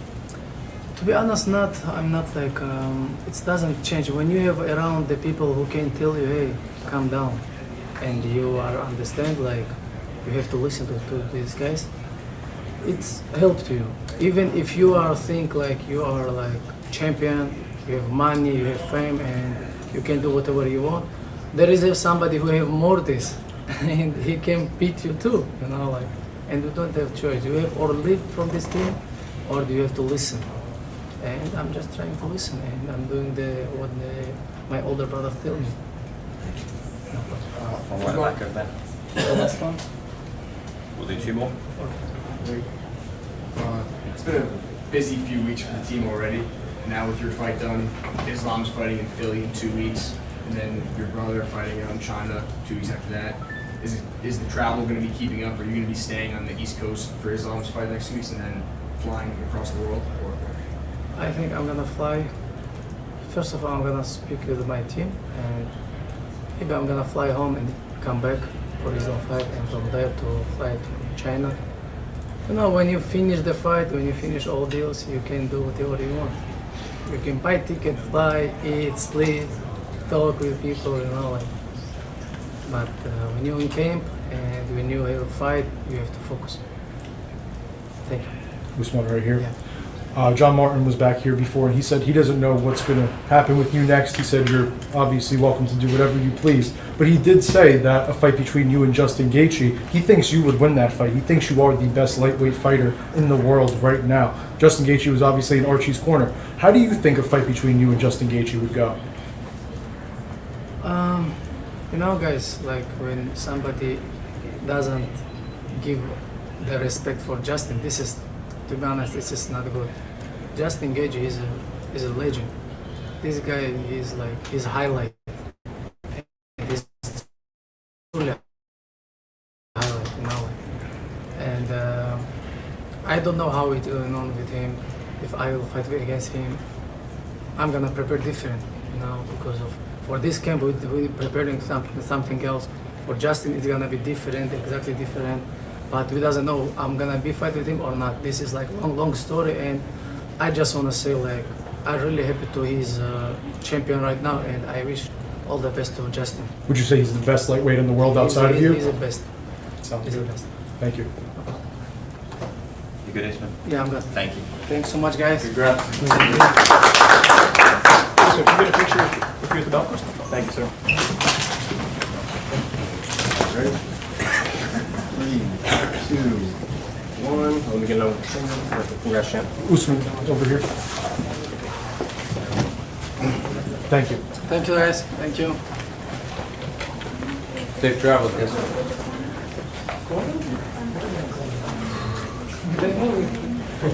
Congrats, champ.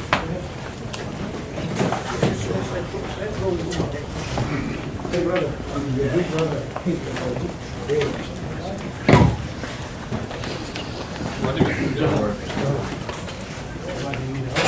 Great question. I work. Give you a squad. Great question.